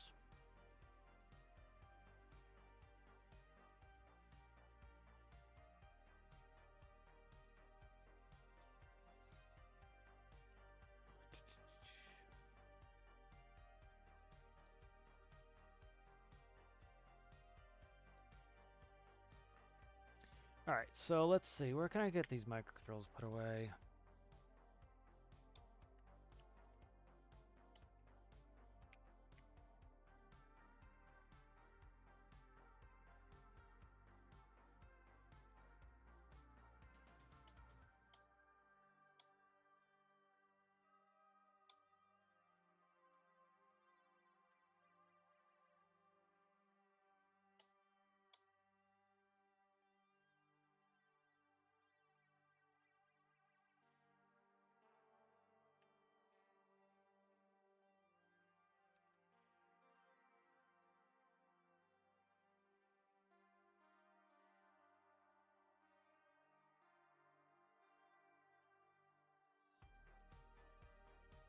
That's one put away. This one could go on top of here.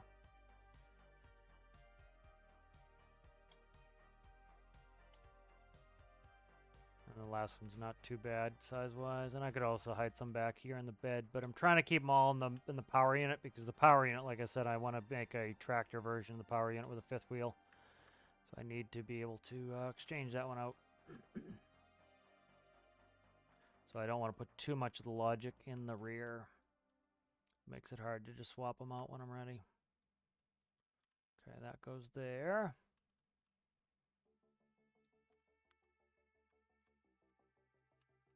Is that hitting a battery? It is. It's bashing one of the batteries.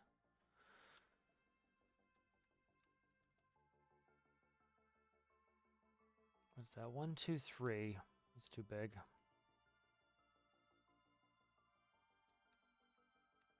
Let's move the batteries. That's a good spot for those. So I want to move the batteries. Yeah, batteries can just come down here, come down a level.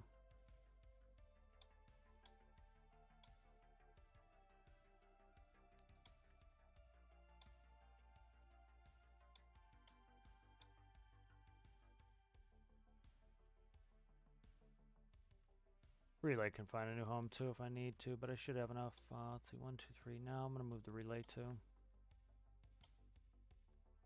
Put it on the back wall here, maybe.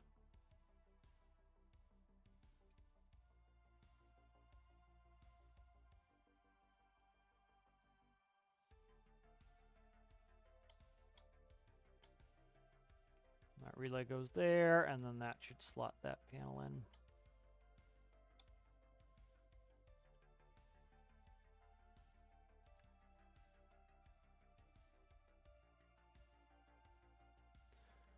Relay probably could have stayed at that point. I'll put the relay back.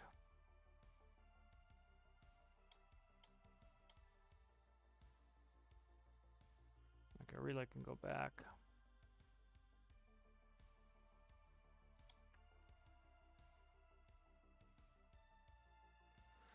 Alright, you're not gonna grab the fucking relay?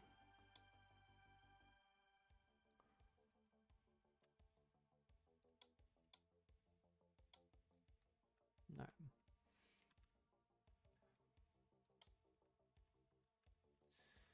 Let's see, where can we put this one? What is the length? This is a 4x2, 4x2. 4x2, let's see. That could go right here. Don't need symmetry, thanks, guy.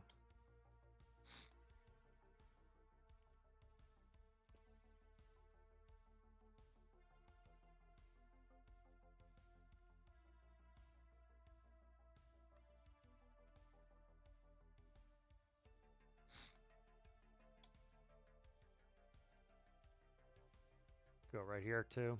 Okay, we'll put it right there.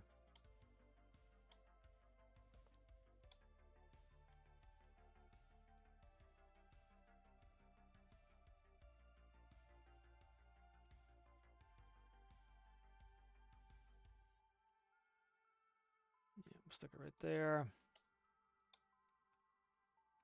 All right, nice. All right, so that's kind of cleaned up. Liking the look of it a lot. Functions well, looking good. So this is getting us closer to be able to use this in the for multiplayer sessions, which will be fun. Trying to think what else we need.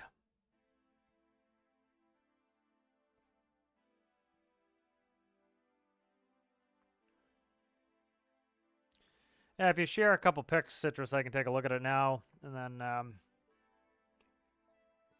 sometimes it helps to have another eye because it kind of get too close to it, you can't figure out what to do next.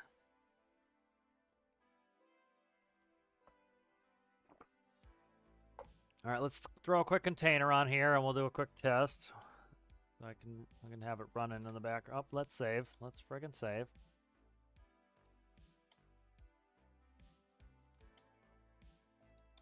All right. Grab a container. But I like these new intermodals better. I did these last night, and they just... So, like, I could do half sizes of these for smaller trucks as well, and then using this system with percentages, it makes it really easy that it doesn't matter. Like, you don't have to index your gauge to everything. All you have to do is put it as a percentage, and then this will show you how full it is percent-wise. And then, for example, if you want to shut off the drills, you don't have to say, okay, shut off the drills at 729 units. You shut off at 100%. And that way, it will work with any sort of, you know, different container.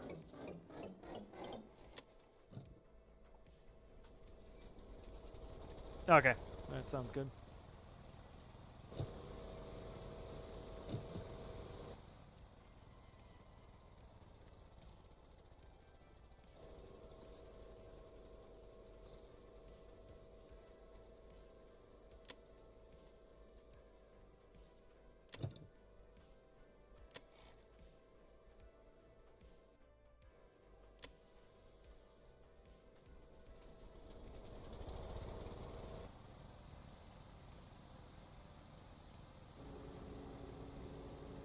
Did I get rid of that? I didn't. I didn't get rid of the extra gearbox. I'll get rid of that extra gearbox.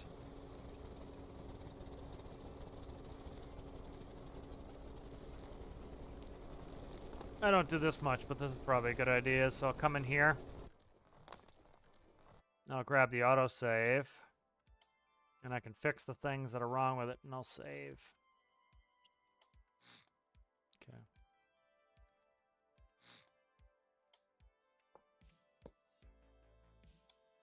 There we go. All right.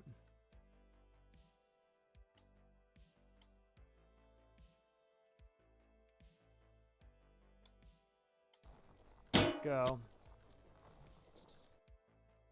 All right, so that's fixed. I gotta edit it while this is running and doing my tests.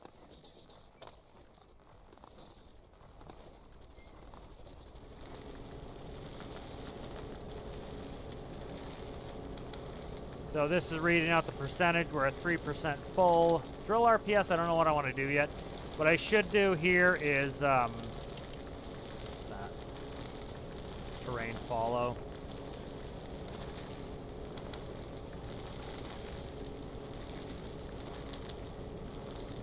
I think what I want to do here. This could be drill RP, so I might make it automated where it automatically revs you up. The problem is, like when you gear up, it's already like you're, you know, so you start driving faster too, which is what's going to happen. But like for example, you used to do that in Bobcats. You would, when you're going to use the tool, you would rev it up. You know, you rev up the engine so that you can get the hydraulic pump to work faster. You know.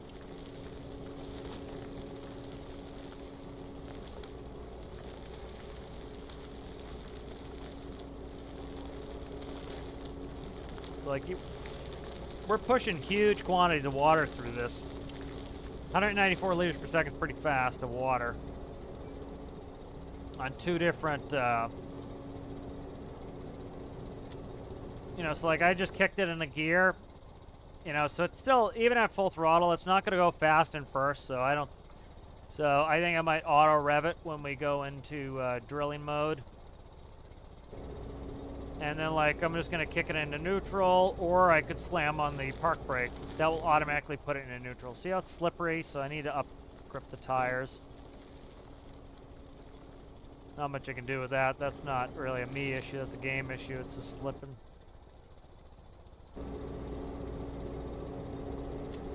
Unless it's, unless these are pushing down too much. Maybe not. I don't know. Could have been the angle that the drill bits were picking up the front and it was slipping on the drill bits. But like looking at our temp, we're on this side now, 53 degrees. So, you know, last time I filled it all the way up before I hit like 107, so that, you know, should shut the drills off and then let it, you know, cool off for, you know, however long it takes you to switch out the container. So you should get it down pretty cool before you hit the next point. And then I can slam the brake on. I don't have to downshift either, and it will set it. Why are we sliding so much? I'm gonna up-grip those tires.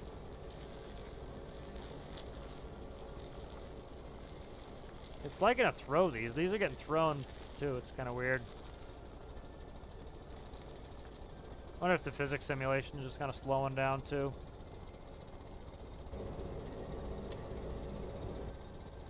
But I'll upgrip these tires.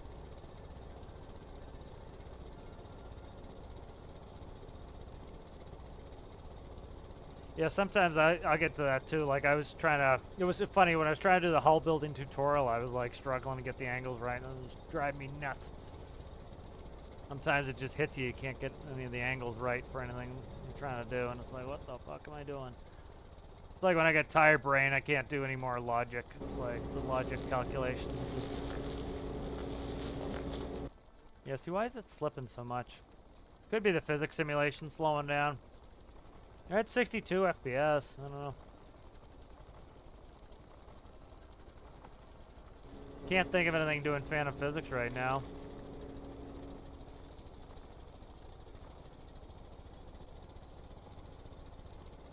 See our temp. 67, not bad.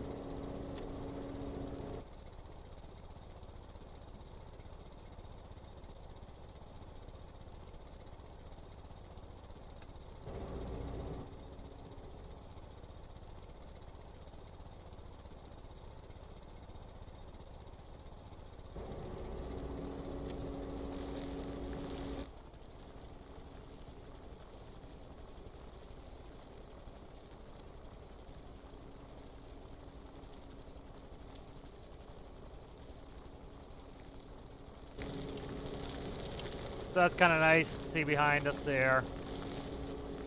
Drills going on. I do need to fix the mirrors.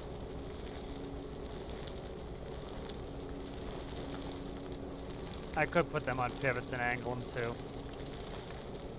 Could put them up top. I might put them up top and stick them right here. I think that's what I'm going to do. Put them up top and stick them right here. That's what I think I'll do. Let's go do that while that's drilling. So see, this is kind of nice. I can let that sit and drill, and then I can go make the edits that I kind of find I need to do.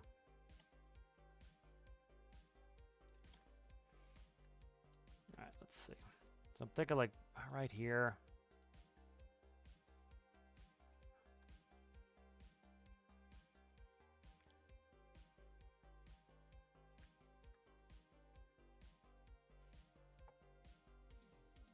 In the other side. I could put an XML block in there. For now, I'll do this, and then I might XML in a pipe.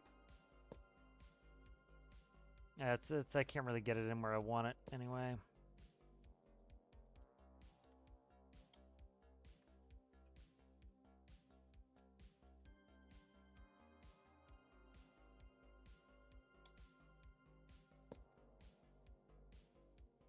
Glad I clicked on symmetry.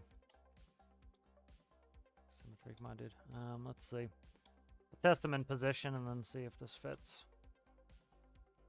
So I can get them right off the post of the glass there. I should hopefully be able to see them.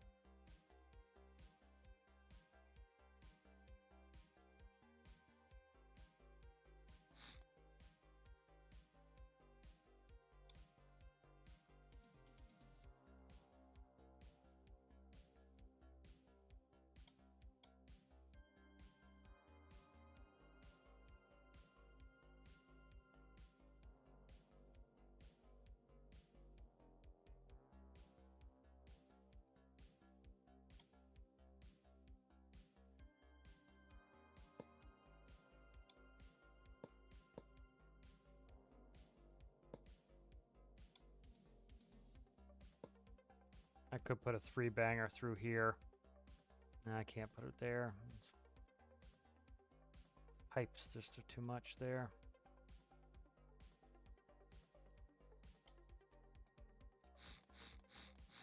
Might embrace the thick here. We'll see.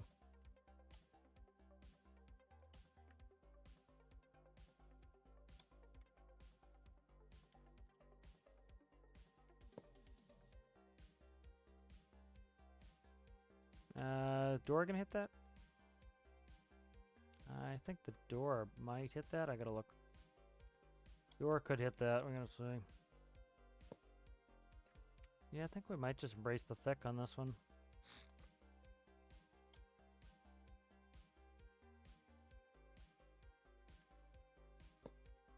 Yeah, I'm kind of digging it. Can you dig it?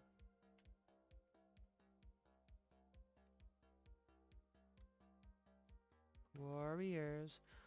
Let's see.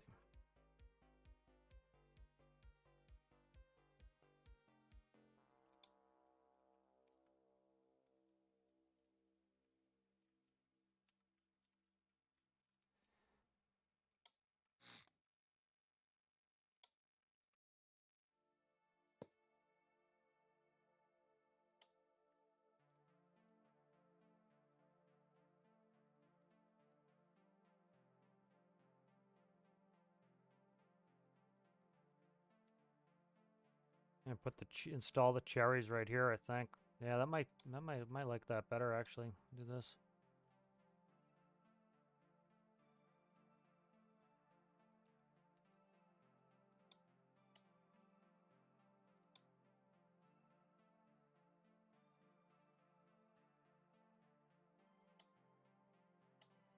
Stop! Stop! Stop! What are you even doing?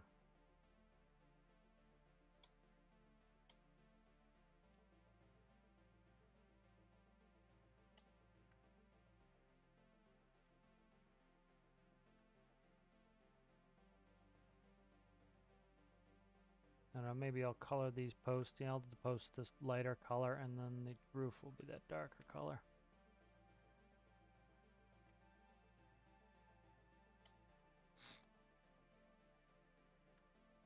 Let's see if I like that or not. Watch them not even be visible. Nah, it's too much.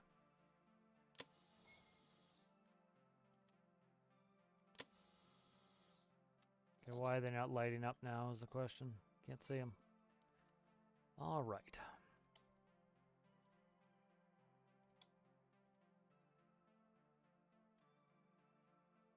It's hooked to the door, so they should be lit up. Did I jump out of my seat and didn't notice? Okay, there they are.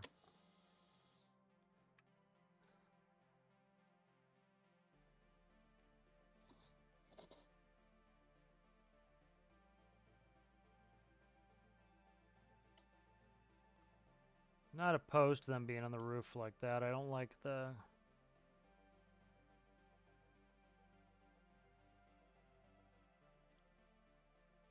Yeah, can't get anything under here. Ideally, I like to put something. Could do something like that.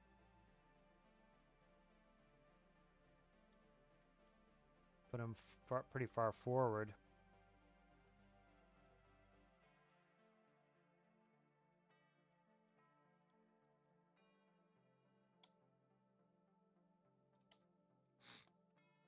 Let me see what my issue is with where they're at now. Okay, they're two. They need to either come in. Let's try moving them in. Let's try moving them in.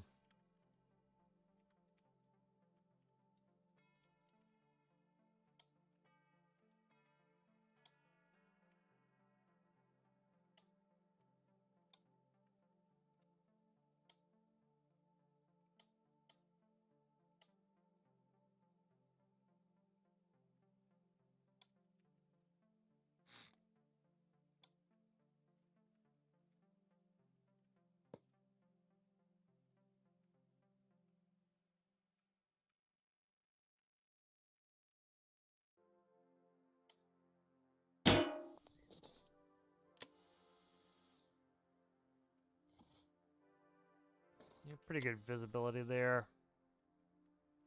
Kind of like them up high, though. I don't know. Get them up high. Let's see.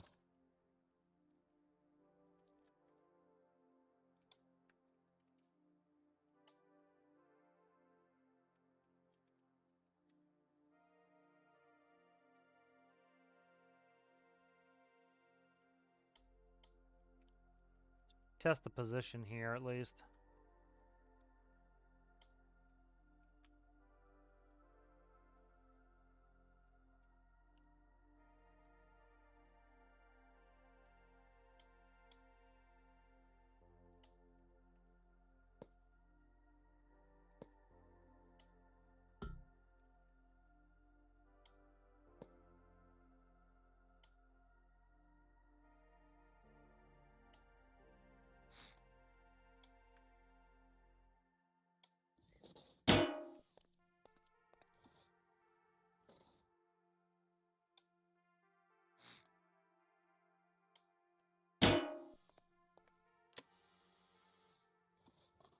Alright, that's a pretty good mirror position. They do block a lot of my view, but...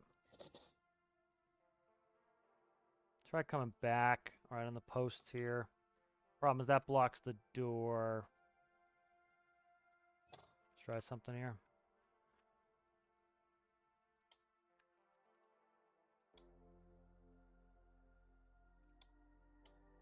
Could angle them. I've angled them before on pivots, which works pretty well because that fixes some of the issues with them.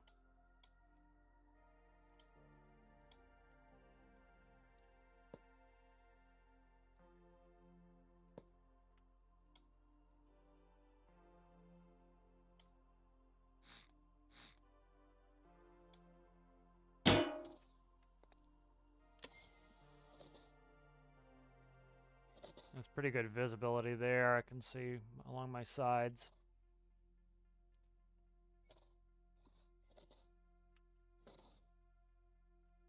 Could just go real low too. Kind of the nitpicky stuff that... Let me see where we're at here on this.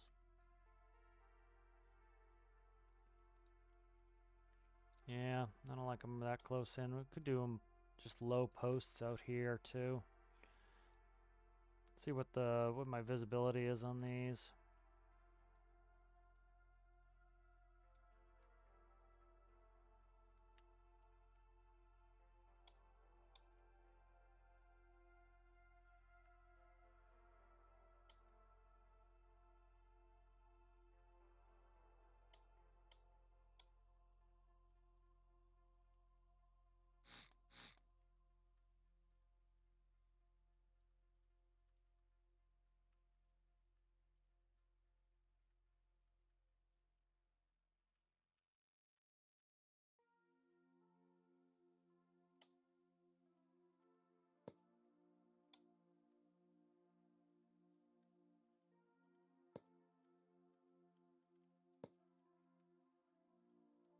How do you get in the wrong position?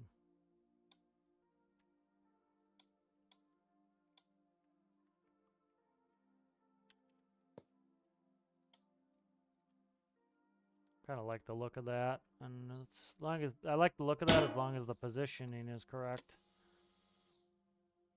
It cuts off a shitload of it. What I could do is camera on top, mirror on the bottom. I think that's probably the best bet. Or they could come up probably one block. Try them coming up one block. Could even drop them a block. I don't know. Let's drop them a block. See what they look like. Let's go up first and then we'll go down.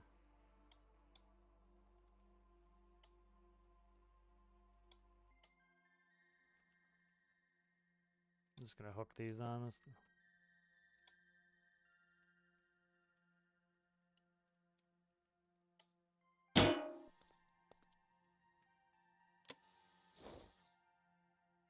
All right, that's about perfect visibility right there. That's perfect there. See if I like the little hooking of them.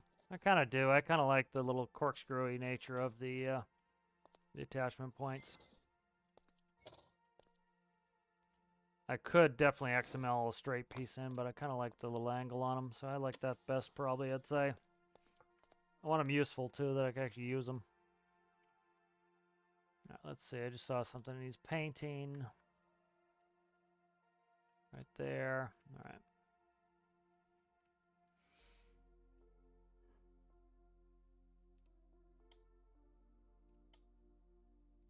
Alright, out of curiosity, I want to see how much fuel I can get in this.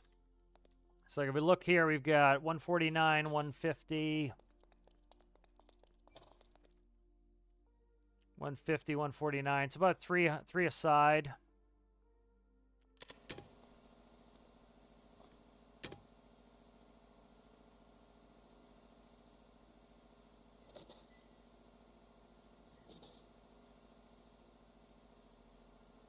Oh, interesting. Got a lot of AI boats spawning.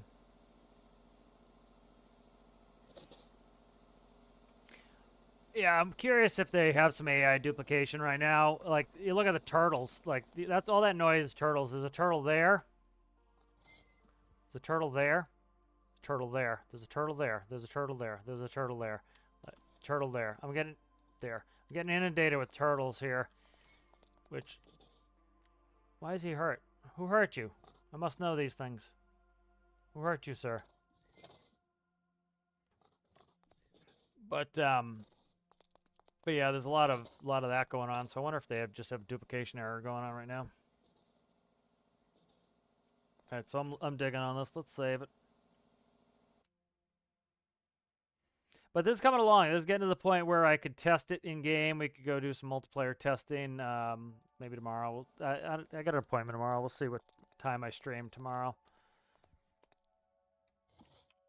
Let's go test the heat on this, and then I want to do a XML grip.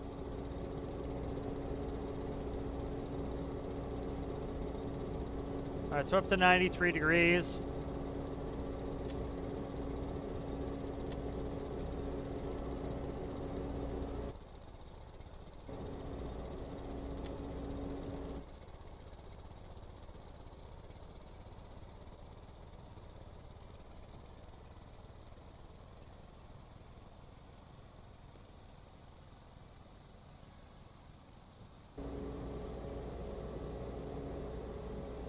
And we're at 34% full.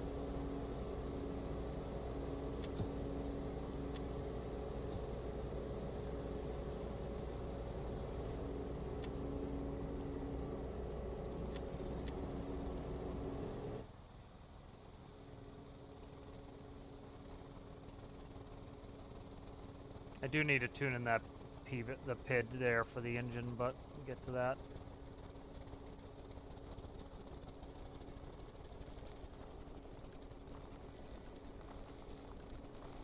So I'm trying to show what will happen if it overheats anyway. Not a big deal if it overheats. It won't catch on fire, so that's the thing. It'll just slow down.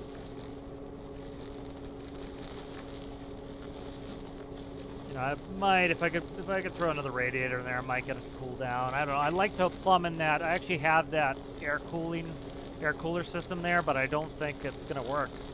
Just can't get good enough flow rates. Flow rates are abysmal. Yeah. That's weird, Citrus. They're all the same boat, Citrus, too. Which I think that's the issue. I think we're having duplication errors. I thought the devs I think Delta has mentioned something in the QA about duplication. And I'm curious if he had it in the back of his mind because they know about the problem and they're working on it, but I don't know. So I don't know if anybody's put it on there. Let me quickly check the bug tracker, see if anyone's put on anything about a duplication issue. I got 900 pages going here. Let's see, games, stormworks, right there.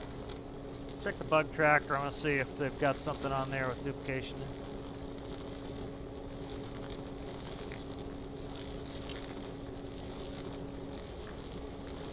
This is one that somebody put up here. What?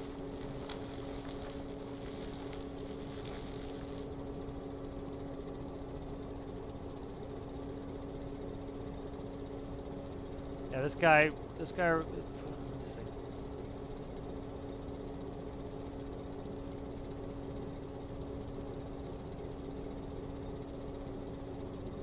Yeah, see, this is the one that I already have up there. This guy made a new one.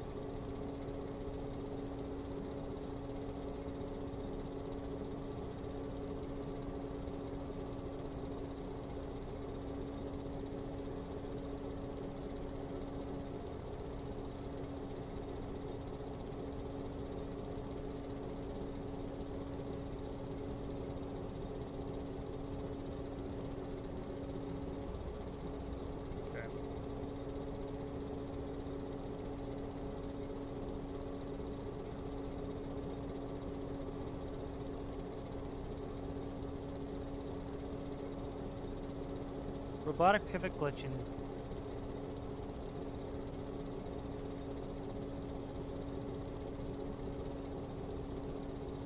Yeah, it's phantom physics, dude. Any physics game's gonna do that. You force two blocks in each other, it's gonna do that.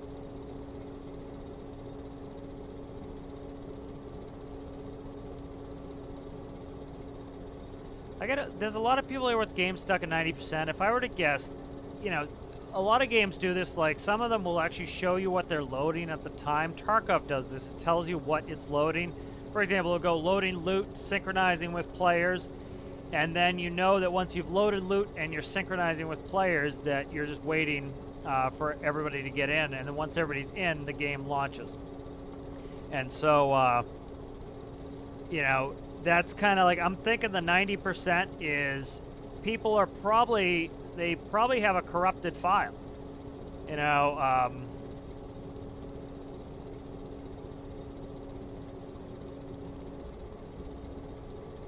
verified file integrity.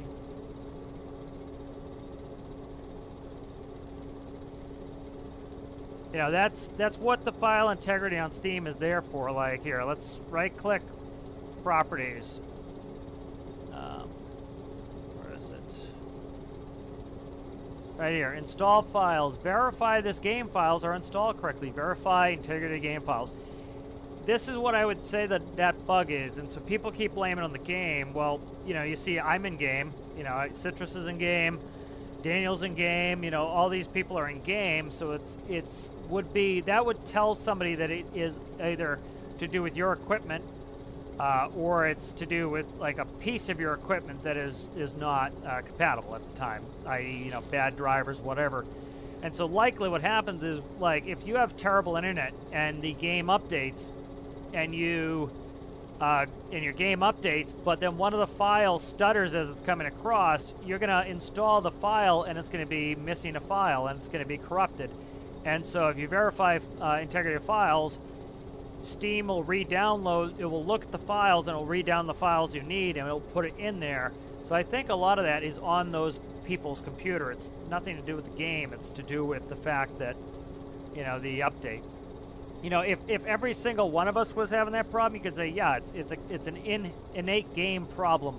But likely what it is a bunch of people, their files didn't get installed correctly because maybe they got potato internet and they were on Wi-Fi and a couple files got missed. Well, then the game can't launch until all the files are launched.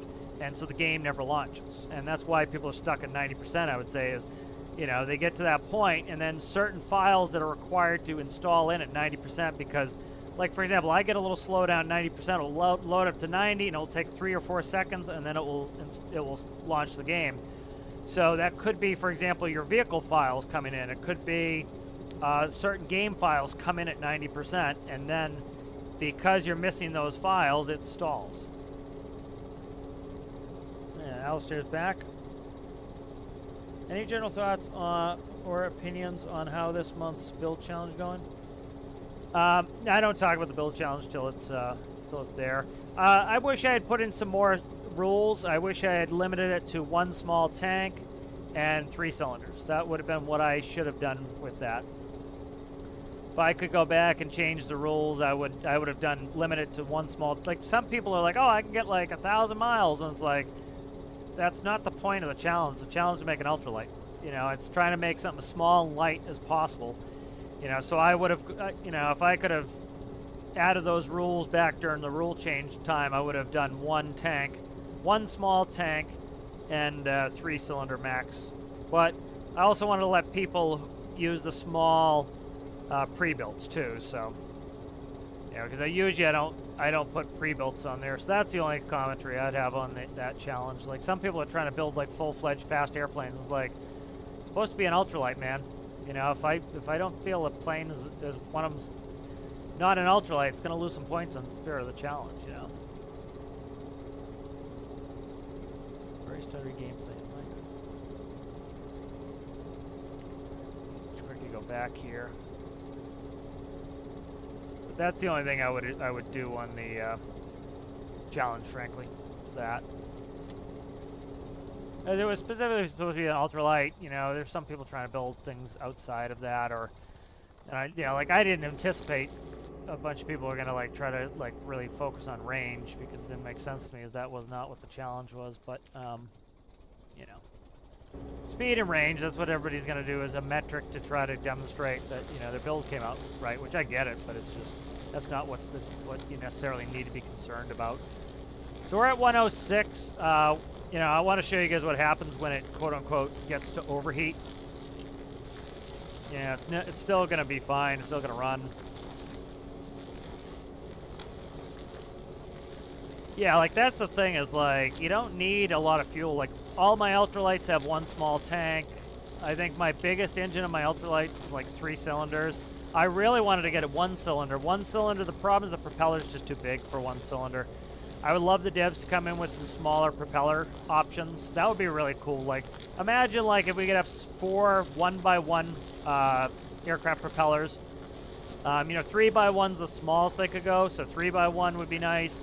So maybe one that is extendable from 1.5 to 3, and it can go down to 1. You know, that would be really cool for making small drones, making RC planes. You know, you'd be starting to have problems hiding micros, but, you know, that's the sort of thing that I think would be really cool. But the problem is, like, I tried doing a 1 cylinder, even a supercharged 1 cylinder, I could not get off the ground because I can't get the propeller going fast enough to give me enough thrust. And so I would end up needing to do a 2 cylinder. So 2 cylinders is about the smallest you could go.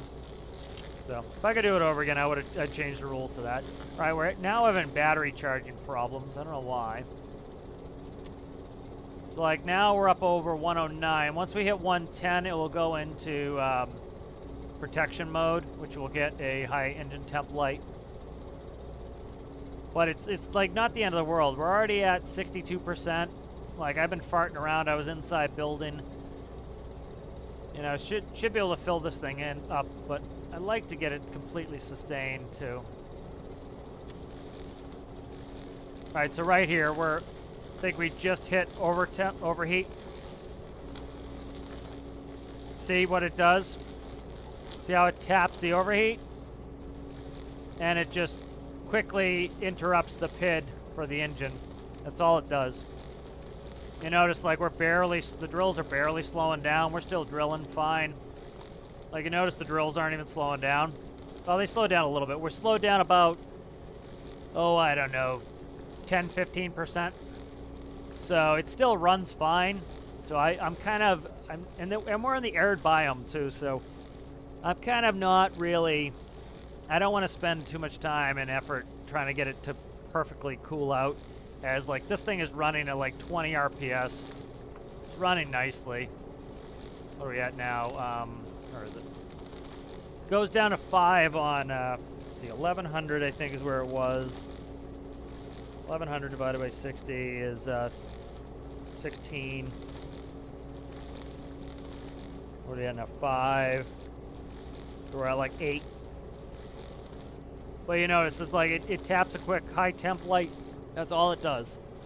Yeah, so it's super simple to put a overheat protection and protect you from ever overheating, and it's still running. Like we can still drive, it just has that little stutter. How's it going there? Crypto Damage, how are you?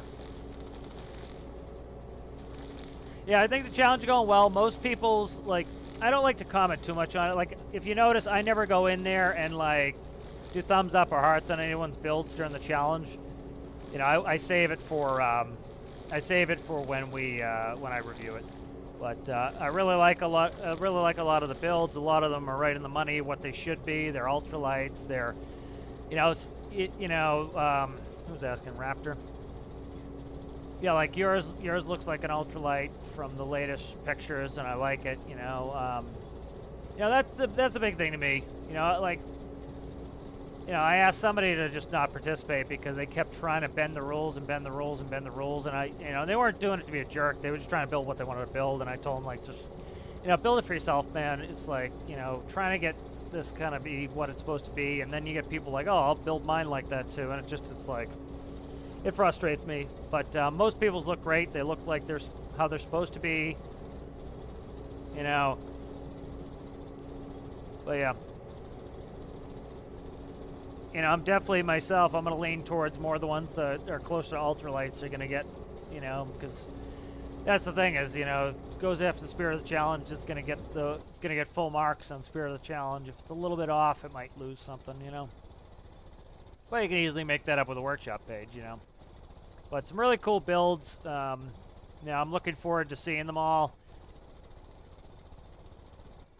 You know, I've been getting better myself with making the challenges doable for me. Like, I had one of them, it took me 16 hours to do the video.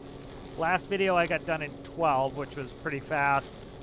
And, like, I'm going to see Dune next Saturday when I'm working on the video. So, like, I'll bang out 3 hours of the video. Like, I try to record the video before I go to bed. So, if you guys will be done at midnight, I will record till probably 3 or less, and then I'll go to bed, and then I just have to edit. And that way, if it'll either probably come out Sunday, the video.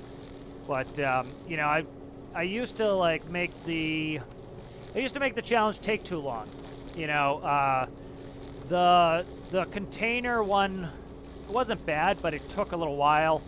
The landing craft one took a little while. There was a lot of people in the landing craft one, and I had to spawn the landing craft, walk around it, motor to the beach, which wasn't that long of a trip, but like, you know, if the vehicles were inherently slow, so it took a little while to get there. And so, like this one, it should only take me a couple minutes to take off, get over, and land.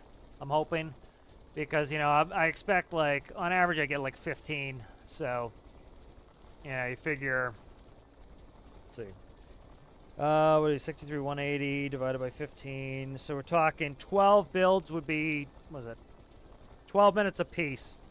So if say the video is going to be 3 hours long, that would be about 12 minutes per person. So that's, you know, so I'm not saying it's going to be 3 hours long, but like say I do 20 minutes per person.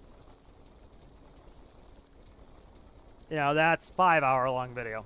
You know, so that's kind of like, it scales up really heavily if I don't watch it. So I have to kind of be like, okay, I need to get these done in like 12 minutes. There's 15 builds. I don't want this to be 5 hours. I want this to be 3 hours. You know, because a 5 hour long video will take me 16 hours to do. 3 hour one I can get done in 12 probably. Yeah, I think your air truck was a little bit far. If you had submitted the air truck, that was probably going to be, you know, it's not going to lose a ton. But it's like, if I think it's leaning more on light airplane and not ultra light, it's gonna lose a couple in Spirit of the Challenge. It doesn't mean it's bad. It still could be my favorite of the bunch, but it's unlikely. You know, and the other thing too is like, say you submitted the air truck and, you know, because I don't think it's really fitting 100% with the challenge, but it's close. Let's say that it doesn't get points winner, it doesn't get captain's favorite, but the community really loves it. Well, then you might get community favorite. So that's kind of why I leave that open too. Is, you know, that lets the community kind of pick it too. And you know, I still review it and I, you know, still really like it. But it's just like, you know, I kind of go. I started doing that, like trying to get real strict with those rules too, because like. Literally, like, I used to participate in the Mr. New Jersey challenges, and, like, you'd have somebody, it was a boat challenge, and somebody would build a plane. And it was just like, or the boat would fly, and it was something ridiculous like that. And, like, you know, you were trying to actually do what the thing was about. And, you know, and then it was like, it could be a pain in the ass sometimes, like, people kind of skirting the rules. And, you know, we had that issue with the, all right, so we're full. See, we're full now. Hopper full, all right. So you notice that I'm not going to work on the heating, I don't think, because there's no need to. It still functions perfectly well. You know, it still functions perfectly well, and you know, it just slows down a little bit, which I'm perfectly happy with. Let's look at our temp now. Like our temp, look at our temp dropping. As soon as I stop the drills, we're good. We're good to drive. So, like, you're going to drive over here, you're going to drop this container, you're going to get it. And so even in slow mode, it's really not that slow. And so it's kind of nice, you know. And it's kind of one of the limitations. I kind of want to have some limitations in my builds, you know. But I think that's a good amount of time. Like, you know, every time I went in the workbench, it paused drilling. So we actually weren't drilling when I was in the workbench working on it. And that didn't take long to get a container, you know. And then one thing that's annoying is you have to hand place the ore in here. Does this not have brakes hooked up? I don't think this has brakes hooked up. Oh, you know what it is? It's the I had the engines revved up. All right, so this version actually is not even getting used anymore. We're using this version. But yeah, I like all the builds. You know, I don't want to make it too restrictive where people don't feel like they can make what they want to make. But it's like if it's supposed to be an ultralight, I just want it to be an ultralight. You know, if it's supposed to be a small sports car and the thing is a monstrous slow ass bitch, it's like you're missing the mark. You know, most people get it right on the money, but every once in a while I get somebody who wants to like just build whatever they want, which I get it, but it's like, you know, that's not really what you're supposed to be doing in a challenge. You know, any day you want, you can boot up the game and build whatever you want. The challenge is for, you know, you building the specific thing. And the whole point is everybody's doing the same thing so that you can see how everybody got to where they got, you know. Let's see. So I'm actually happy with the cooling. I like the new mirrors. I pushed this nose out. I like the new stripe on the bottom. Let's see. What did I want to fix? What did I need to work on? Okay, so I think what I'm going to do is when the drills are on... Oh, this is going to be a pain in the ass.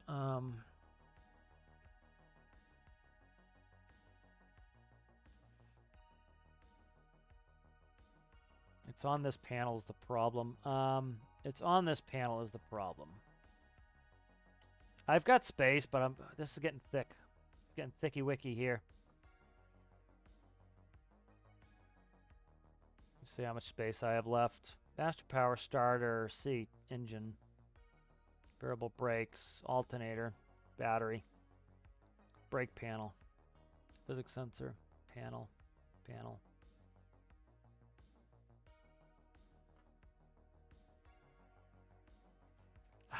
Do I dare go in here and try to tune this pit again? Let's do it.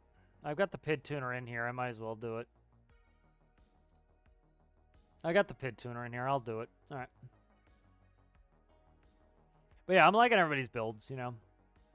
And it's kind of my whole thing with when I did, you know, I used to do all the Jersey Challenge, used to do JSI Challenge and all this stuff. And like you know, as much as it's nice to win, for me personally, that wasn't the most important thing to me. It was make a build that you're proud of, make a build that you want to use, you know.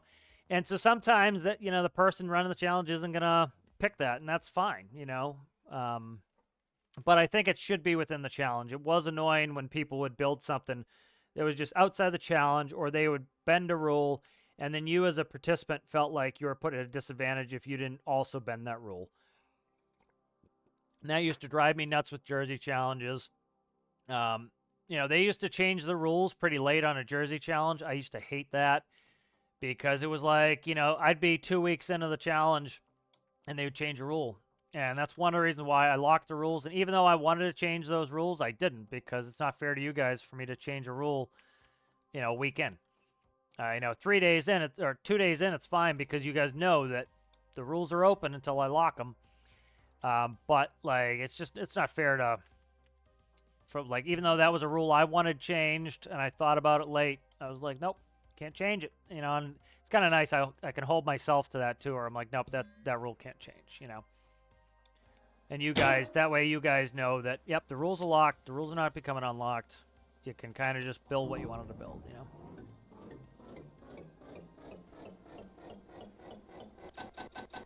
I should also put a RPS gauge on this. All right. You know, like, one of the things, too, is I want to put in some more open-ended challenges sometimes.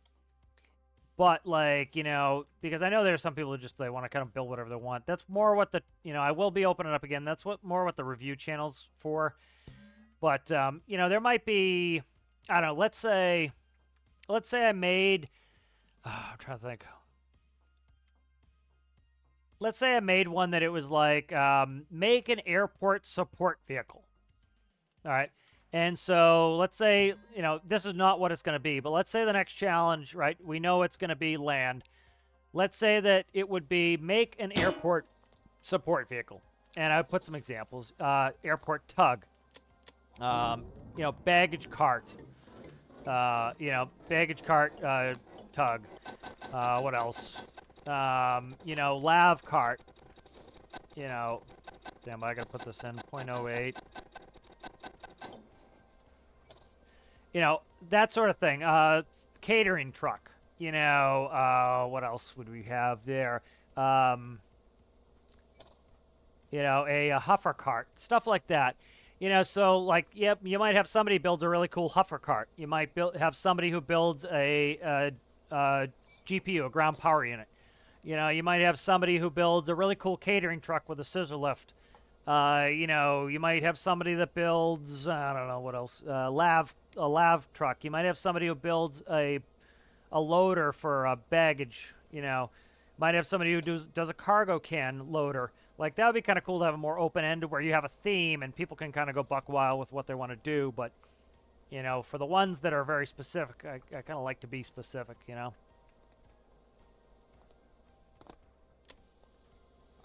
Yeah.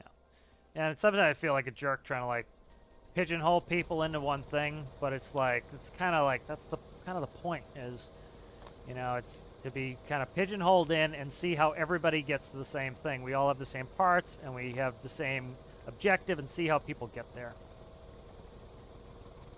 What I might do is keep trying to raise this. So the PID's not badly tuned. It's more the RPS is hitting the cap here. RPS is kind of hitting the cap. I want to see what's up. It's hitting the rev limiter and then it's going nuts, which the problem is I'd have to tune in the I value a bunch to get that to work the way I want it to.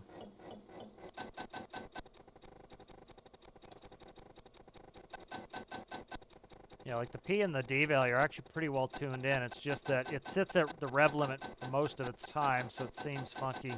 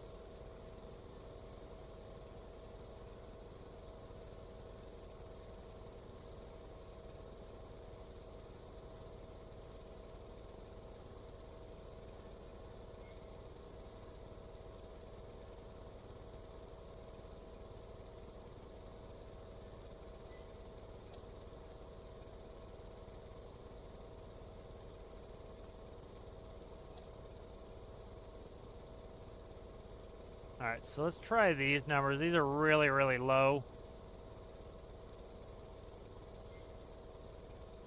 Want to see what the drills look like. The drills should be fine. We have a bunch of reserve power, so.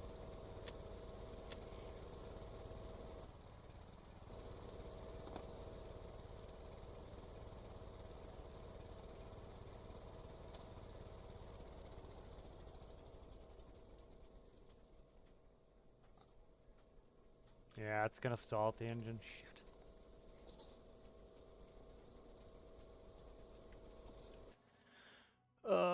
It's annoying.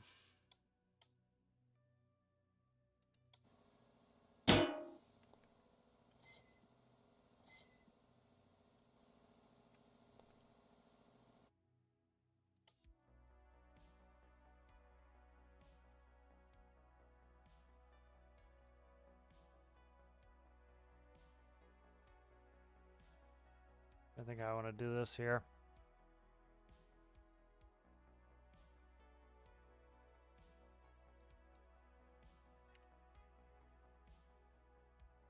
trying to think. Let's see.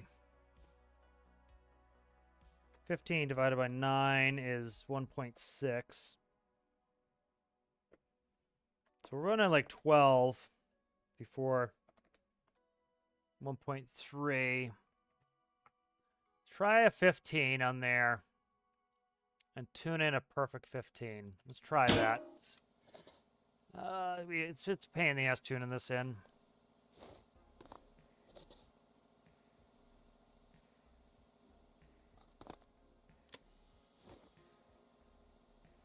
You know, it sits perfectly in normal operation. It drives perfectly. The problem is this one will sit at high RPS for a very long time.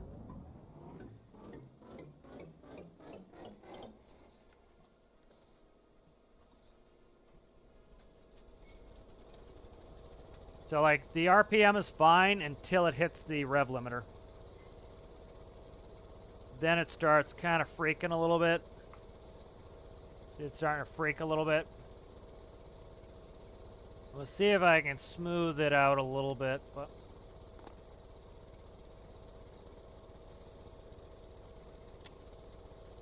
we should have reserve power here, so let's see. See how it's going nuts here. Let's try a little I value. 1, 2, 3, 4, 5, 1.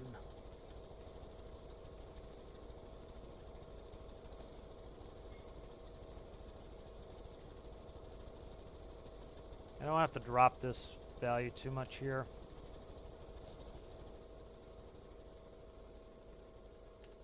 Yeah, it's going to be too low. Yeah, it's too low. All right, 0.05. These are the lowest p-values I've had to run on an engine, but this thing is revving at max, so I need to get it to fix the rev limiter bounce. It hits the rev limiter, and then see when it hits the rev limiter, it gets more and more divergent. That's the problem. So I need to dampen it out at the when it hits the rev limiter.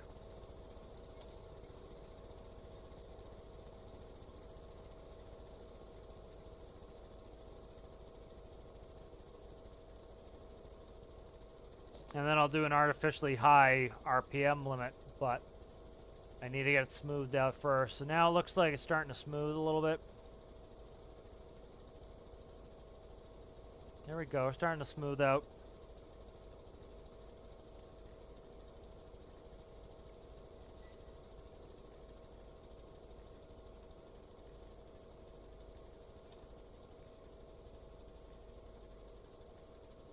Okay. That's 0.02. Normally I run them at like 0.2. So I've got it way low, but this is to try to prevent it from banging off that rev limiter really badly. 0.01. Let's run it with this number. This is really low, and then I need to see if it will recover. So let's drive around a little bit. That's off, okay. See, like we're pegged at max max revs right now. So I'm going to take that off, and I want to make sure that we don't stall. If the number's too small, it's not going to rescue itself from stall. It's going to stall. Yeah, so 3.5 times 60, not divided by 210. Yeah, see.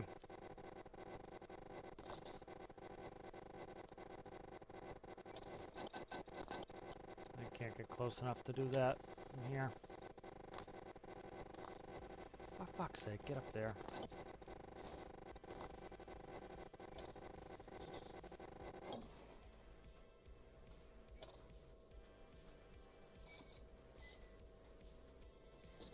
So like that would normally be what I would have it on. So it works at idle, it drives fine. But then when we go out and actually try to see if I can put another, let's multiply the D value up, see if we can run with this, see what it does. I guess we are in gear, okay.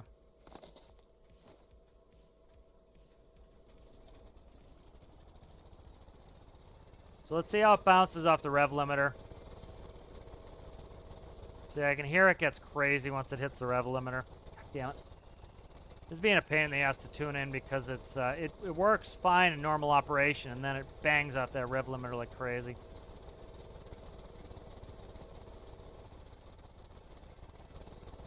Which I think it has to do with the air of the supercharger is the problem.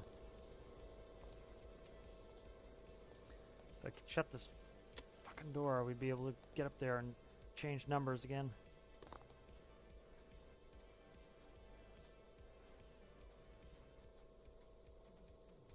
Try 0.08.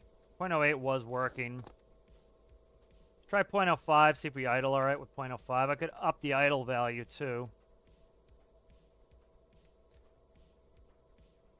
Gonna stall us. You gonna stall us or you gonna stop? As long as it stops, we're good. That looks too low.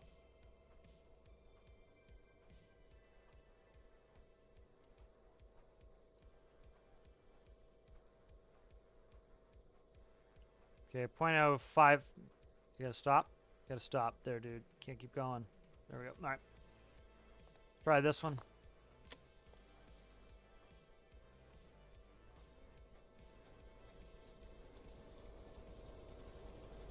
This is working pretty smooth here. Until it hits that rev limiter, then it goes nuts. So I gotta do an artificially high rev limiter.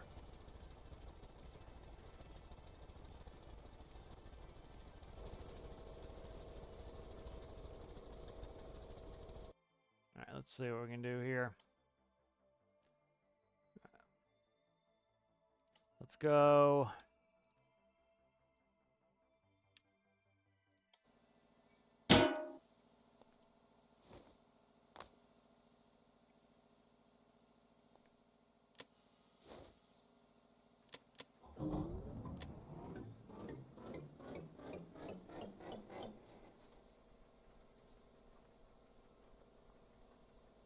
No, I think most of them are ultralights. There aren't many that are not ultralights. Took me a little bit to kind of keep poking and prodding people to get them there, but most people seem to have ultralights.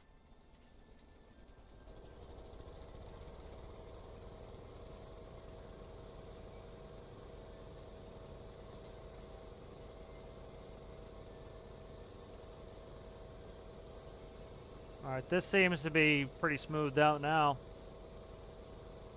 Now it's gonna fucking start to wiggle, watch. Actually, we're pretty good. That's on the money, baby. That's on the money. Let's do some drilling, see if this 0.05 with no D value and a 20 on there. See if this will work. I think we're good here.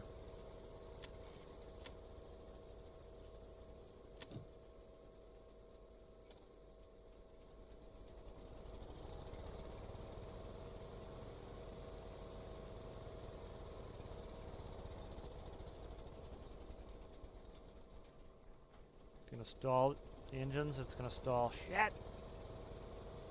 Need that power. That loud pump noise is the impeller for the brakes. So I gotta work on that.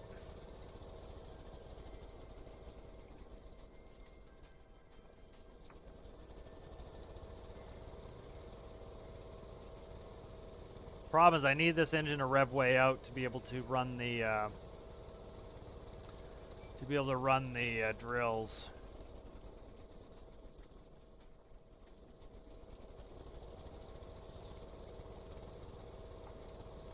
So let's keep this number and let's keep walking it up. See if I can get a higher. Let's go ahead and I'm just gonna go in and I'm gonna set this number. That number was working fine. Let's try 0.055. 0.055, and then we'll see if I can play with just the max RPS value here. Let's run 25 in the max RPS. We'll keep an engine idle of 5 because we're running artificially low. Because I need enough power that I can get those drills running.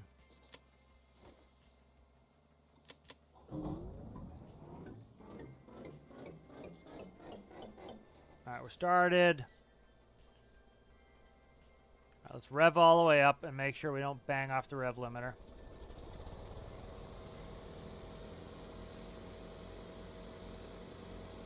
Alright, good. We're not banging off the rev limiter. Gorgeous. I don't need to drop the drills, but I'll turn them on.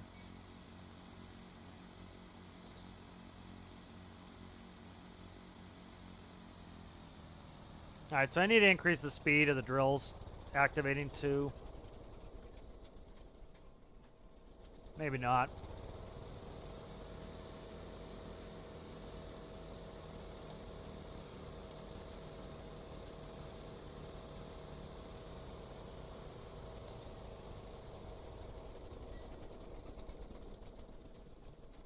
The problem is the engine doesn't respond fast enough with that lower p-value.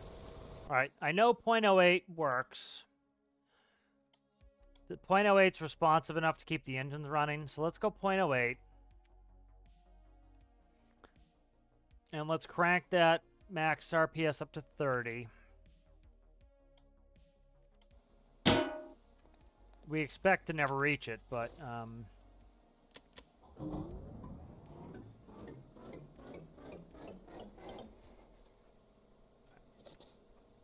so let's make sure we don't bang off the rev limiter. That's why I raised it again as I raised the p-value.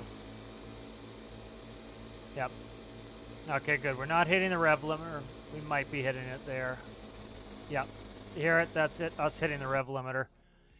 We gotta go up higher, which I don't want to go up higher, but we do.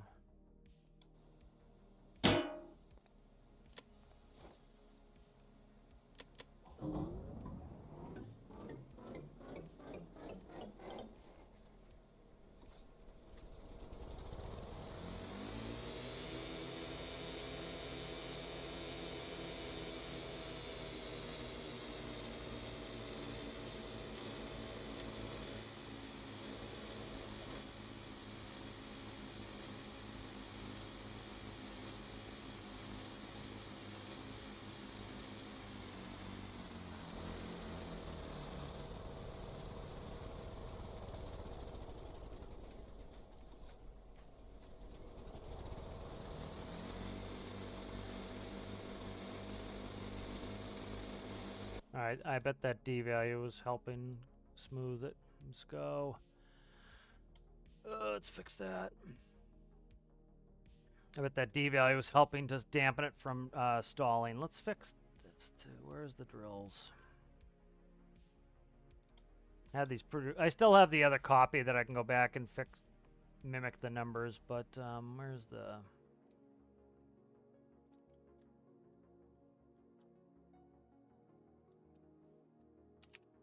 So I'm going to slow down. What is that? What is this? Oh, Christ. I didn't mean to touch that. Okay. Where's the drill clutch? Right here. It's already at 0.0005. It's a slow beginning. Let's try 1. Because the problem too is if you go too slow, it will increase the clutch too fast, but it will also won't take it away fast enough. So I got to be careful of that.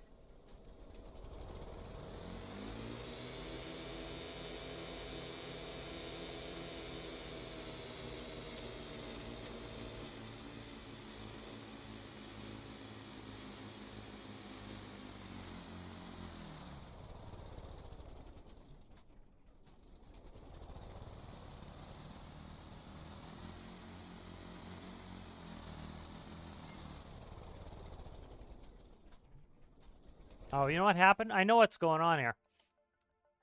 I deleted that stuff out and I never fixed this box. That's the problem right there. I never fixed this box. Ugh. That sucks, man. That was the problem right there. God damn it. All right. That was the problem. I just remembered I did that earlier. Piss. That sucks. Let's see. Go 0.055. Let's try to knock this back down and see where we can get. Because that was the whole problem there, is I didn't down gear it enough because I was trying to down gear it more, and I ended up screwing it up. Let's see. Let's go max 20 again. That did it right there. Okay. Let's see if that fixes it. That could very well fix it right there.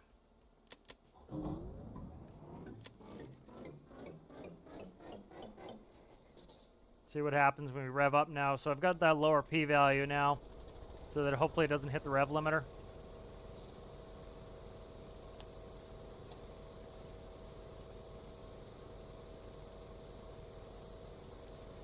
So we should have more than enough RPS to run the drill.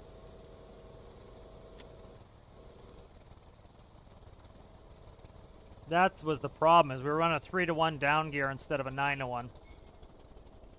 Yeah, that's what it was. I just forgot about it. And we should be a little over 1. There we go, 1, 2. We're actually doing really well right now. I think this is our new setup here. Yeah, this is working well now. Perfect. That's killing the rev limiter problem too, going to a 0.55. The difference between a 0.08 and a 0.055 was banging off the rev limiter or not. Oh yeah, you just found the whales? Yeah, I like the whales. I like all the animals in game. It was amazing the unhinged bitching people gave for the animals. You know, and it was like, oh my god, it's like, I like the animals in game. It's kind of fun. Alright, so this is, of course, without us drilling. We're at 1.19. Let's go drill and make sure we're still able to hammer on rocks here.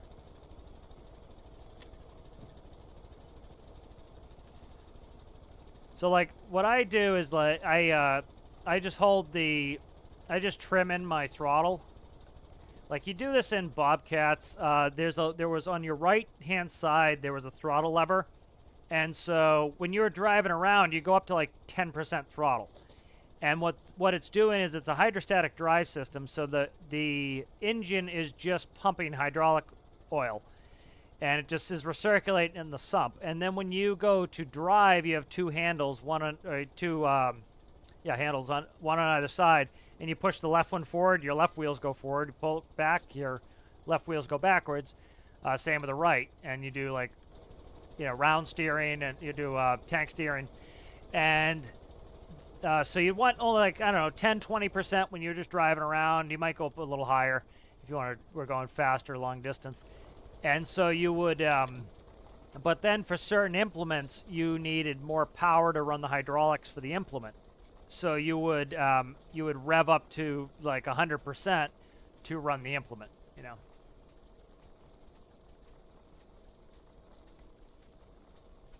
All right, this number's too low now. Yeah, that's too low. Shit.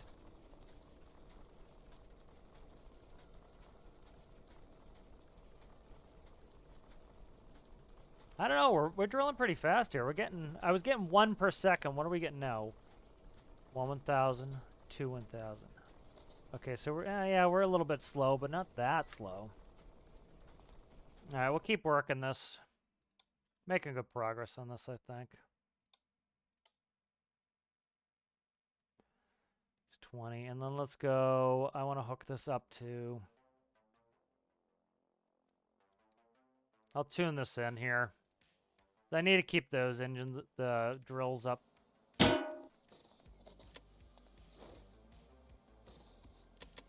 I really don't want to go to a diesel electric system. I really want to keep it direct drive. It's a little bit more complicated to do direct drive. So let's go 0.06.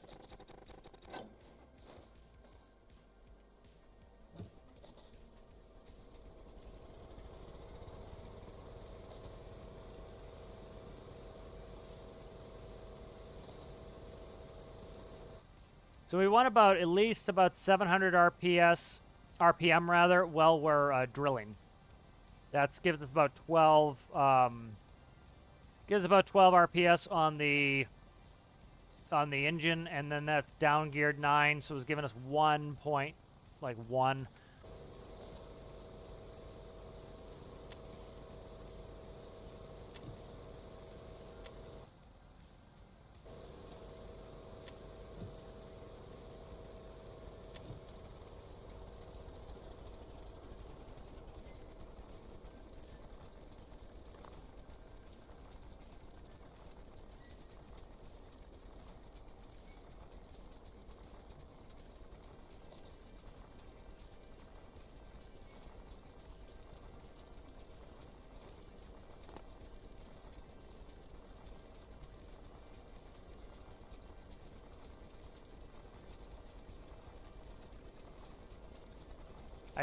What I could do is do a electric backup too, do it a hybrid system for the drive or the drills, and then any excess energy out of the engine for revving is going to go directly to power generation. So that could be something as a little bit of a damper in there.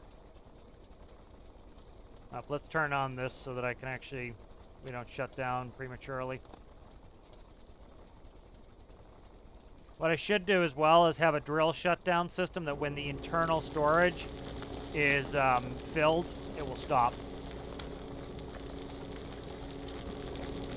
What are we doing here? Currently we're at 8.6.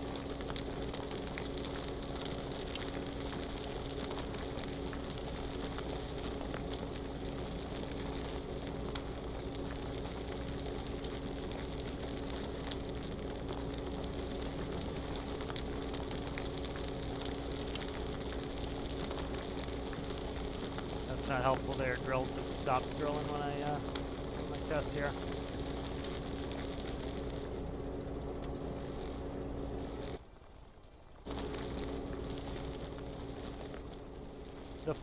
For some reason, it's like, see how it's kicking them? It likes to kick them. It hadn't been doing that earlier. I don't know what the deal is. Like the physics went a little bit slow with the game being up for so long because I've been streaming for 5.5 hours, so likely. What I can do is, I've done this before where I do an up-down counter. So for example, at idle, I want, let's say, a 0.08. At full throttle, I want a 0.05. And so what you can do is do an up-down counter that as you increase the throttle, it will decrease the p-value. So you can do that. I've done that before. Yeah, it just makes it a little easier than tuning it sometimes.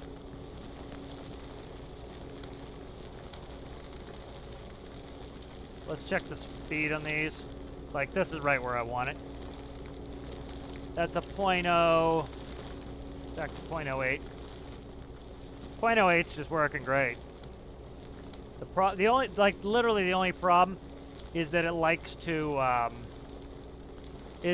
bang off the rev limiter from time to, when the drills are off. That's the only time. So I'm like being super picky about it, like picky to the level I don't even need to be. Because the only time it will ever rev out that hard is when there's no resistance, which is when we're just sitting there revving our engine. So it's not really something I even have to really consider, but, you know, of course I do consider it because I'm trying to be a perfectionist, unfortunately. Oh, did I just damage that? Thought it made a damage sound when I hit it hard. I do need to tune in the p-value, or not the p-value, the PID on the terrain keeping. It's not bad once it gets close. I don't know. It drops pretty fast. What I can do is change the speed, maybe. I don't know. We'll figure it out. That's what I'll do. I'll cap it. I'll cap it. It's what it's doing is it's dropping the drills too fast. It's like it free drops them, but I don't know. I don't mind it. I do need to XML these tires, though. They need to go up to 5s.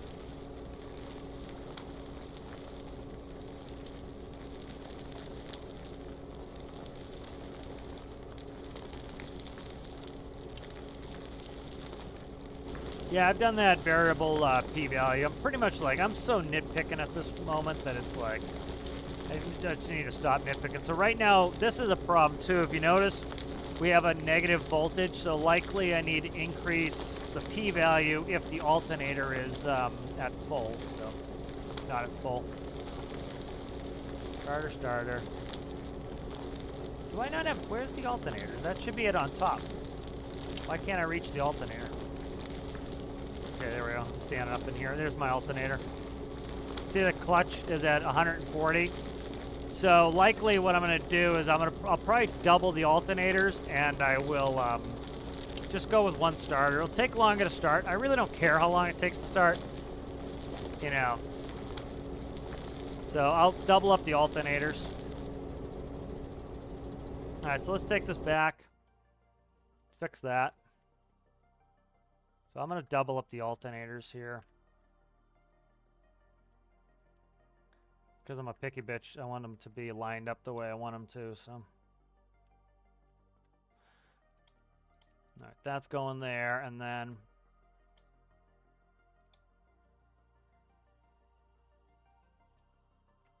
the starter can go here. That's the second starter, and then what I'm going to do is I'm going to have one starter and 2 alternators. I can't go 4 because the I'm up against the front axle here, and I don't want to decrease the size of the engine. I'm trying to keep the engine big and as slow as I can get it. Okay, alternator, copy. We'll put another alternator over here.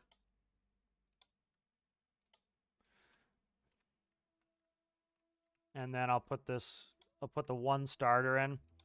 Because we're a little bit low on our power generation. I noticed that earlier was we were running low on power.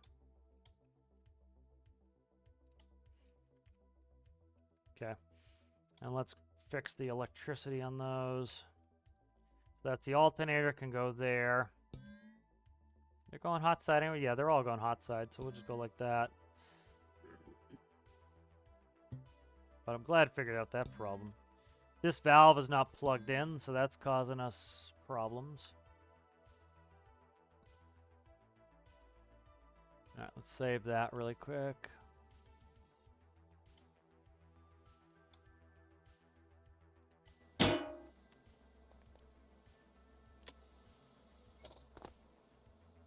See what the p-value on the alternator is. Oh, I'm in the wrong panel again. Alright, so pretty much figured out 0.08 is going to be where we're at here, so we're going to leave that there. Again, it's a tiny little use case where this actually just doesn't work the way I want it to. And it's just not worth nitpicking that bad. And then check the alternator, and then I think I'm going to jump off and take a break. But it was fun. I've really been enjoying working on this vehicle, and hopefully can get into some... get the multiplayer stuff going. Okay, I got 1,000 on a p-value, so that's more than enough. So let's go ahead and we'll save one more time, and I'm going to run it. Check the alternator, make sure we're making enough electricity with everything on. Seeing I doubled it, we should be fine. Usually what I'll do is run 2 alternators on some of this bigger stuff. So it's just going to take longer to start. I really don't care about this. Some people make it like it's the end of the world, but...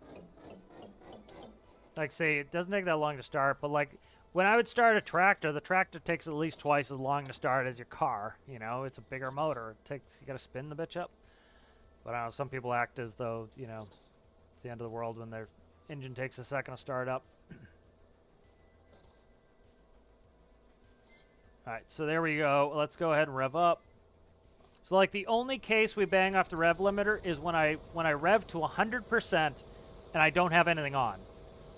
And so, like, I really don't care about at that point. That's a never used case. I never use this vehicle that way. Like, right here, you can see it start to try and bang off the rev limiter. That's, like, I never use it that way. It's not going to get used that way. So let's go ahead, and I want to do on lights. And let's check the voltage. All right, yep, so you see we go positive, we go negative. So we're making enough electricity now for all of our needs. So we have no problem with it there. You know, there's another one that the PID doesn't need to be super tuned in, the alternator. Like, it's essentially, it's like clicking it on, clicking it off, clicking it on, clicking it off. It's like, it doesn't need to be super precise. You see it goes down to about 0.80, and then it goes up to all 9s, you know. So it's just like, you see it how it goes negative, positive. Like, could I have it super duper precise where it's perfect? Yeah, but I don't care, you know. It's just like click on, click off. You know, in real life, they're not that precise. It's a electromagnetic clutch that clutches the alternator in, and then it declutches it. It's not like, you know, doing ultra precise wear the clutch out. Like, so this is the case when we're going to be banging off the rev limiter, and then all you do is you'd start the drills. And then once the drills start putting some resistance on, or you drive, which puts some resistance on, you're going to be good. So I want to check when the drills are running. We're going to be at our lowest RPM. And once we're at our lowest RPM, I want to check to make sure we're still charging. It drops a little bit, but we're still charging. You can see we're still going all the way up to, 6 decimal places. So we have no issue there. We lose 215 volts, or I call it volts, but it's working like a voltmeter. We're losing 215, we're gaining 215. Lose 215, gain 215. So it's pretty precise, and it's not. We're not losing electricity with everything running. So you can see we got all the lights on, and so even with the drills slowing our engine down, no problems. So we should be good. I'm gonna save this, and then I think we'll call it a day. But a lot of fun working on this. So hopefully we get moving on some multiplayer soon. I'll end up working on this some tonight, and then hopefully we can get that multiplayer going. Let me get the thing up here, and we'll thank the members. But a lot of fun today. Been looking forward to it. So let's thank Santa Mountain, Connor Bull, Danny, Sergeant Chaos, Aaron Pearsall, Rasmus Johnson, Citrus, Anton Anderson, Zaki, and Manda VR. Thank you to Chicken Store for being a patron as well. Thank you, members and patrons. If you guys are interested in becoming a member or a patron, you can check down the description below. Members and patrons get benefits, things like playing with me in multiplayer streams. And I appreciate their support. Thank you to everybody who has subscribed. And if you are new and have not subscribed, please consider subscribing. If you guys would go down and like the video, I don't know what the likes are at right now, but I would appreciate that. That helps me out. And if you watch some of the other videos, that would also help me out. So thank you guys, and I'll see you next time.